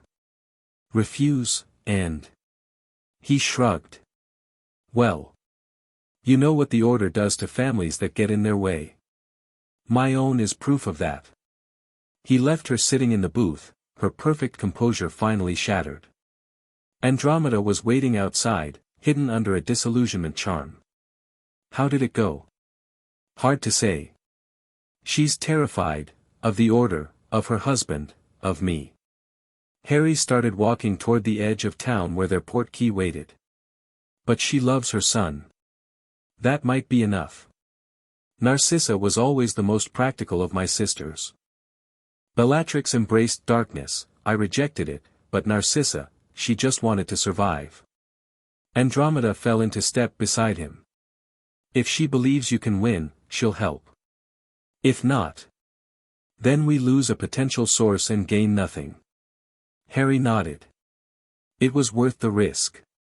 Even if she doesn't actively help, she might hesitate at a crucial moment. Sometimes that's all you need.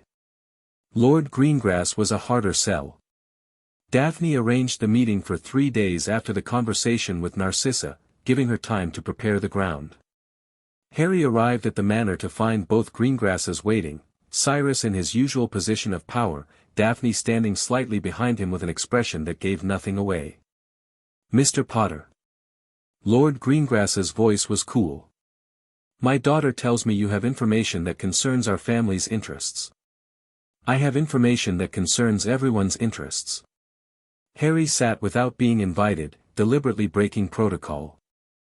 The Order of the Shadow is planning to end the world. I thought you might want to know. Cyrus's colorless eyes narrowed. That's quite a claim. I have evidence. Harry produced the recording crystal. This is from a meeting I attended, uninvited, in Scotland. The Order's leadership discussing their plans for something called the Great Work. He activated the crystal, letting the Elder's voice fill the room. The convergence approaches. The ritual must proceed on schedule. When the walls between worlds thin at the solstice, we will open the door. The final components are being gathered. Lord Greengrass listened without expression. When the recording ended, he was quiet for a long moment. Assuming this is genuine, he said slowly, what do you expect me to do about it? Stop funding them. Harry held up one of Daphne's financial documents. Cerberus Holdings has been paying you for years. Those payments come from the Order. Every galleon you accept helps them move closer to their goal. Cyrus's jaw tightened. I had no idea, I know. The payments were disguised. But now you do know. Harry leaned forward. Lord Greengrass, I understand you. You're a pragmatist. You do what's necessary to protect your family, your assets, your position. I'm not asking you to become a crusader for justice. I'm asking you to recognize that the Order's success means the end of everything you've built.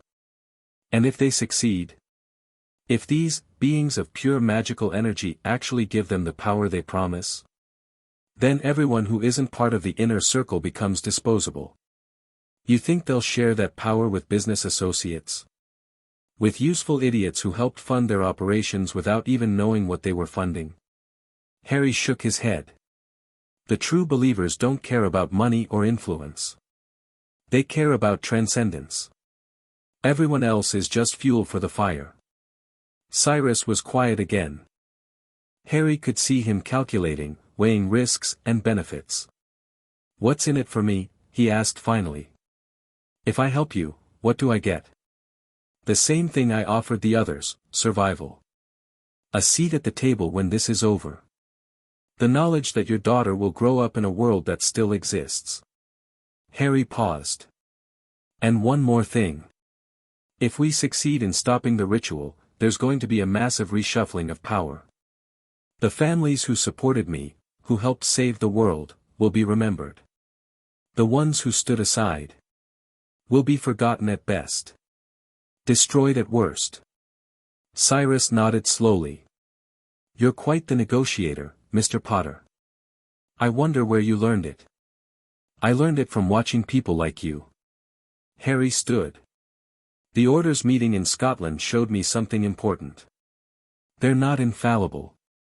They make mistakes. They underestimate their opponents. And they can be beaten, if enough people stand against them. And you believe you're the one to lead that stand? I believe I'm the one they're most afraid of. That makes me the natural choice. Harry extended his hand. Are you with me, Lord Greengrass? Cyrus looked at the hand. He looked at his daughter, who nodded almost imperceptibly. He looked at the recording crystal, still pulsing with the Elder's captured words. Then he took Harry's hand and shook it. I'm with you, Mr. Potter. Gods help us all. The pieces were falling into place. Over the following weeks, Harry built his coalition one ally at a time. Augusta Longbottom brought her extensive network of traditionalists, wizards and witches who valued honor and duty above personal gain. Amelia Bones quietly recruited sympathizers within the ministry, creating a shadow force ready to move when the time came. The goblins expanded their intelligence operations, mapping the Order's infrastructure across Europe. And slowly, carefully, the Order began to crumble from within. 3 minor members defected, bringing with them valuable information about ritual preparations. 2 more died under mysterious circumstances. Apparently the Order's leadership was growing paranoid about leaks. And Narcissa Malfoy, true to Harry's hopes, began feeding Andromeda a steady stream of intelligence about her husband's activities. The ritual was scheduled for December 21st, the winter solstice. The location was still unknown, but they were narrowing it down. Somewhere with natural magical resonance, Andromeda reported during one of their strategy sessions. A place where the walls between worlds are already thin. There are several possibilities in Britain alone: Glastonbury, Stonehenge, the Isle of Skye. The Department of Mysteries. Sharpclaw's voice was grim. It's built on one of the strongest nexus points in Europe. The Unspeakables have been studying dimensional magic there for centuries. You think the Order has agents among the Unspeakables? I think the Order created the Unspeakables. Sharpclaw pulled out a document. Look at this, the founding charter of the department, dated 1672. The signatures include 3 known Order members. Harry studied the document, his stomach sinking. They've been preparing the ritual site for over 300 years. And they control access. Anyone who wants to reach the nexus point has to go through them. Then we'll have to go through them. Harry's voice was hard. One way or another, we're stopping this ritual. If that means fighting our way into the Department of Mysteries. It might not come to that. Daphne had been quiet, studying a map of the ministry. Look here, the department's wards are designed to keep people out. But they're not designed to keep people in. Meaning? Meaning if we could get someone inside before the ritual starts, they could disable the wards from within. Daphne traced a path on the map. There's a maintenance corridor that connects to the main level. It's not guarded because it's supposedly impossible to access from outside. How would we access it? Daphne smiled. The goblins have tunnels everywhere, don't they? Even under the ministry. Sharpclaw's expression was unreadable. We might have routes that aren't on official maps. Then that's our way in. Harry stood, energized. We get someone inside, disable the wards, and the rest of our forces storm the department. The Order won't be able to complete the ritual if they're fighting for their lives. It's risky, Andromeda cautioned. If anything goes wrong, everyone in the assault force could be trapped. Everything is risky. At least this plan gives us a chance. They spent the rest of the day refining the strategy, working out timetables and contingencies, assigning roles. By evening, they had something that almost resembled a coherent plan. Harry returned to his quarters exhausted but hopeful. For the first time since the vision in Scotland, he felt like they might actually have a chance. The communication mirror on his nightstand flared to life. Narcissa Malfoy's face appeared, pale and frightened. Harry. Listen carefully. They know. They know about your coalition, your plans, everything. Lucia's just left for an emergency meeting, they're moving the ritual up. Harry's blood went cold. Moving it up to when? Tomorrow night. The alignment won't be perfect, but they don't care. They're afraid of what you're building. Narcissa's voice broke. I'm taking Draco and running. I've done what I can. The rest is up to you. Where?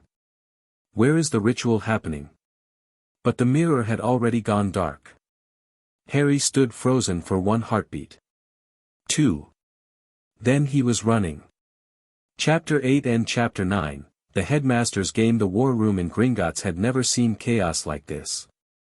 Harry burst through the doors to find Sharpclaw already mobilizing, goblins rushing in every direction with weapons and equipment. Daphne was at the central table, pale but focused, pulling together every scrap of intelligence they'd gathered. They've moved up the timeline, Harry said, though everyone clearly already knew. We caught fragments of communication an hour ago, Sharpclaw replied, his voice tight. The Order is panicking. They've decided that a partial convergence is better than letting you disrupt their plans entirely. Can they even complete the ritual without the full alignment? Unknown. The theory suggests they need the solstice for maximum effect, but the Elder may have contingencies we don't know about. Sharpclaw's expression was grim. Either way, we have approximately 18 hours to stop them. The Department of Mysteries? Confirmed.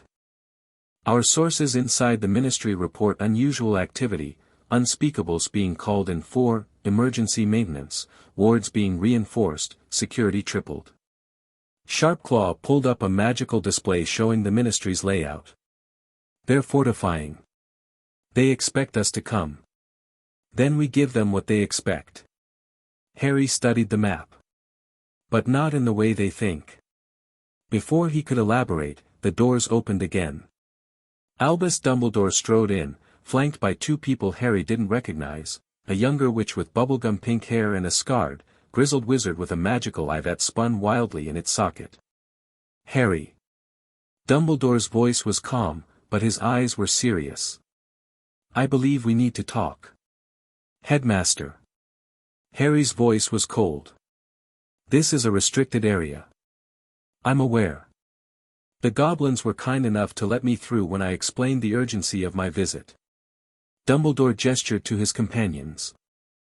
May I introduce Nymphadora Tonks, Andromeda's daughter, as it happens, and Alastor Moody, formerly of the Auror Corps. Mad-Eye Moody. Daphne's voice was sharp. The Dark Wizard Hunter. Retired, Moody growled. But I haven't forgotten how. Why are you here? Harry didn't lower his guard. The last time he'd spoken with Dumbledore, the conversation hadn't ended well. Because I've spent the last week investigating the Order of the Shadow, and what I've found terrifies me. Dumbledore's expression was grave. You were right, Harry. About everything. The conspiracy, the murders, the cover-up, all of it. I should have believed you sooner. You should have believed the evidence sooner. It's been sitting in Gringotts for 300 years. Yes. It has. Dumbledore's voice was heavy with regret. I convinced myself that the old stories were just that, stories. That the Ministry's corruption was ordinary human weakness, not systematic manipulation. I was wrong. And now you want to help. I want to stop the ritual. Whatever it takes. Harry studied the old wizard through the Arbiter's eye. What he saw was complex, guilt, determination, fear, and underneath it all, a desperate hope that it wasn't too late to make things right. You're telling the truth, Harry said slowly. But there's something you're not saying. Dumbledore's eyebrows rose. The eye. It shows me what people are hiding. You've got something big, Headmaster. What is it? For a long moment, Dumbledore was silent. Then he reached into his robes and withdrew 3 objects, a sleek black wand, a small stone, and a shimmering silver cloak. The Deathly Hallows, Harry breathed. 2 of them were already in my possession. The third, the Cloak of Invisibility, I recovered from your family vault at Gringotts 10 years ago. I had intended to give it to you when you came of age. Dumbledore's voice was soft. The Hallows were created by the Precursors, the same beings who made the Arbiter's Eye. According to legend, whoever unites all 3 becomes the Master of Death. Master of Death? An overstatement, I believe. But the Hallows together have power beyond any individual artifact. Dumbledore held out the objects.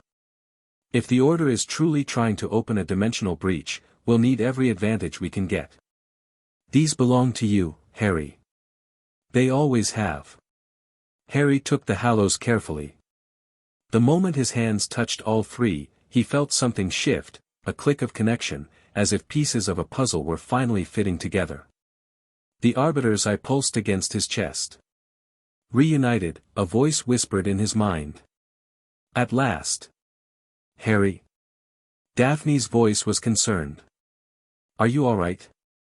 I'm fine. Better than fine. Harry looked at the Hallows, feeling their power flowing through him. These aren't just weapons. They're keys.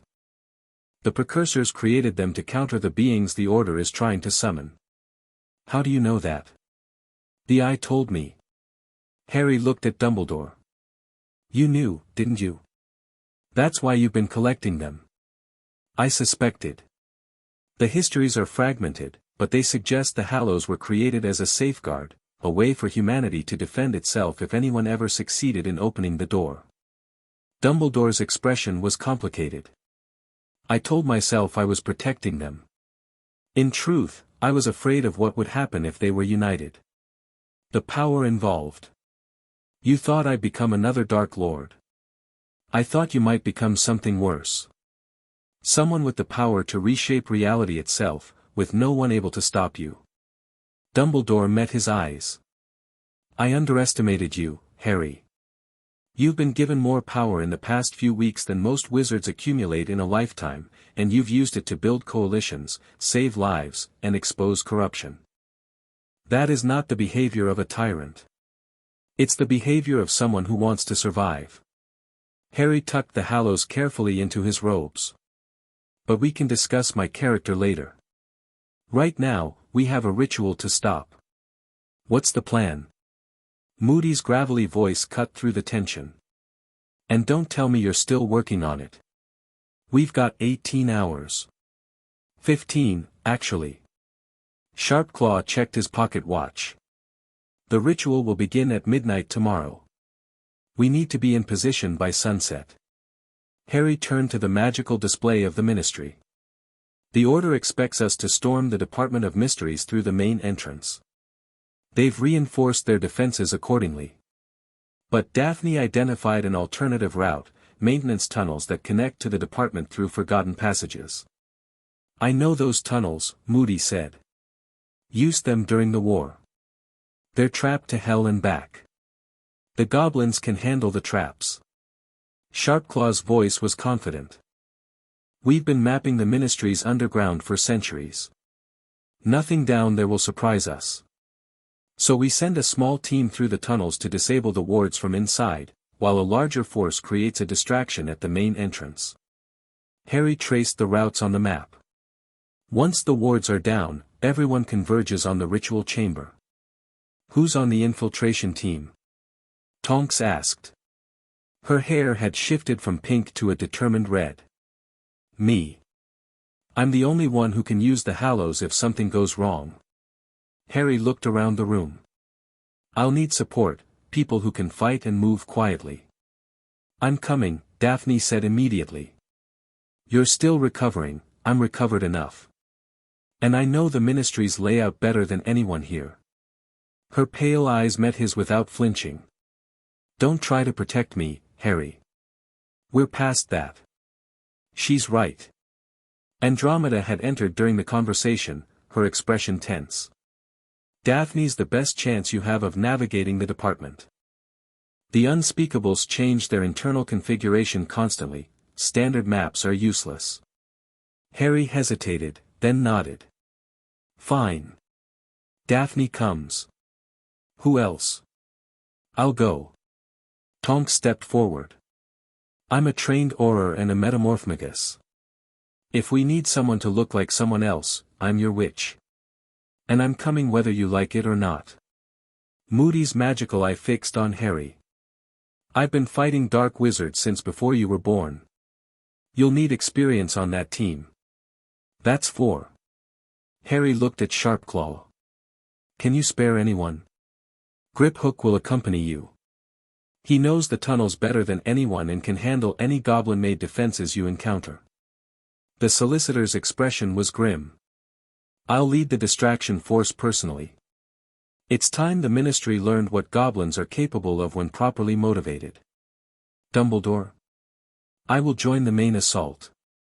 The headmaster's voice was steady. My presence will draw attention, the Order knows I oppose them. While they're focused on me, you'll have a better chance of reaching the ritual chamber.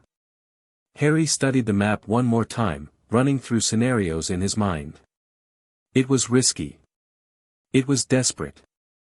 It was probably going to get people killed. But it was also their only option. We move at sunset. Everyone rest while you can, we'll need all the energy we've got. Harry looked around the room at the unlikely alliance he'd built: goblins, Ministry officials, disowned aristocrats, retired dark wizard hunters, and one of the most powerful wizards in the world. If this works, we save the world. If it doesn't, then we die trying, Moody finished. Wouldn't be the first time I've faced those odds. Nor I. Dumbledore's eyes twinkled briefly. Though I confess, the company is more interesting than usual. The hours before sunset passed in a blur of preparation. Harry found a quiet corner to familiarize himself with the Deathly Hallows. The Elder Wand hummed with power that made his holly wand feel like a toy by comparison. The Resurrection Stone was cold to the touch, but he felt presences just beyond perception, waiting to be called. The Cloak of Invisibility was lighter than spider silk and seemed to melt into shadows when worn. Together, they were something more. Harry could feel the Arbiter's eye resonating with them, their powers interweaving like threads in a tapestry. You understand now, the eye whispered. What we were made for. What you were born for. To stop the Order. To guard the door. The precursors knew this day would come, they prepared for it across thousands of years, choosing bloodlines, creating artifacts, laying the groundwork for a champion who could stand against the darkness. And that champion is me. That champion could be anyone who united the artifacts. But you are the one who did it. The choice is yours, accept the burden or refuse it. But know this, if you refuse, there will be no one else. Harry sat with that for a long moment.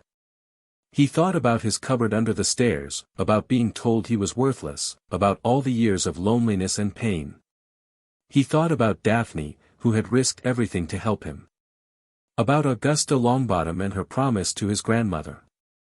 About Sharpclaw and his centuries of waiting. About all the people who were counting on him, whether they knew it or not. He thought about his parents, dead because they dared to hope for a better world. I accept, he said quietly. Whatever that means. I accept. The eye pulsed warmly. Then we are ready. Sunset painted the sky in shades of red and gold as the teams assembled. The distraction force was impressive, 50 goblins in battle armor, 30 wizards and witches recruited from the various allied families, and Dumbledore himself, radiating power like a small sun. They would strike the Ministry's main entrance, drawing every defender the Order could muster. The infiltration team was smaller but no less determined: Harry, Daphne, Tonks, Moody, and Griphook. 5 people against centuries of preparation and unknown defenses. Remember, Harry said as they prepared to enter the tunnel, our goal is the Ward Stone. Destroy it, and the department's defenses collapse. The main force does the rest. And if we encounter resistance before we reach it? Tonks asked. We go through them. Fast, quiet, no hesitation. Harry's voice was hard. Anyone wearing Order robes is an enemy. Don't give them a chance to raise the alarm. They descended into darkness. The tunnels beneath the ministry were ancient, older than the building above, older than London itself. Harry could feel the weight of history pressing down on them, the accumulated magic of centuries seeping from the walls. Griphook led the way, his night vision allowing him to navigate without light. The others followed in single file, wands ready, senses straining for any sign of danger. The first trap was a pressure plate rigged to collapse the ceiling. Griphook spotted it from 10 feet away and disarmed it with practiced ease. The second was a curse ward designed to boil blood. Moody detected it through his magical eye and guided them around. The third was something else entirely. Stop. Harry held up a hand, the Arbiter's eye showing him something the others couldn't see. There's a guardian ahead. Something old. What kind of guardian? Daphne's voice was barely a whisper. I don't know. It's not a construct or a curse, it's alive. Or it was alive, once. Harry reached for the Elder Wand. Stay behind me. They rounded a corner and found it. The creature had once been human, Harry could see that in the vague outline of limbs and torso. But whatever magic had transformed it had long since removed any trace of humanity. It was shadow-given form, darkness made solid, with eyes that burned like dying stars. Wraith, Moody breathed. I've never seen one this far gone. What is it? A wizard who tried to achieve immortality through dark rituals. Failed, obviously. But death couldn't hold them, so they became that. Moody's magical eye was spinning frantically. They're almost impossible to kill. The only thing that works is light. Harry raised the Elder Wand. Pure, concentrated light. The wraith sensed them. Its burning eyes fixed on Harry, and it let out a scream that was felt rather than heard, a psychic assault that clawed at their minds. Harry answered with fire. Not ordinary fire, light itself, channeled through the Elder Wand and shaped by the Arbiter's eye. A beam of brilliant white cut through the darkness, striking the wraith in its center mass. The creature shrieked and recoiled. But it wasn't destroyed, it reformed around the wound, darkness flowing like water. It's too strong. Tonks shouted. We need to move. Harry grabbed Daphne's hand. Run. They sprinted past the wounded wraith while it was still reforming. The creature howled behind them, but Harry didn't look back. He could feel it pursuing, a cold presence that sucked the warmth from the air. Left. Griphook called, ducking into a side passage. They followed. The passage was narrower, harder for the wraith to navigate. Harry could hear it crashing against the walls, its form too large for the confines. It can't follow, Moody said, breathing hard. The passage is consecrated, old magic, probably predates the ministry. Wraiths can't cross it. Harry looked back. The wraith was pressed against an invisible barrier, its burning eyes filled with hatred. It won't forget us, Daphne said quietly. If we have to come back this way, then we deal with it then. Harry turned away from the creature. How much farther? Griphook consulted something only he could see. Half a mile. We're directly beneath the Department of Mysteries. They continued in silence, the close call with the wraith sobering everyone. The tunnels grew older, stranger, Harry could feel magic pressing against him from all directions, ancient wards and protections that had been accumulating for millennia. Finally, Griphook held up a hand. We're here. They emerged into a chamber that seemed to exist outside normal space. The ceiling was impossibly high, the walls lined with doors that led to nowhere and everywhere. In the center of the room, pulsing with sickly green light, was the ward stone. It was guarded. 12 figures in dark robes stood in a circle around the stone, wands raised, chanting in a language that made Harry's ears bleed. The ritual had already begun, he could feel reality thinning around them, could see the cracks forming in the fabric of the world. And at the head of the circle, conducting the chant like an orchestra, was the Elder. Too late, Potter. The elder's voice cut through the chamber, somehow audible despite the chanting. The door is opening. Even if you destroy the ward stone, you cannot stop what comes next. Harry looked at the cracks in reality, saw what waited on the other side. Darkness. Pure, absolute darkness, and within it, eyes. Thousands of eyes, millions of eyes, all turning toward the breach with terrible hunger. Maybe not, Harry said. But I can close it. He raised the elder wand and called upon the Deathly Hallows. The battle began. The Order members broke formation, some turning to fight while others continued the ritual. Moody was immediately in the thick of it, his wand moving in patterns that no modern wizard used anymore, spells crackling with brutal efficiency. Tonks shifted forms as she fought, becoming a whirlwind of changing faces and bodies, impossible to predict or target. Griphook wielded a goblin-made blade that cut through magical shields like paper. Daphne stayed close to Harry, covering him as he advanced toward the ward stone. Her spells were precise, economical, she'd learned from the best tutors money could buy, and it showed. The elder watched from his position near the breach, making no move to intervene. You cannot win, he called out. The beings beyond the door have been waiting for millennia. They know your bloodline, Potter. They know what the precursors did to imprison them. And they are very, very angry. Harry reached the ward stone. Up close, he could see its structure, layers of magic woven together over centuries, stabilizing the nexus point, preparing it for this moment. He plunged the elder wand into its heart. The stone screamed. Magic exploded outward in a shockwave that knocked everyone off their feet. The department's wards collapsed, alarms blaring throughout the ministry.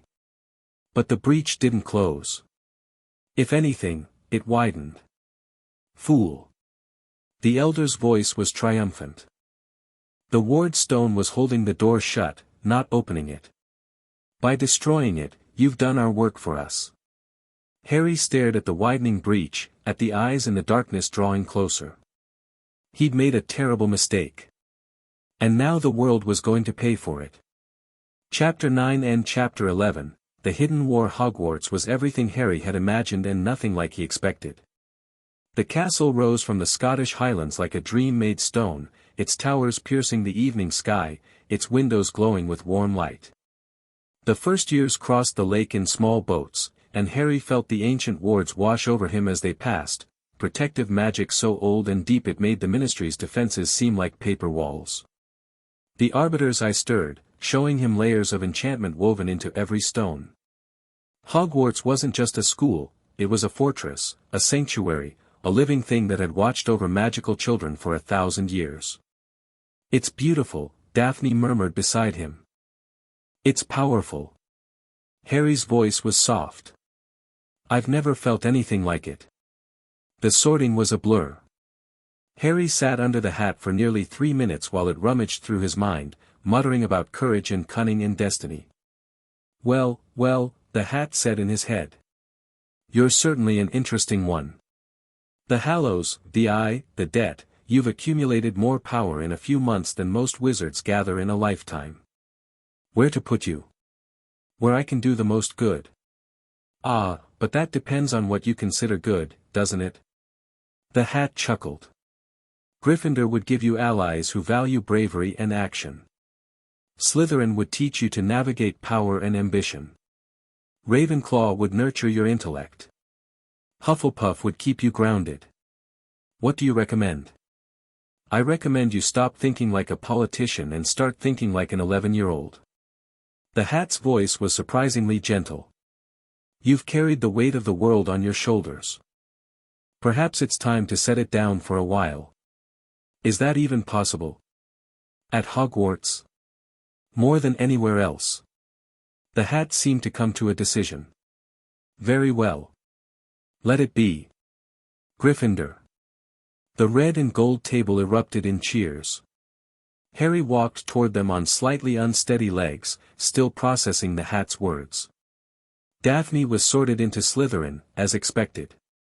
She caught his eye across the great hall and nodded slightly, a promise that house boundaries wouldn't change anything between them. The feast was magnificent. Harry ate until he was stuffed, surrounded by enthusiastic housemates who bombarded him with questions about his adventures. He answered some, deflected others, and tried to remember what it felt like to just be a kid. It was harder than he expected. "Is it true you fought a demon in Diagon Alley?" asked a red-haired boy named Ron Weasley. "It was a shade demon, actually." "Different thing."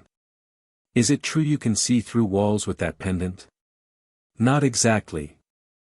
It shows me truth, not physical objects." "Is it true you're dating Daphne Greengrass?" Harry choked on his pumpkin juice. "What?" "No.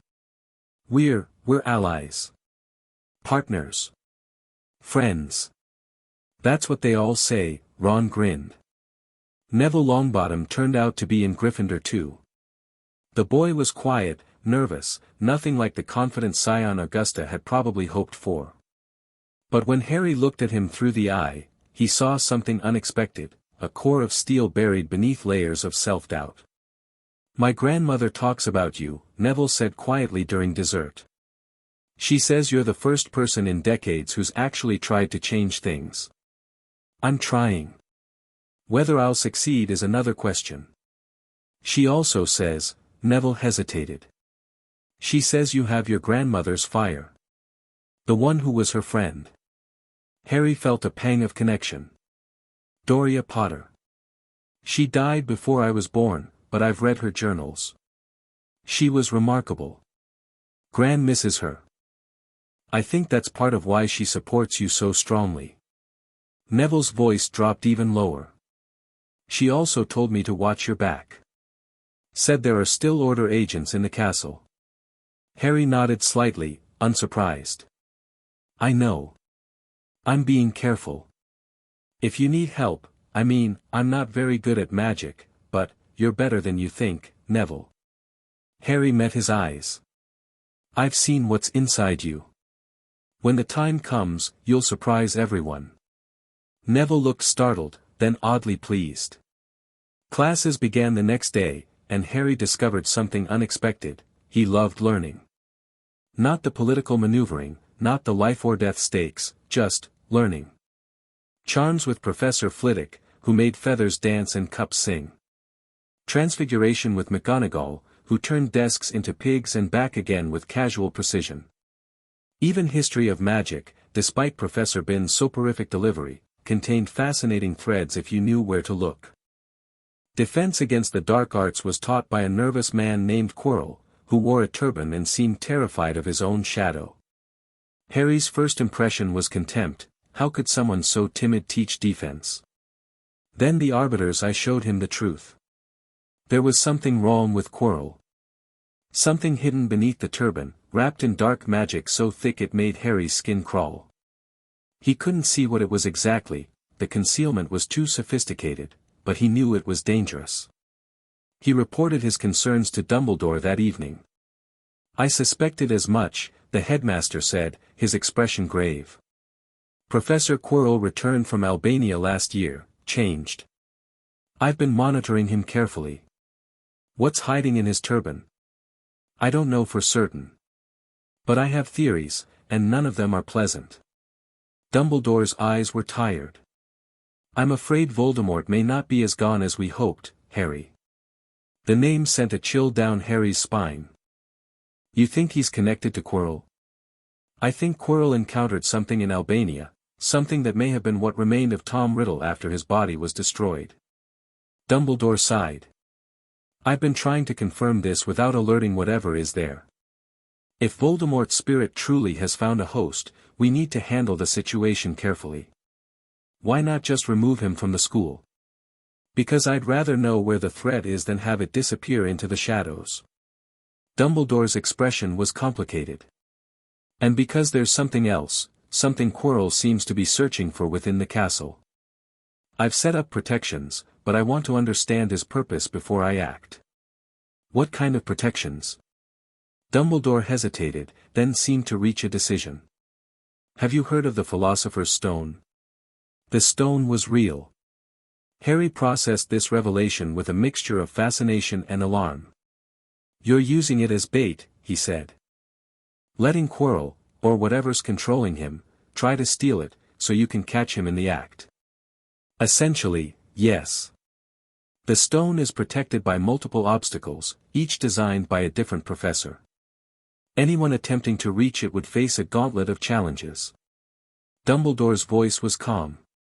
"I'm confident in our defenses. And if you're wrong? If he gets through? Then we'll deal with that when it happens." Harry didn't like it. The plan was too passive, too reliant on the enemy making mistakes. But he also recognized that he didn't have a better alternative. "Keep me informed," he said. "If something changes, you'll be the first to know." October brought Halloween and the first real crisis of the school year. Harry was at the feast when Professor Quirrell burst through the doors, screaming about a troll in the dungeons. The Great Hall erupted into chaos as students panicked and teachers tried to maintain order. Through the pandemonium, Harry noticed something the others didn't: Quirrell's terror was fake. The man's body language was all wrong, too precise, too controlled for genuine fear. And he was heading toward the third-floor corridor. Toward the stone. Harry grabbed Neville. "Come with me." "What? Where?" "Quirrell let that troll in. He's going for something important, and we need to stop him." To his credit, Neville didn't argue.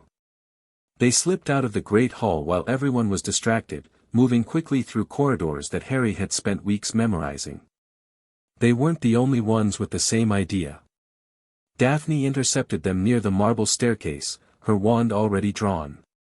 "I saw Quirrell leave." "What's happening?" "He's after the Philosopher's Stone.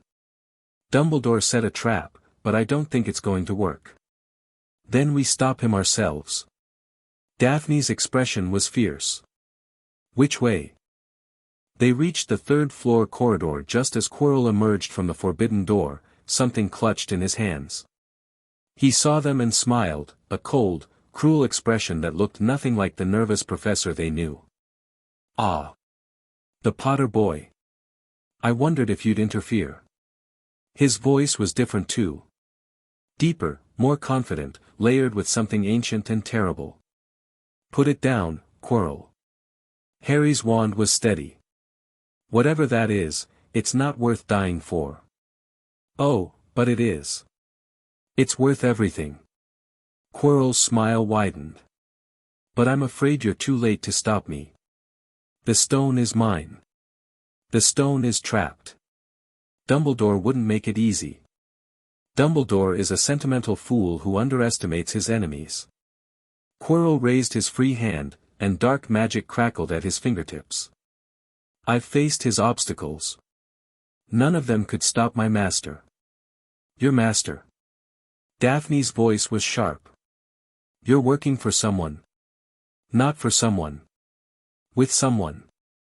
Quirrell began to unwrap his turban, his movements slow and deliberate. "My master has been teaching me things, you see. Things about power, about destiny, about what we can achieve together." The turban fell away. On the back of Quirrell's head was a face. Pale, snake-like, with red eyes that burned with malevolent intelligence. "Harry Potter," the face hissed. "At last." "Voldemort." Harry's blood ran cold, but he forced himself to stay calm. He'd faced the old ones. He'd sealed a dimensional breach. He could face this. Tom Riddle. He used the name deliberately, watching the red eyes flash with anger. "You look worse than your wanted posters. Insolent child. You have no idea what you're dealing with." "I know exactly what I'm dealing with. A half-dead parasite clinging to life through other people's bodies." Harry's wand came up. "You tried to kill me when I was a baby. You killed my parents. And now you're hiding in the back of a professor's skull, begging for scraps of power. I am Lord Voldemort."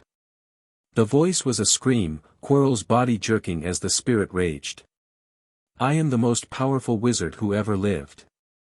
I conquered death itself. No. You delayed it. Harry felt the Hallows stirring, felt the Arbiter's eye blazing with clarity. But death always collects its due. One way or another. He attacked. The battle was brief and brutal. Quirrell, or Voldemort, or both, was powerful, wielding dark magic with terrifying skill. But he was also unstable, the spirit and host fighting for control of a shared body. And Harry had spent months training against opponents who wanted to kill him. Daphne flanked left, her spells precise and economical. Neville flanked right, his nervousness forgotten in the heat of combat.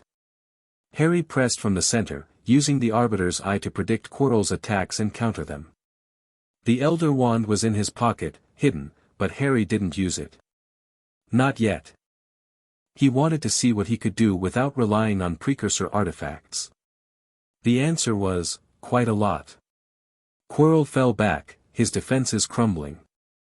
The Voldemort face was shrieking orders, but Quirrell's body couldn't keep up with the spirit's demands.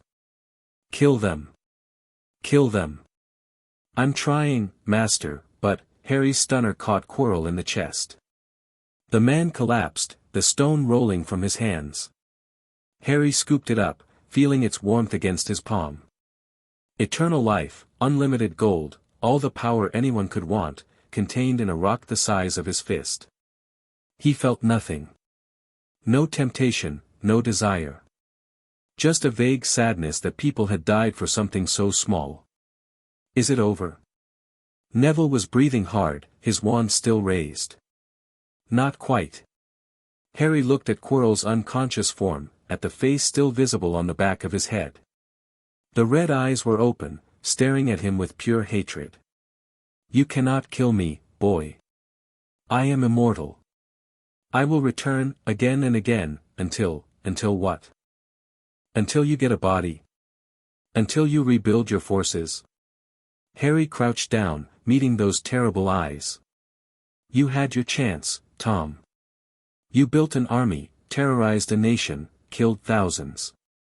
And in the end, you were beaten by a baby. That was luck. Ancient magic.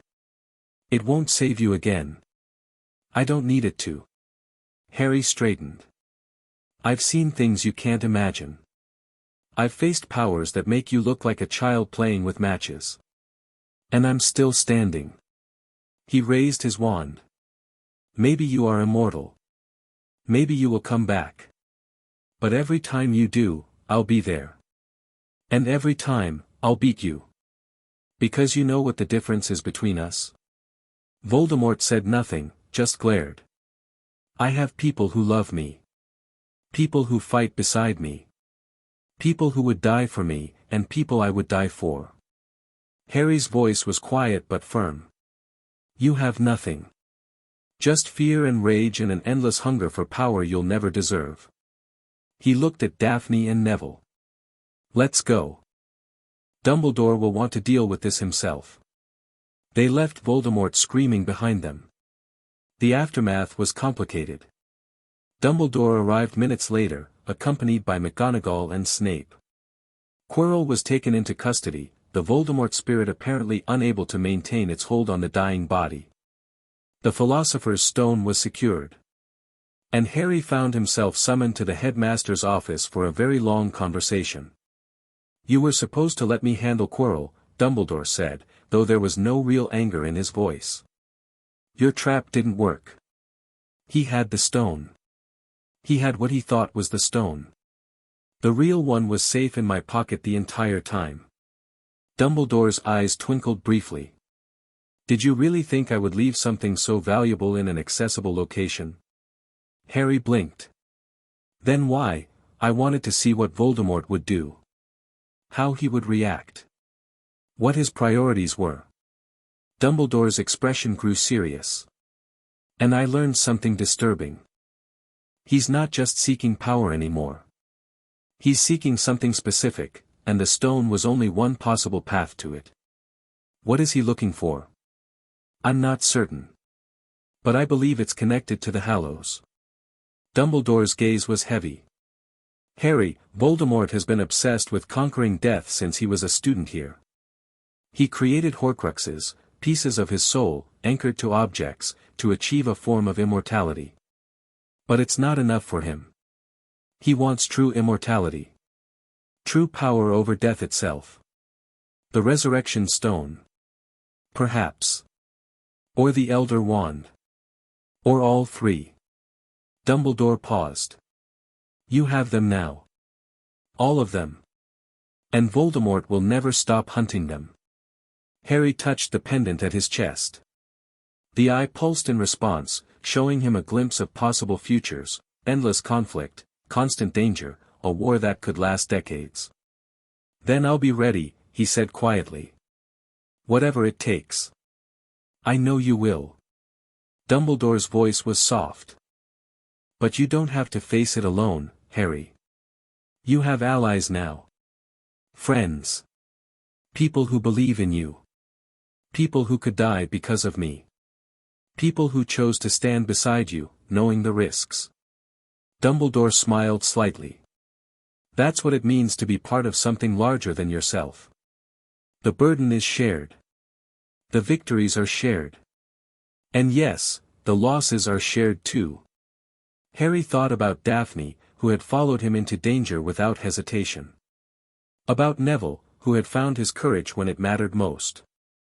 About Augusta and Amelia and Sharpclaw and all the others who had joined his cause. I understand, he said. Good. Dumbledore stood. Now go get some rest. You've had quite a night, and I believe there's a Gryffindor common room full of people who want to congratulate you. The rest of the year passed more quietly. Harry threw himself into his studies, determined to be more than just a symbol. He practiced with the Hallows in secret, learning their capabilities and limitations. He strengthened his connections with his allies, building the foundation for whatever challenges lay ahead.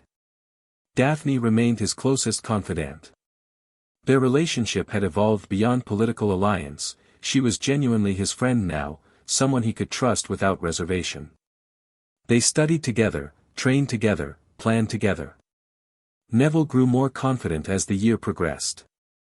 His grandmother's training had given him a foundation, and Harry's encouragement had given him the belief in himself that he'd always lacked. By the end of the year, he was among the top students in practical defense. Ron Weasley became an unexpected friend, loyal, cheerful, and completely unimpressed by Harry's fame. You're still rubbish at chess, he said after their 20th game. Save the world all you want, you can't beat me. A Muggleborn which named Hermione Granger attached herself to their group after they helped her deal with some bullying Slytherins. She was brilliant, driven, and utterly relentless in her pursuit of knowledge. Harry found her exhausting and invaluable in equal measure. And through it all, the hidden war continued. Sharpclaw's agents tracked the Elder across Europe, always one step behind. Order remnants attempted to regroup, only to be scattered by coordinated strikes. The new ministry, led by Amelia Bones, slowly established itself, implementing reforms that would have been impossible a year ago. Harry watched it all from Hogwarts, contributing where he could, waiting for the next crisis. It came sooner than he expected. June brought exams and end-of-year celebrations. Harry was packing his trunk when the communication mirror flared to life. Sharpclaw's face appeared, grim and urgent. We found him. The Elder. He's in Albania, and he's not alone. Who's with him? We're not certain. But our sources report at least 50 Order members, plus something else, something ancient that they've been excavating from an old ruin. Sharpclaw's expression was troubled. Harry, I think they're preparing for another ritual. Different from the one we stopped, but just as dangerous. Harry felt the Hallows stirring, felt the eyes showing him glimpses of what was coming. When? Soon. Days, maybe less. Sharpclaw paused. We can't assault them directly, they're too well fortified. But if we could get someone inside, learn what they're planning. I'll do it. Harry, I'm the only one who can get close without being detected. He touched the cloak of invisibility. And I'm the only one who can see through whatever wards they've set up. It's too dangerous. If they capture you, then you'll rescue me. Or I'll rescue myself. Harry's voice was steady. This is what I was made for, Sharpclaw. This is why the precursors chose my bloodline. I'm not going to hide while others fight my battles. A long silence. Then Sharpclaw sighed. When can you leave? Tomorrow. After the closing feast. Harry began repacking his trunk with different supplies, emergency port keys, communication devices, the weapons he'd accumulated over the year. Tell Daphne and Neville. They'll want to know. Harry. Sharpclaw's voice was uncharacteristically soft. Be careful. The world still needs you. The world needs to stop the Elder. That's what I'm going to do. He ended the call and returned to his packing. The hidden war was about to become very public indeed. Chapter 11 and Chapter 12, The Cost of Power. Albania was beautiful in summer. Rolling hills carpeted in wildflowers, ancient forests thick with shadows, mountains that scraped the sky in the distance. Harry would have appreciated it more if he weren't lying flat on his stomach behind a ridge, watching the Order's encampment through enchanted binoculars. The Elder had chosen his location well. The ruins of an old Roman fortress sat in a natural bowl between three hills, easily defended and nearly impossible to approach without being seen. 50-odd figures moved through the camp, most wearing the dark robes Harry remembered from Scotland. But that wasn't what caught his attention. In the center of the ruins, where the fortress's courtyard had once been, something massive had been excavated from the earth. It was made of black stone, carved with symbols that made his eyes water when he tried to focus on them. The Arbiter's Eye showed him its truth, ancient beyond measure, predating humanity, thrumming with power that made the Hallows seem like children's toys. What the hell is that? Daphne whispered beside him. She'd insisted on coming. So had Neville. Harry had argued, threatened, practically begged them to stay behind, but they'd refused. We're your friends, Daphne had said simply. Friends don't let friends infiltrate evil cults alone. Now they lay in a row along the ridgeline, watching the Order prepare for something terrible. It's a gate, Harry said slowly, the Eye's revelations filtering through his consciousness. Like the breach in London, but different. Older. This one wasn't created by magic, it was grown. Cultivated over millions of years. Grown by what? The Old Ones. Or something like them. Harry lowered the binoculars, his expression grim. The breach we sealed was artificial, a door the Order was trying to force open. This is natural. A weak point in reality that's been here since before humans existed. Can they open it? I don't think so. Not completely. The gate is damaged somehow, that's why it's been buried for so long.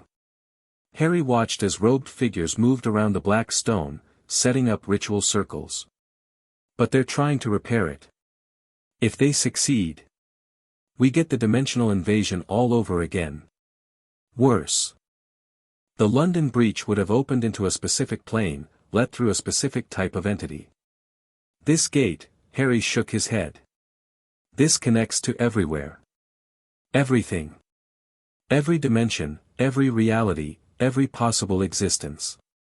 If they open it fully, they won't just let the Old Ones through. They'll let through things that make the Old Ones look like house pets. Neville had gone pale. How do we stop them? I need to get closer. See exactly what ritual they're using, what components they've gathered. Harry handed him the binoculars. You two stay here. If I'm not back by dawn, contact Sharpclaw and tell him everything. Harry, Daphne grabbed his arm. You can't go in there alone. I have to. The cloak will hide me, but it won't hide three people. He met her eyes. I'll be careful. I promise. Your promises have a habit of involving near-death experiences. Then I'll try not to die. He smiled slightly. Watch my back, okay? If something goes wrong, you'll know. He didn't give her a chance to argue further. He pulled the cloak of invisibility over himself and began the careful descent into the valley. The camp was quieter than he'd expected. Most of the Order members seemed to be sleeping or meditating, conserving their strength for whatever ritual they were planning. Only a handful of guards patrolled the perimeter, and they were easy to avoid. The cloak made him completely undetectable to normal magical senses.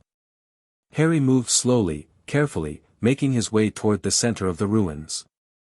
The gate loomed ahead, its black surface seeming to absorb light rather than reflect it. Up close, the symbols carved into its surface were even more disturbing. They moved when he wasn't looking directly at them, arranging and rearranging themselves in patterns that suggested meaning without quite achieving it. The Arbiter's eye burned against his chest, showing him truths he wasn't sure he wanted to know. The gate was alive. Or rather, it was a living thing's corpse, the physical remains of something that had existed between dimensions, its body calcified into stone over eons. The Order wasn't trying to open a door, they were trying to resurrect something that had died before the earth was formed. No, Harry thought, horrified.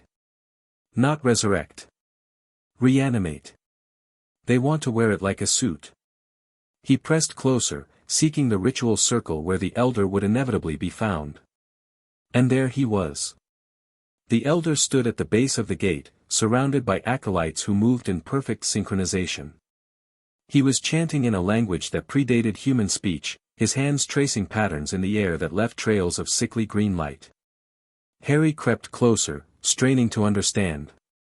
"The vessel is prepared," the Elder was saying, switching to English as he addressed his followers. "The convergence approaches. When the stars align, we will achieve what our predecessors only dreamed of." "And the Potter boy?" one of the acolytes asked. "His interference in London set us back months. The Potter boy is irrelevant. He sealed one breach, yes, but there are others. There have always been others." The Elder's voice was dismissive. "By the time he realizes what we're doing here, it will be too late. The old god will walk the earth again, and we will be its vessels. But the Hallows are tools for closing doors, not for preventing resurrection."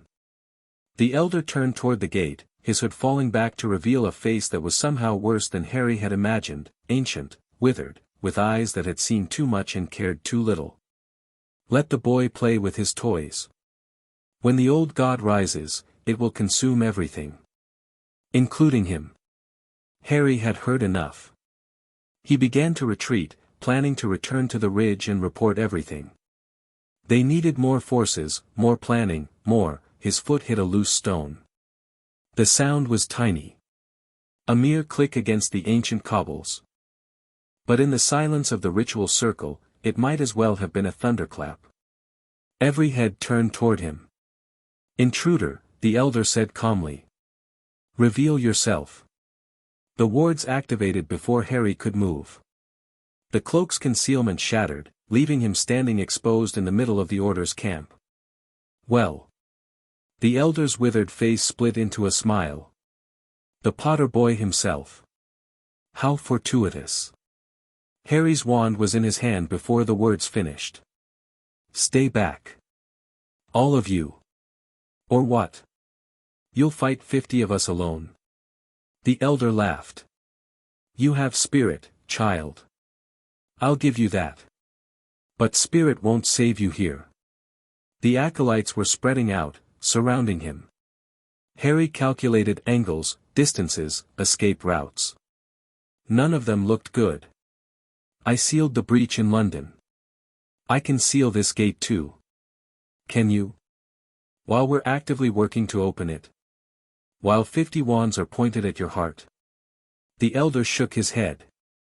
"You were lucky in London. You had allies, preparation, the element of surprise. Here, you have nothing. I have the Hallows." "Yes. I noticed." The Elder's eyes gleamed with sudden hunger. "The artifacts of the precursors, united at last. Do you know how long we've waited for someone to gather them? How many plans we've laid, how many bloodlines we've manipulated, all to bring those tools together?" Harry felt cold certainty settle in his stomach. You wanted me to collect them. Of course. The Hallows are powerful, but only when united, and only a Potter could unite them. Your family has guarded the eye for generations, passing it down without ever understanding its true purpose. The elder stepped closer. We've been patient, child. So very patient. And now our patience is rewarded. I won't let you take them. You won't have a choice. The elder raised his hand, and Harry felt something grip his mind, a compulsion so strong it made Imperius feel like a gentle suggestion. His body froze. His wand dropped from nerveless fingers. Fight, he told himself. Fight. But he couldn't. The elder's power was ancient, overwhelming, backed by something that wasn't entirely human. The Hallows, if you please. The elder held out his hand. Give them to me willingly, and I'll make your death quick. Resist, and you'll suffer for a very long time. Harry felt his hands moving toward his robes, toward the hidden pocket where the Hallows waited. No. No. The Arbiter's eye blazed. Suddenly, Harry could see everything, the elder's true nature, the corruption that had hollowed him out over centuries of dark magic, the thing that had taken up residence in his soul. He wasn't just a servant of the old god, he was a piece of it. A fragment that had been waiting, planning, manipulating, all to bring about this moment. And Harry could see its weakness. The fragment wasn't complete.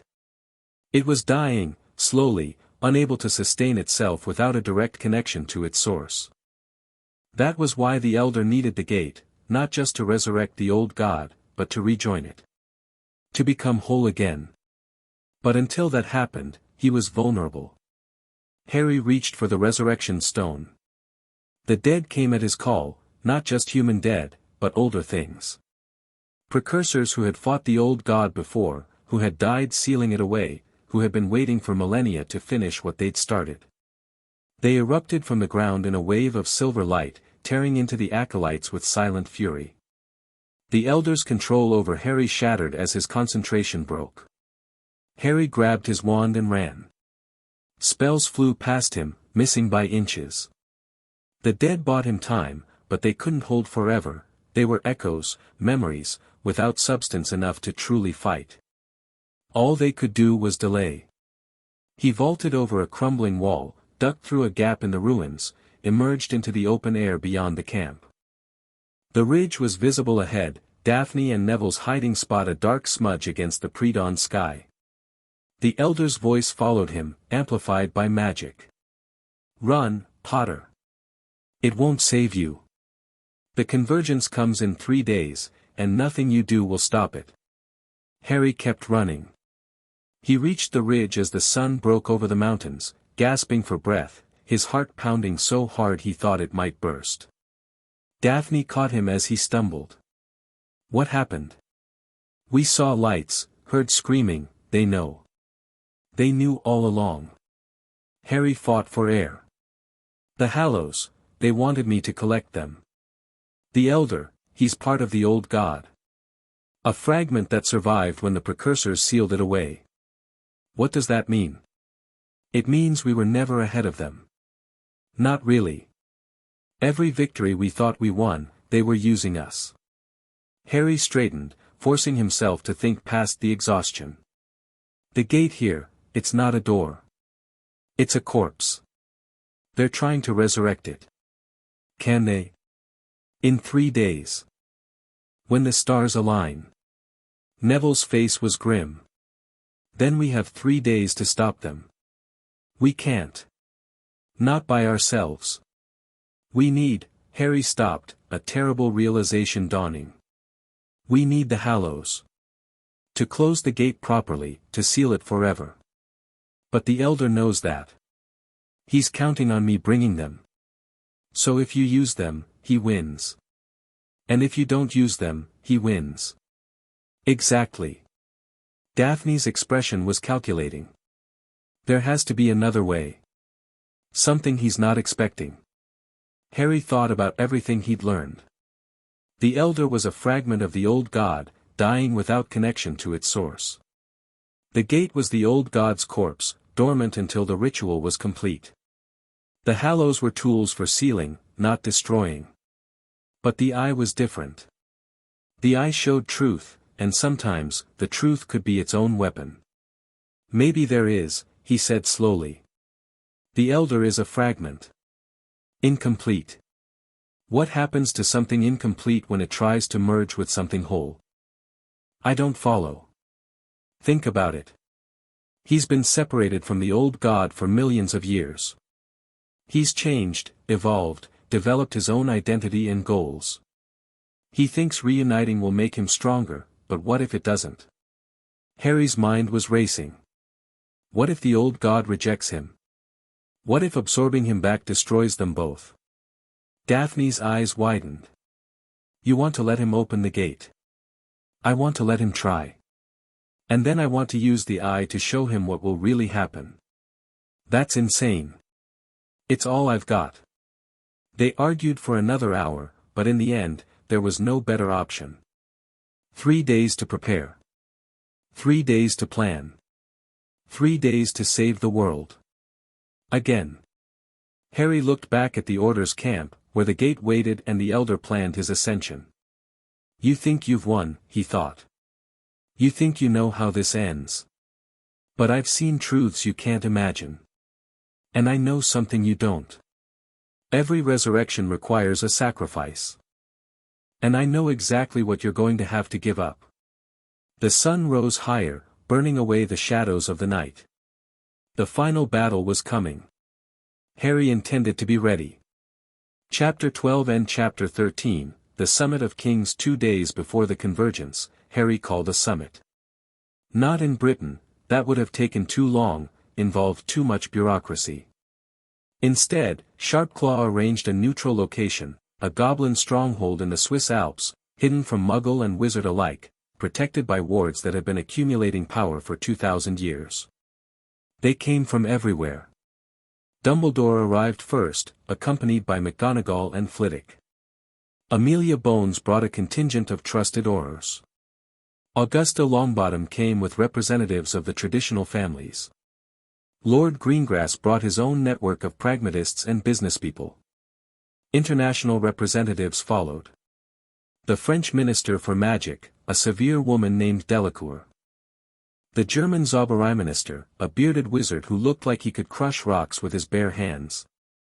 Representatives from the American Makusa, the Japanese Mahudakoro Council, the African Confederation.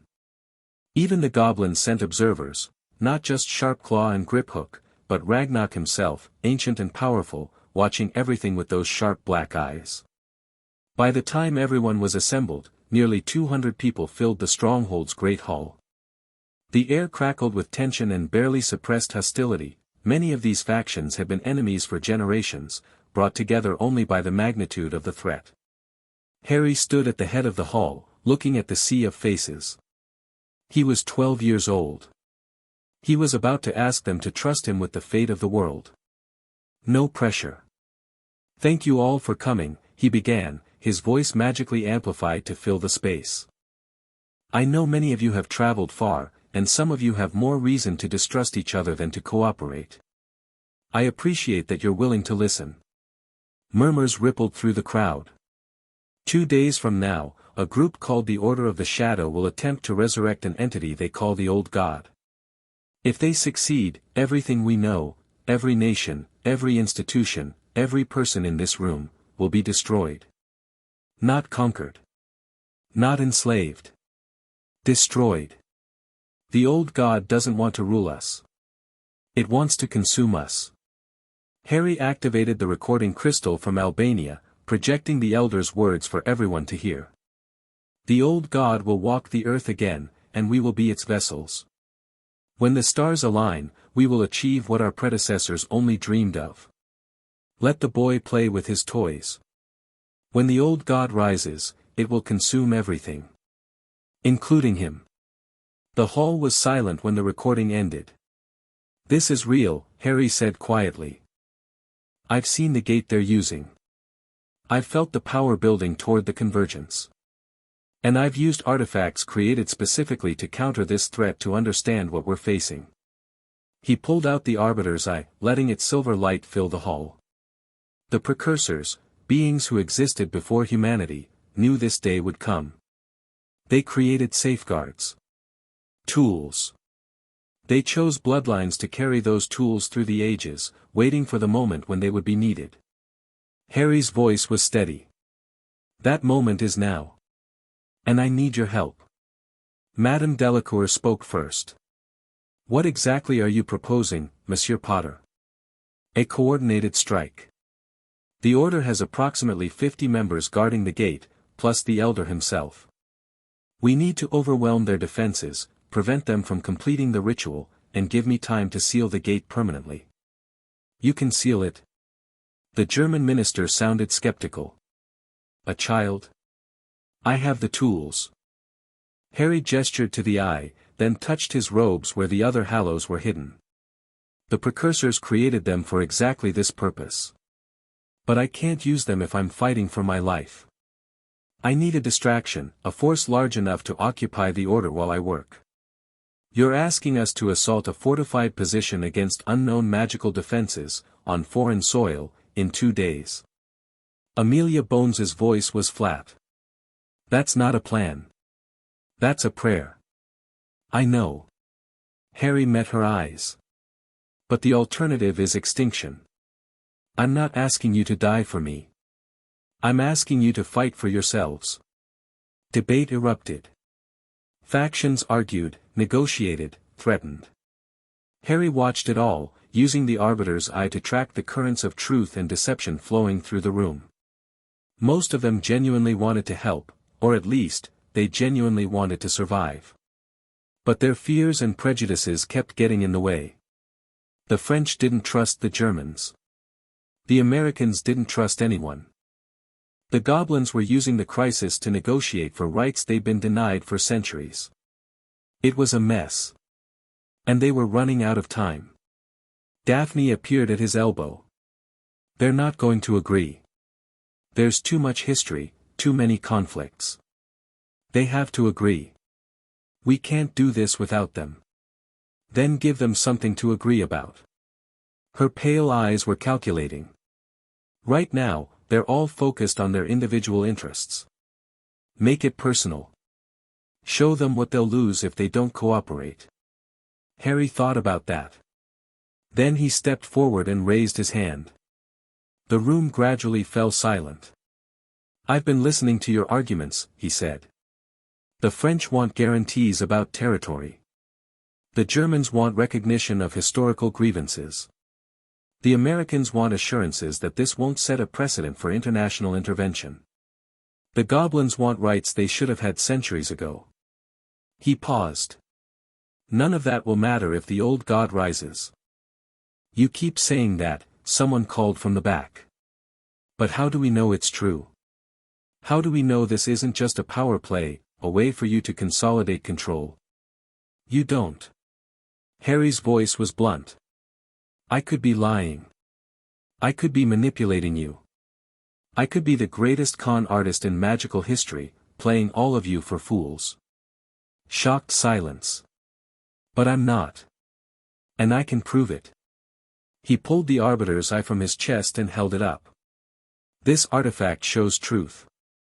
Absolute, undeniable truth. It cannot lie, and it cannot be deceived.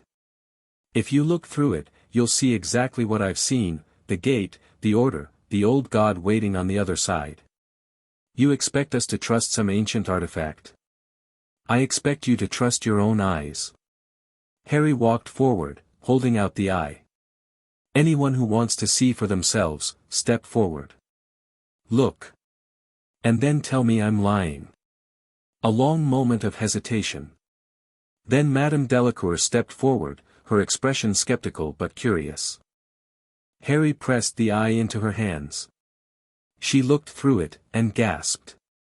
Her face went white, her hands trembling as visions of the old god poured through her mind. Mon Dieu, she whispered. It's real. It's all real. The German minister went next. Then the American representative. Then Ragnarok himself, his ancient face showing something that might have been fear.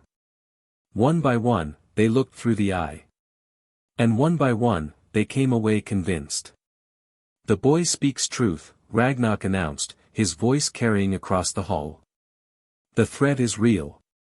The old god exists. And if we do not act together, we will all die separately. The dynamic shifted. Instead of arguing about whether to cooperate, they started arguing about how. Harry let the debates flow, watching as alliances formed and plans took shape. It wasn't perfect, nothing involving this many egos ever would be, but it was progress. By midnight, they had the bones of a strategy. The combined forces would approach Albania from multiple directions, hitting the Order's camp simultaneously from all sides. The assault would begin 2 hours before the convergence, giving the defenders time to mobilize but not enough time to complete their preparations. Harry would go in with a small team, Daphne, Neville, Moody, and Tonks, using the chaos as cover to reach the gate. Once there, he would attempt to seal it using the Hallows while the others held off any Order members who got through. The international forces would handle the perimeter, preventing reinforcements and ensuring no one escaped to try again later. It was simple, straightforward, and almost certainly going to go wrong in 100 different ways. But it was a plan. The summit was almost over when the doors burst open. A figure stumbled into the hall, bloody, battered, barely recognizable. It took Harry a moment to realize who it was. Narcissa Malfoy. They know, she gasped, collapsing against the nearest wall. The Order, they found out about the summit. They're coming here. What? Sharpclaw was on his feet instantly. That's impossible. These wards have been compromised. Someone in this room is a traitor. Narcissa's eyes swept the crowd. They'll be here within the hour. Maybe less. Chaos erupted again, but this time it was panic, not debate. People shouted, pointed fingers, drew wands. The fragile alliance was shattering before Harry's eyes. Enough. His voice cut through the noise like a blade. The Elder Wand was in his hand, crackling with power that made the air itself tremble. We don't have time for this. If the Order is coming, we need to prepare, not tear each other apart. Harry's eyes swept the room. Madam Bones, secure the perimeter. Minister Delacour, coordinate the international forces. Ragnarok, I need your warriors ready to fight.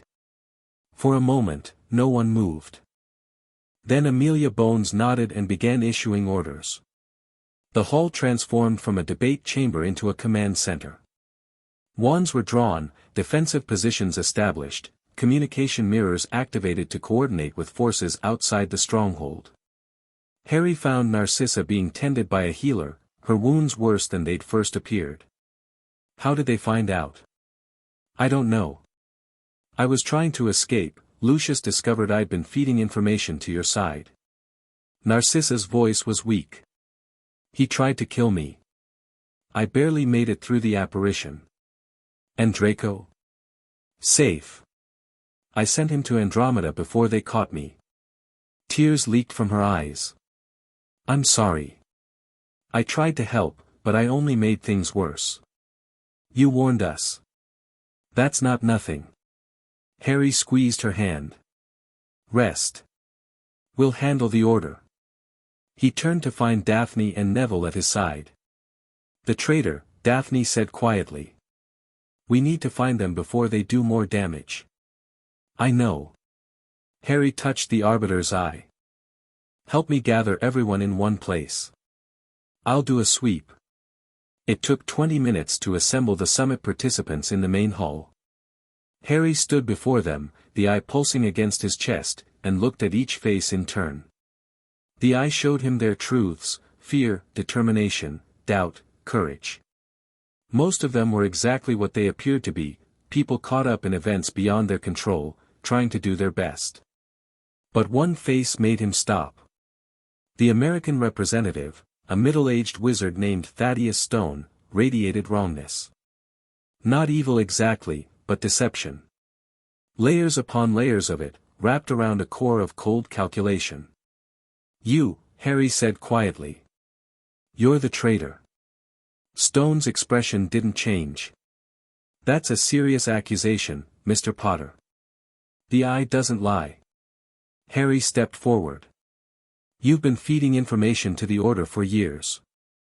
Not because you believe in their cause, you don't believe in anything. You just wanted to be on the winning side. For a moment, silence.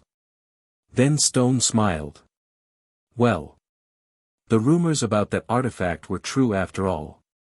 He raised his wand. I suppose this is the part where I try to kill you and escape in the confusion. You could try. I think I will.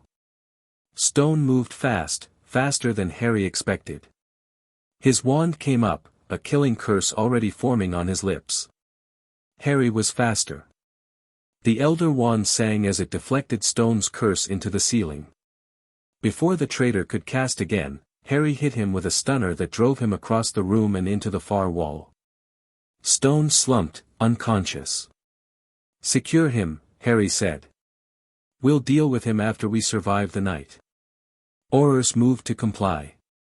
But before they could reach Stone, his body began to convulse. Poison, someone shouted. He's taken poison. Stone died with a smile on his face, whatever secrets he'd held dying with him. He had a failsafe, Daphne said grimly. If he was captured, he was supposed to die. The Order protects its assets. Harry watched as healers confirmed what everyone already knew. At least he can't warn them about our defenses. They're still coming. Then let them come. Harry turned to face the assembled forces. We plan to assault them in 2 days. Now they're bringing the fight to us. That doesn't change our objective, it just changes the timetable. You want to fight them here? Augusta Longbottom looked skeptical. This stronghold is defensible, but against the full strength of the Order. I want to break them here. Make them commit their forces to an assault they can't win. And while they're busy dying against your defenses, Harry's smile was cold. I'll be in Albania, sealing the gate while no one's watching. Understanding dawned on multiple faces. A trap, Ragnarok said slowly. You're letting them walk into a trap. Better than that. I'm letting them think they've won while I take away everything they've been fighting for. The Order attacked an hour later. They came through breached wards and shattered gates, 50 wizards in dark robes hurling curses and hexes with deadly precision.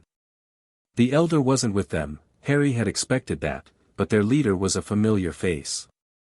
Lucius Malfoy, his perfectly composed mask finally cracked, murder in his eyes. The defenders met them with everything they had. Goblins in battle armor, wielding enchanted weapons that cut through shields like paper. International Aurors fighting in coordinated teams, their spells combining into devastating combinations. British forces holding the center, Augusta Longbottom directing their fire with the calm precision of a general who'd seen worse. Harry watched just long enough to confirm that the defenders could hold.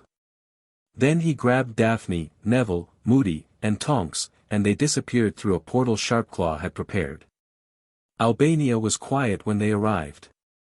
The Order's camp was nearly empty, most of their forces were dying in Switzerland, exactly as Harry had planned. Only a handful of guards remained, and they were quickly dispatched. The gate loomed ahead, pulsing with sickly green light. The convergence was closer now, Harry could feel reality thinning, could sense the old god stirring in its ancient slumber. We don't have much time, Moody growled. Whatever you're going to do it fast. Harry approached the gate alone, the Hallows awakening in response to his will. The Elder stepped out of the shadows. Clever boy. His withered face was calm, almost approving. You drew away my forces, isolated me, arranged everything exactly as you wanted. I'm impressed. You knew I was coming. Of course. I've known since the moment you escaped. Did you think I'd leave my most important work undefended? The Elder gestured, and wards blazed to life around the gate. Your friends can't help you here. It's just you and me, child. As it was always meant to be. Harry raised the Elder Wand. Then let's end this. Yes. The Elder's smile widened.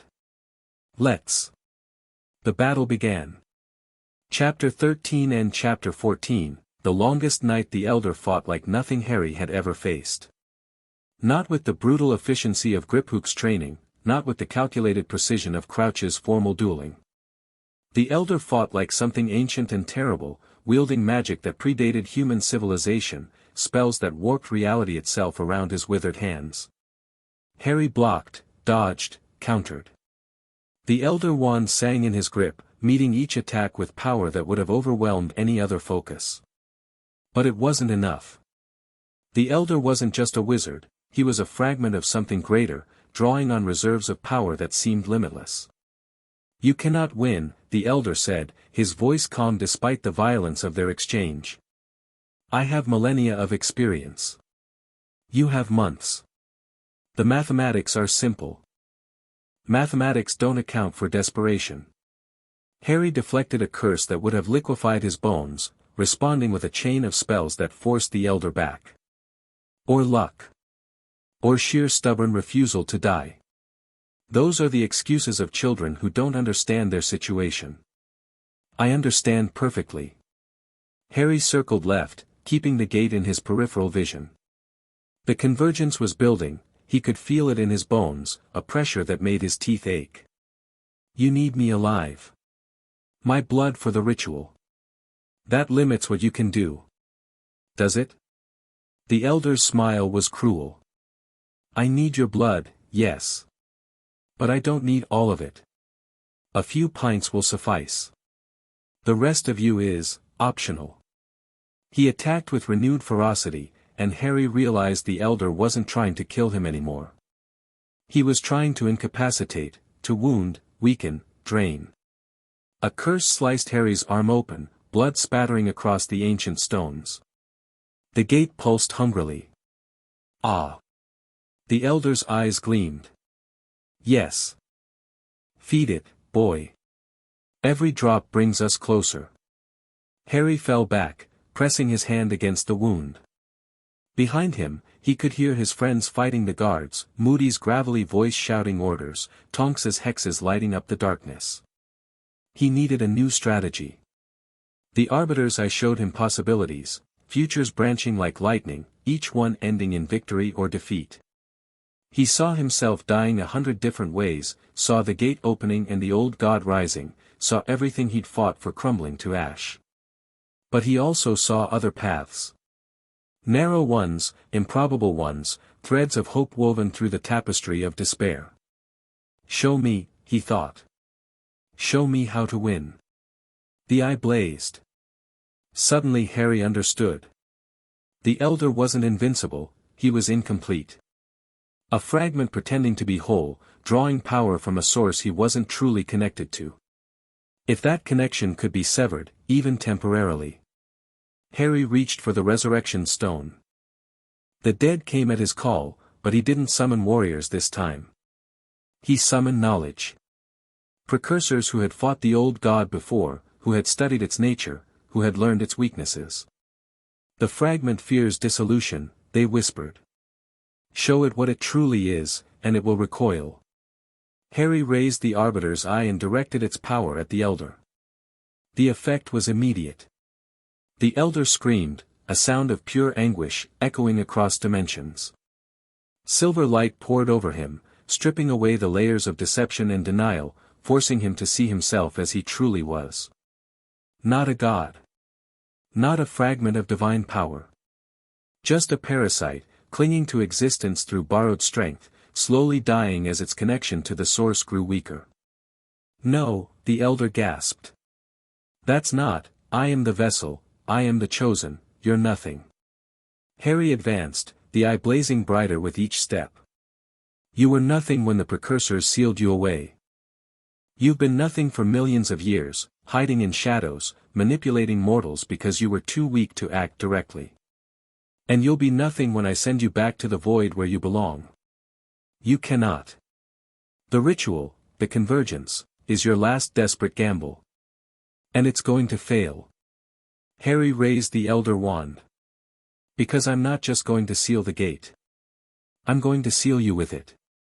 The elder's eyes widened with sudden terror. Harry began to cast. The magic that flowed through him was unlike anything he'd experienced before, not his own power, but the combined will of everyone who had ever stood against the darkness. Precursors who had died creating the original seal. Potters who had sacrificed themselves protecting it. His parents, their love a tangible force that wrapped around him like armor. The Hallows responded to his intent, their powers merging into something greater than the sum of their parts. The Elder Wand channeled, the Resurrection Stone bridged, the Cloak of Invisibility concealed the working until it was too late to stop. And the Arbiter's eye revealed the truth that made it all possible. The fragment is dying, Harry said, his voice resonating with borrowed power. It has been dying since the moment it was separated from its source. All its schemes, all its manipulations, all its centuries of planning, they were just the desperate thrashing of something that knew it was already dead. No, the gate won't resurrect you. It can't. You're not a piece that can be reattached, you're a cancer that was cut away. And when you try to merge with the old god again, it will destroy you. Not absorb you. Not empower you. Destroy you. The elder's face contorted with rage and fear. You're lying. The eye doesn't lie. Harry's smile was sad. But don't take my word for it. Look for yourself. He turned the eye's power directly on the gate, revealing what waited on the other side. The old god stirred in its ancient sleep. Vast beyond comprehension, hungry beyond measure, it sensed the fragment that had once been part of it. And its response was not welcome. It was rejection. Disgust. The contempt of something whole for something broken. The elder saw it. His face went white, then gray, then something that wasn't a color at all. No, he whispered. After everything I've done, after all these years, you were never going to succeed. Harry's voice was gentle now, almost compassionate. The precursors knew what they were doing when they cut you away. They didn't just seal the old god, they poisoned it. Made sure that any piece that tried to return would be consumed instead of welcomed. Then what was the point? Why did I survive? Why did any of this happen? I don't know. Maybe to give the rest of us something to fight against. Maybe to remind us what we're protecting. Harry raised the Elder Wand one final time. Maybe just because the universe has a sense of humor. He cast the sealing spell. The elder screamed as silver light engulfed him. His form dissolved, fragmenting into pieces that were dragged toward the gate, not through it, but into it, absorbed by the calcified remains of the old god's corpse. The gate shuddered. Cracked. The sickly green light flickered and began to fade. Harry poured more power into the seal, reinforcing it, making it permanent. The Hallows blazed like stars, their combined might forcing the gate closed against the weight of dimensions. For a moment, Harry felt the old god's attention, vast, ancient, utterly inhuman. It pressed against the seal, testing it, searching for weaknesses. It found none. The attention withdrew. The pressure faded. The gate went dark. Harry collapsed. He woke to Daphne's face hovering over him, pale with worry. "You're alive," she breathed. "Thank Merlin, you're alive." The gate, sealed. Completely. Neville's voice came from somewhere to his left. "We watched it happen. The light, the elder dissolving, all of it. It was terrifying," Moody finished. "And I've seen some things in my time." Harry tried to sit up and immediately regretted it. Every muscle in his body ached, his magical core felt like an empty well, and his head was pounding with the worst headache of his life. "Easy." Daphne helped him into a sitting position. "You burned through more power than anyone should survive. The healers said it's a miracle you're still breathing." "The others?" "The battle in Switzerland?" "Victory." Tonks's voice was tired but triumphant. "The order broke when their reinforcements never came. Malfoy tried to escape and got captured by the goblins.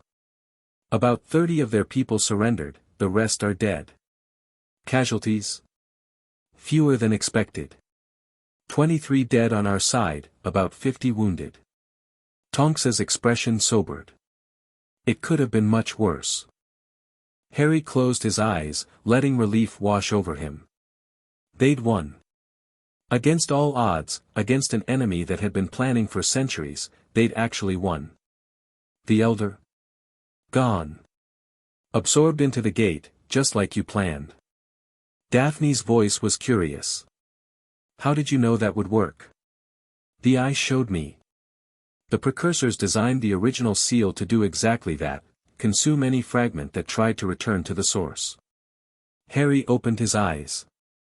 They weren't just protecting us from the old god. They were protecting it from itself.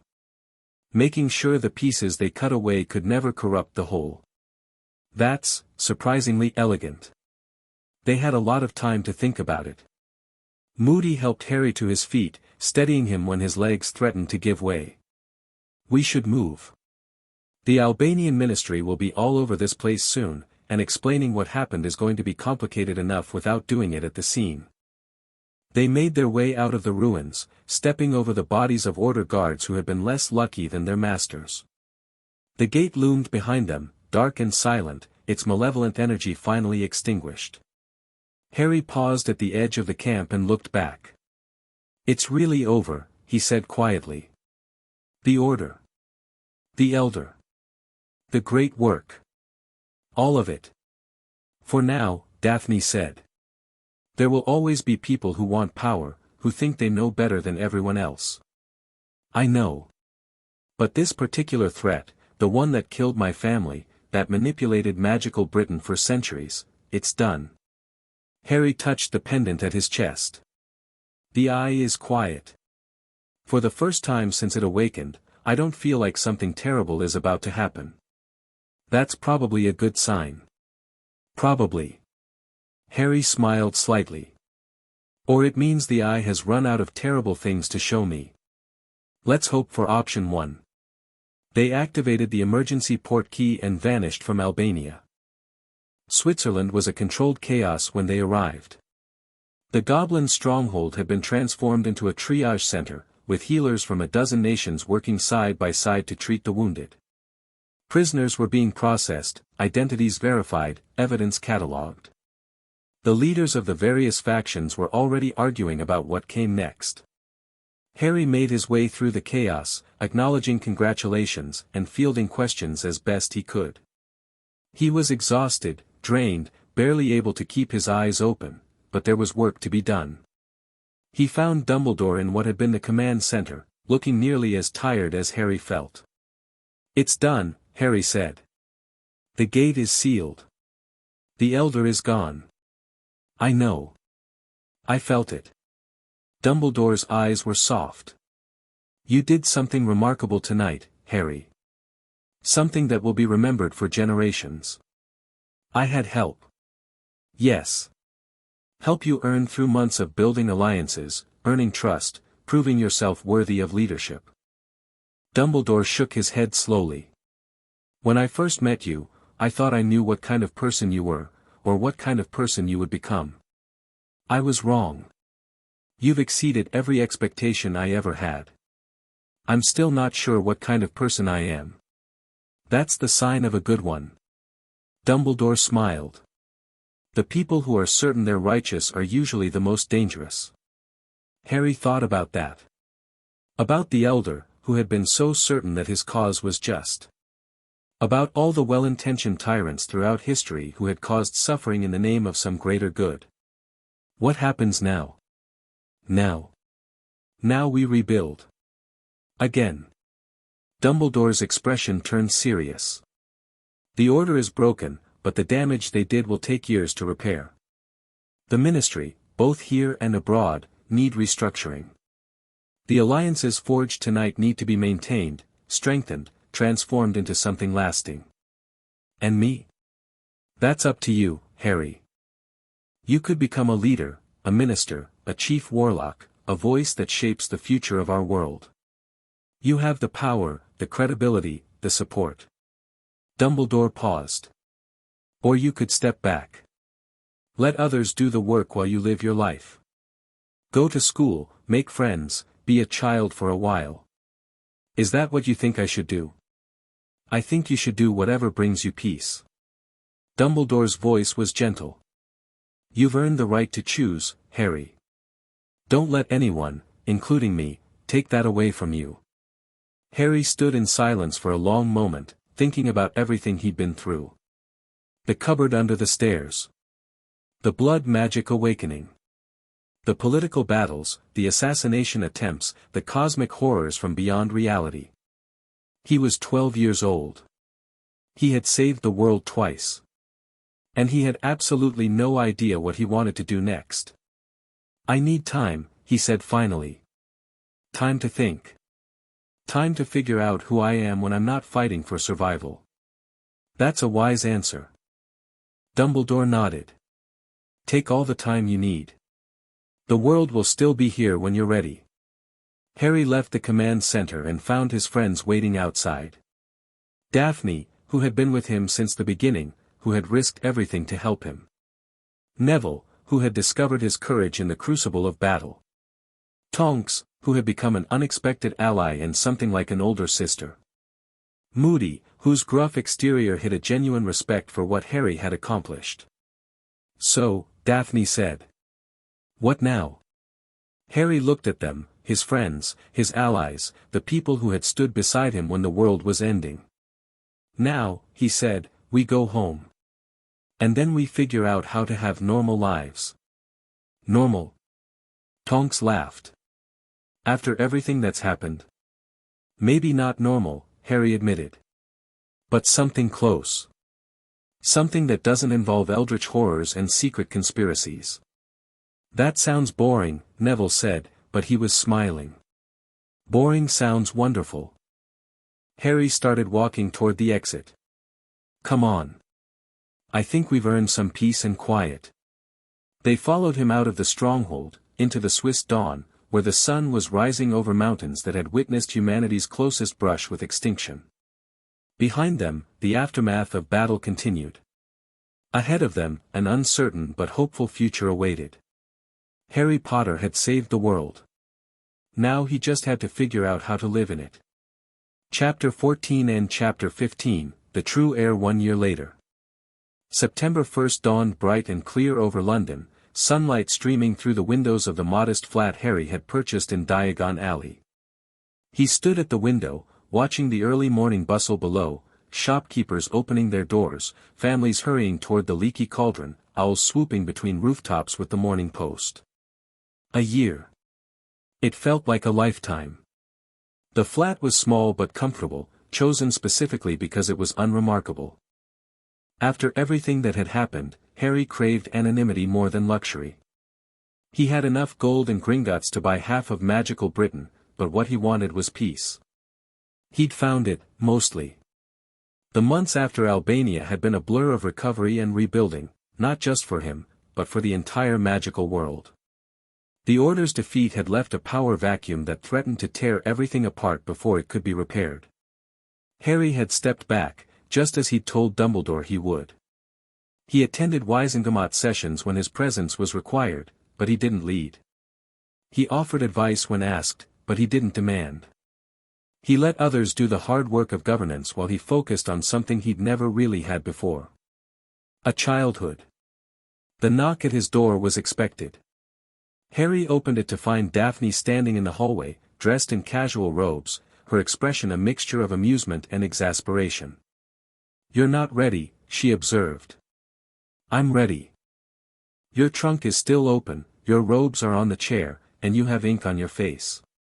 Daphne stepped past him into the flat. "Honestly, Harry. We're going to be late. We have 3 hours. Which is barely enough time to get through the crowds at King's Cross. Have you seen the Prophet this morning?" Harry hadn't. He'd stopped reading the Prophet months ago, after the 100th article speculating about his love life, his political ambitions, and his allegedly secret plans to take over the world. What are they saying now? That you're returning to Hogwarts as a student instead of taking the minister's position, which proves you're either humble beyond measure or plotting something nefarious. Daphne's smile was thin. The betting pools favor nefarious. Of course they do. Harry finished packing while Daphne supervised, her comments ranging from helpful to sarcastic. They'd grown closer over the past year, not romantically, despite what the prophet insisted on printing, but as genuine friends. She was one of the few people who treated him like a person instead of a symbol. Neville's already at the station, Daphne said as Harry closed his trunk. He sent a mirror message this morning. Apparently his grandmother cried when he left the house. Augusta Longbottom. Crying. I know. I didn't believe it either. But apparently saving the world multiple times has convinced her that he's not a disappointment after all. Harry smiled. Neville had changed dramatically over the past year, growing into his power, gaining confidence, becoming someone Augusta could be genuinely proud of.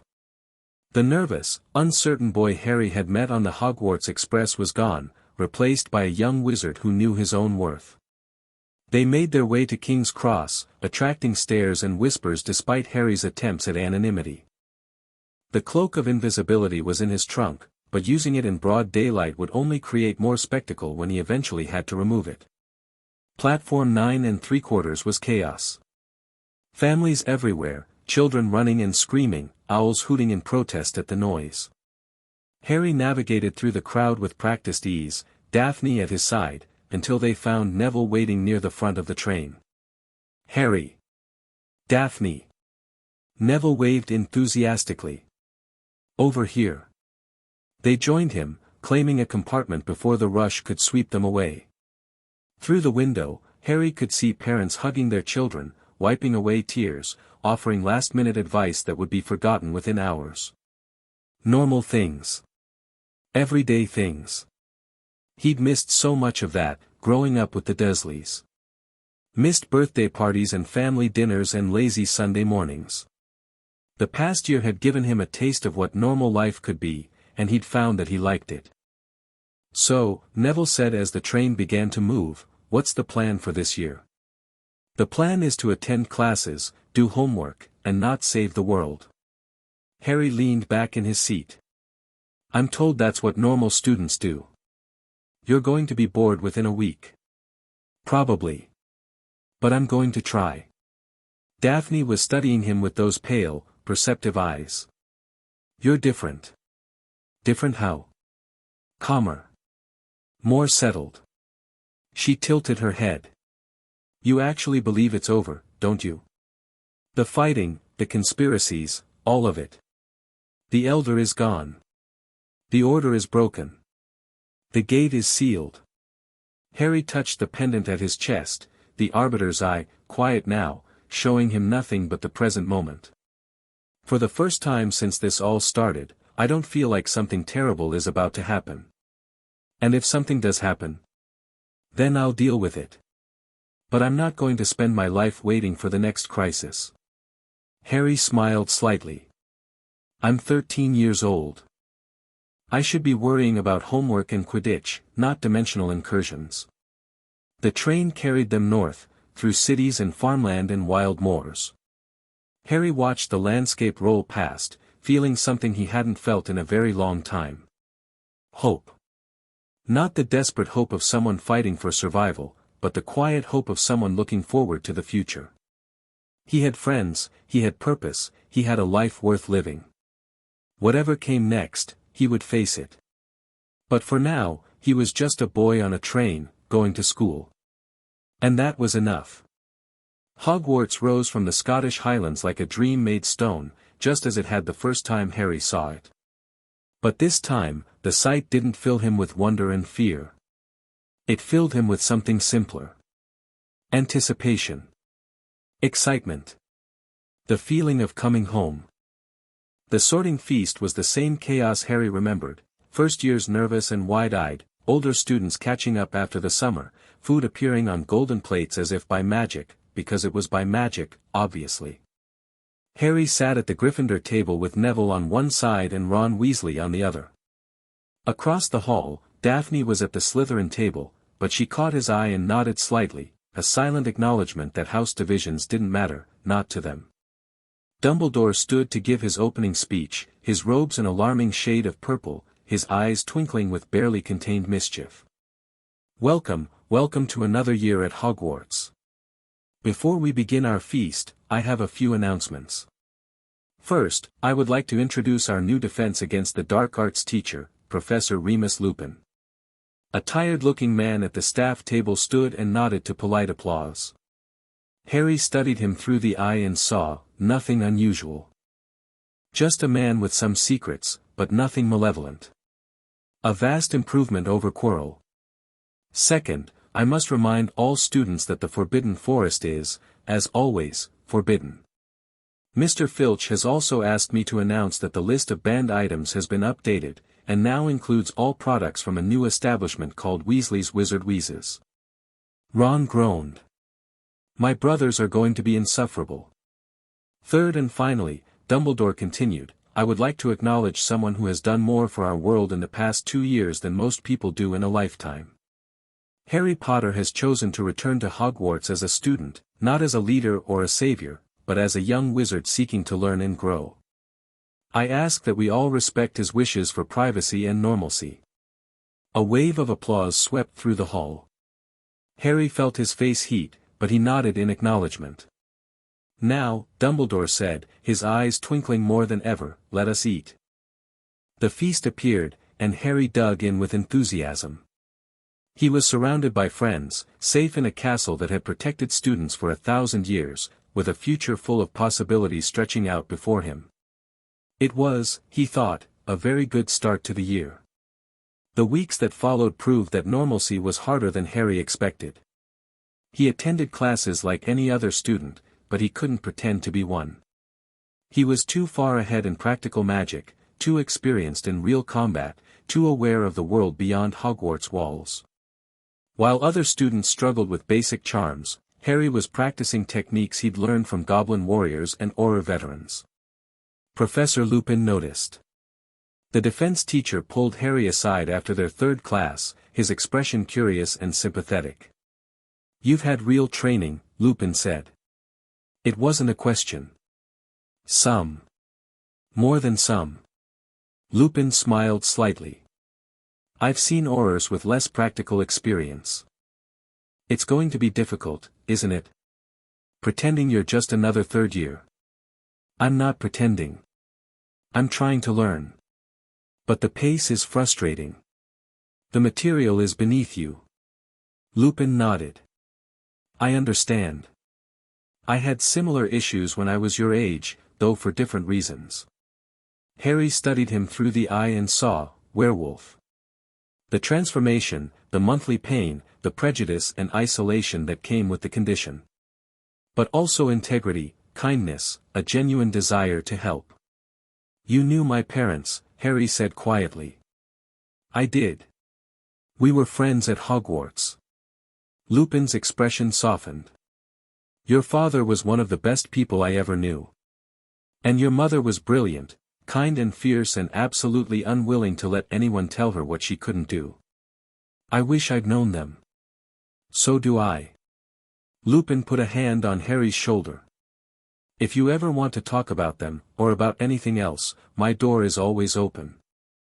I may not be able to teach you much about combat magic, but I might be able to help with other things." "Thank you, Professor."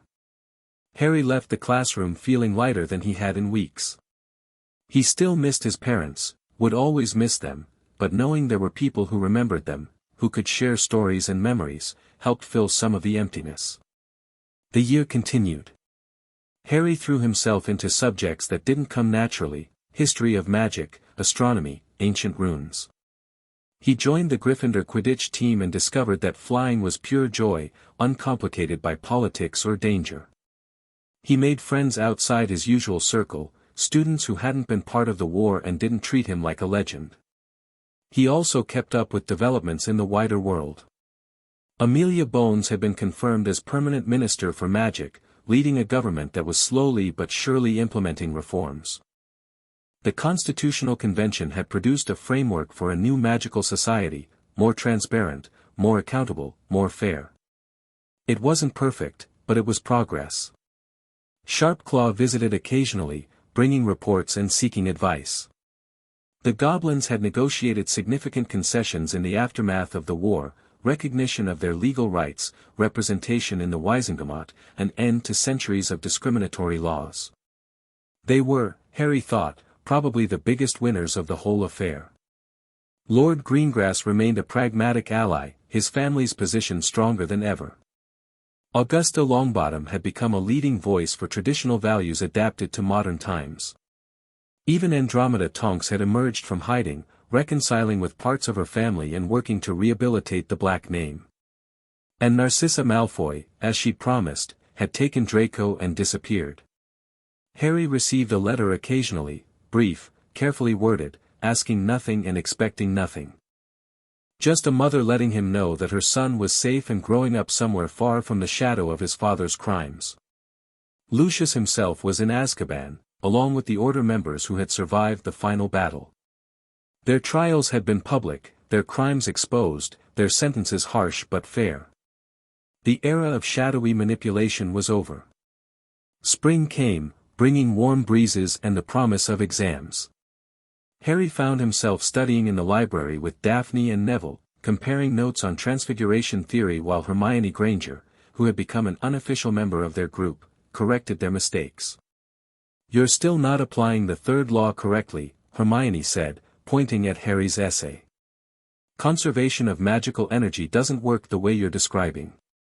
It works when I cast the spell. That's because you have more raw power than any third year should. But theoretically, your approach is inefficient." Hermione made a note in the margin. "If you understood the underlying principles better, you could achieve the same results with half the effort." Harry looked at the note, then at Hermione's earnest face.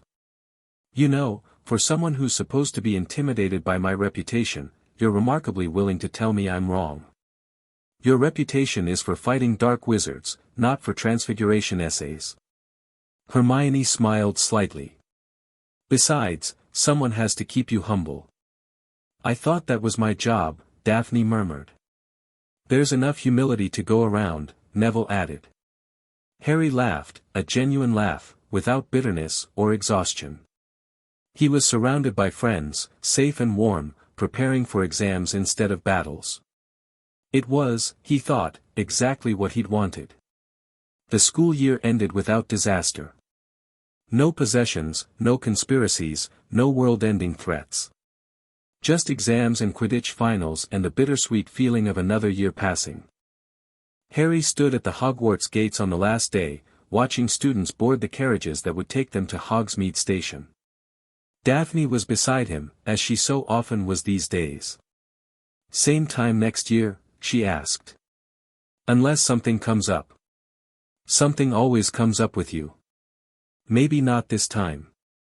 Harry touched the pendant at his chest.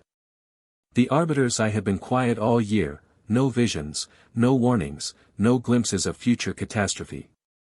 I think I might actually get to be a normal teenager for a while." "You?" Daphne's laugh was light, teasing. "Normal? Harry, you own 3 of the most powerful artifacts in existence, you've saved the world twice, and you're technically the legal owner of the British government. Normal isn't really in your vocabulary." "Former owner. I released the debt, remember?" "Details." Daphne's expression softened. "But I know what you mean. This year has been, good. Peaceful. I'd almost forgotten what that felt like. We should do it more often." "What, peace?" "Peace. Normalcy. Just, being." Harry looked at the castle one last time, memorizing its towers and turrets. "I spent so long fighting that I forgot why I was fighting in the first place. This year reminded me." "And what were you fighting for?" "This." Harry gestured at the scene before them, students laughing, families reuniting, the simple joy of ordinary life. The chance for people to just live. Without fear, without manipulation, without ancient evils threatening to destroy everything.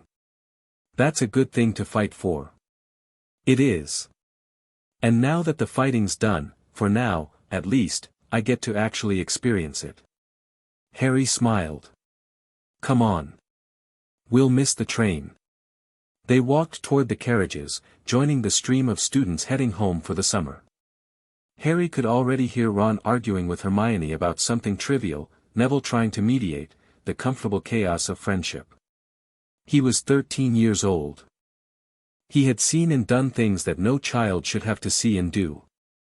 He had faced monsters and conspiracies and cosmic horrors from beyond reality. And he had won. Not just survived, won. Built something lasting. Created a world that was safer, fairer, better than the one he'd been born into. Now it was time to live in it. The Hogwarts Express carried them south through the Scottish Highlands, past cities and farms and all the ordinary places where ordinary people lived ordinary lives. Harry watched it all pass by, feeling the weight of the Hallows in his trunk, the warmth of the eye against his chest. He still had power. Immense power, the kind that could reshape nations. But power wasn't what defined him anymore. What defined him was choice. The choice to fight, and the choice to stop fighting. The choice to lead, and the choice to step back.